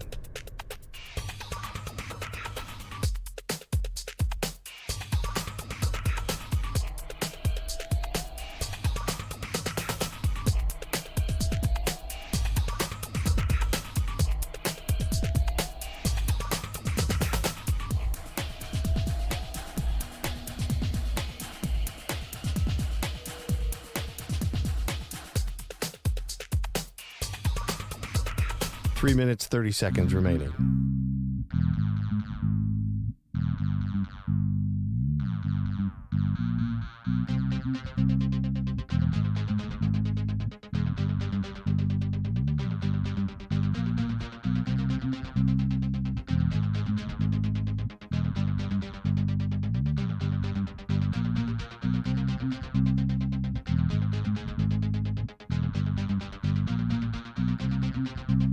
Three minutes remaining.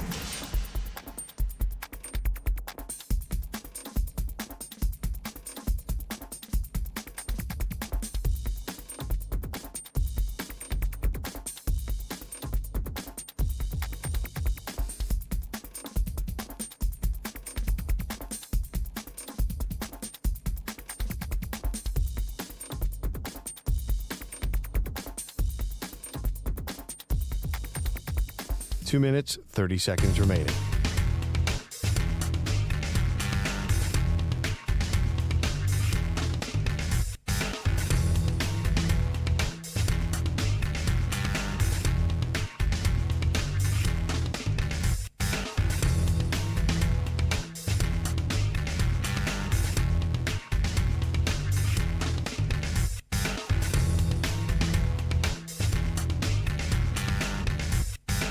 2 minutes remaining.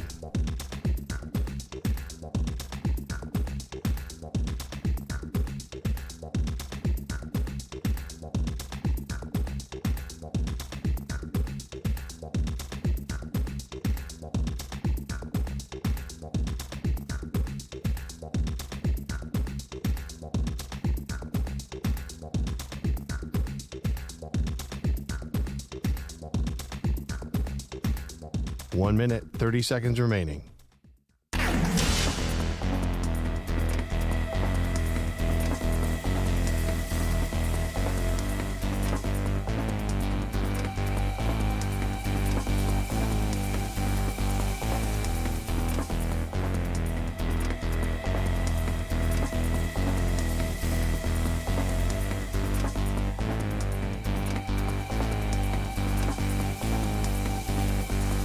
One minute remaining.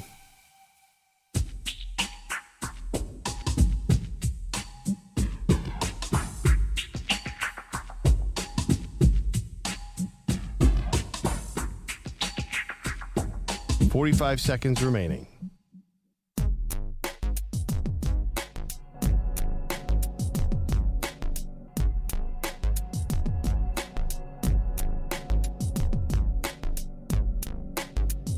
.30 seconds remaining.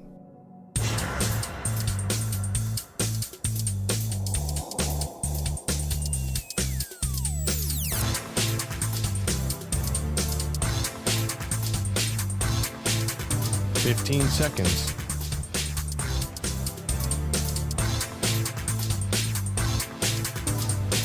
Break ends in 5 seconds.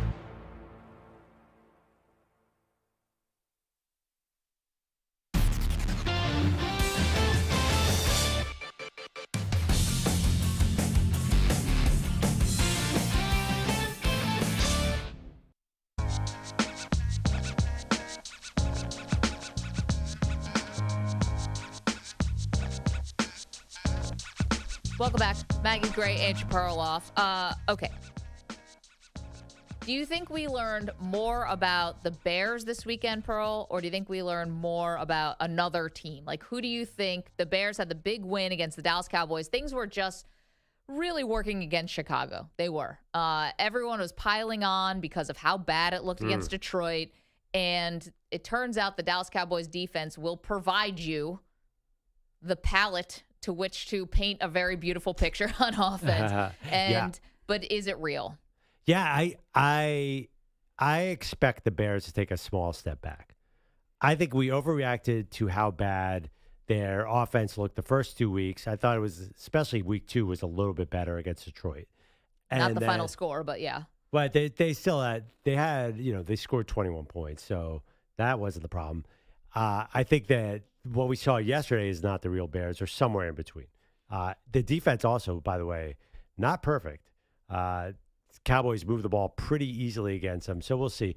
If I had to guess right now, I would not put them as a playoff team. But that's not a hot take, obviously. They're 1-2.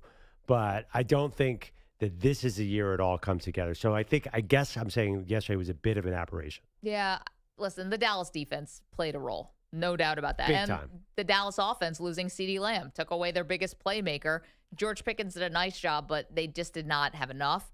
And that all helps, right? That all helped the Bears. Everything was going so well. But I do think that this could be a bit of a turning point for them because it was all the things that you thought you were going to see. It was nothing crazy outside the box. Got a little more creative play calling, so that's really cool. But they can't run it. They can't run it at all. That is a huge problem for Ben Johnson's. He's supposed to be the creative run play where the Lions, you never knew it was going to hit you with David Montgomery and Jahmyr Gibbs, where DeAndre Swift, you know exactly what's going to hit you, a 1.5-yard gain. Yeah, and Kyle Monungai, the other backup, right? So they go to Las Vegas next week, so that's a pretty big test. Is there another team that you were I was also particularly impressed by your Eagles. That you guys were down and out in that game. The Rams had you dead to right. The crowd's booing you. You couldn't get anything going. And I thought Jalen Hurts and then the defense really took over that game. But why wasn't Kevin Patullo, the new offensive coordinator, throwing the ball up until this point? Like, what the heck was he doing? Like, does he need that kind of wake-up call to be down? Like, it kind of makes me wonder about his judgment. Yeah, I totally get that. But then they turned it on, and A.J. Brown was a revelation. Devontae Smith was awesome in the second half. They were forced to turn it on. Again, started to remind me a lot of 2 years ago when they came out of the Super Bowl, went 10-1, but it was a lot of smoke and mirrors. But there were definitely problems. They lost a ton of talent in the offseason, coaching and personnel. How about, for me, that one throw by Justin Herbert is stuck in my head. There's a guy draped all over him, and he finds someone in the end zone, a pinpoint pass. He was unbelievable in the clutch for the Chargers. And I'm starting to wonder, is Jim Harbaugh right about Justin Herbert? He said it was his job to get Justin Herbert to the Hall of Fame. Yeah. Yeah. I think it's actually their defense that's the more impressive part of the Chargers situation. Really? You're not impressed with Justin Herbert? No, I definitely am, but I always thought he had talent. And yeah, maybe Harbaugh will take it to another level, but the defense to me is what always had I feel like I don't say they're more responsible for charging than the offense, but because, Herbert threw 5 picks in the playoff game. All 3 phases with Charger. But to be fair, this is a tough opponent in the Broncos. I think the Broncos are a tough opponent. I'm still not sure. And then my other big takeaway is I hate to be that person to be the dark storm cloud over a good story, but I just don't trust the Colts yet. I think their opponents played a lot into this 3-0 start. Miami no-showed. They should have lost that game to the Broncos in week 2. They got a leverage call that allowed the kicker to re-kick the field goal. And then yesterday, the Titans are just not very good. So I think the schedule has helped them a little bit, and I'm curious to see what happens when they go to the Rams. They're a 4.5-point underdog. It's the Colts. They're in the AFC South. What do you think the rest of their schedule looks like? Well, it's not going to be murderer's row. Like, you're in the AFC South. Who cares? Well, the one thing that's crazy about it is you have Houston, who's 0-3.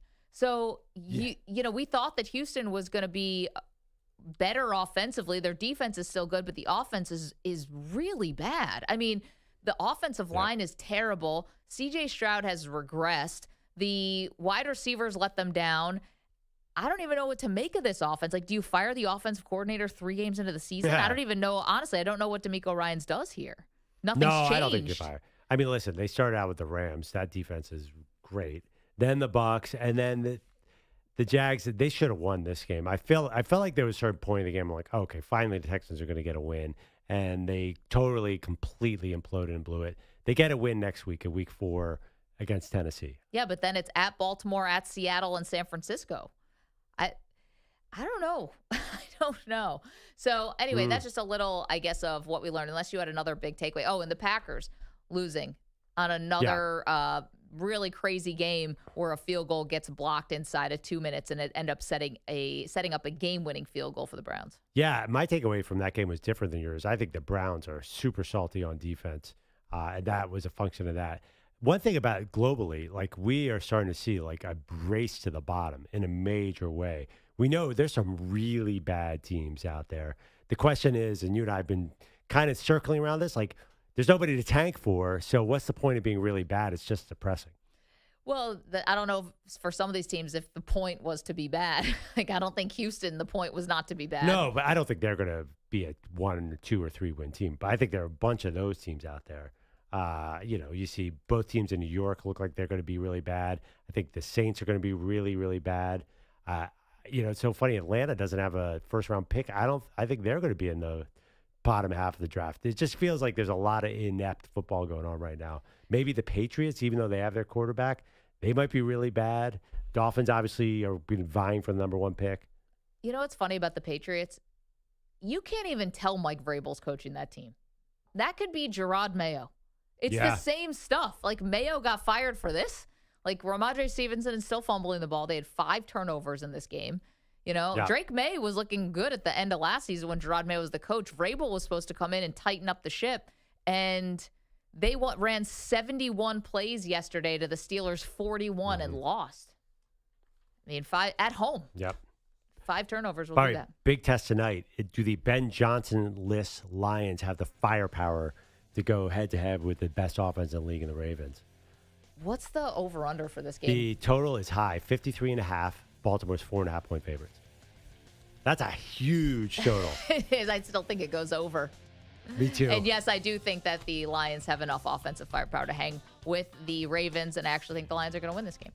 Thank you to Manny Rodriguez. Thank you, totally Ray Jarvis. Disagree. We'll see who's right tomorrow. Thank you, Andrew Bogusch, Andrew Kaplan. Weedos.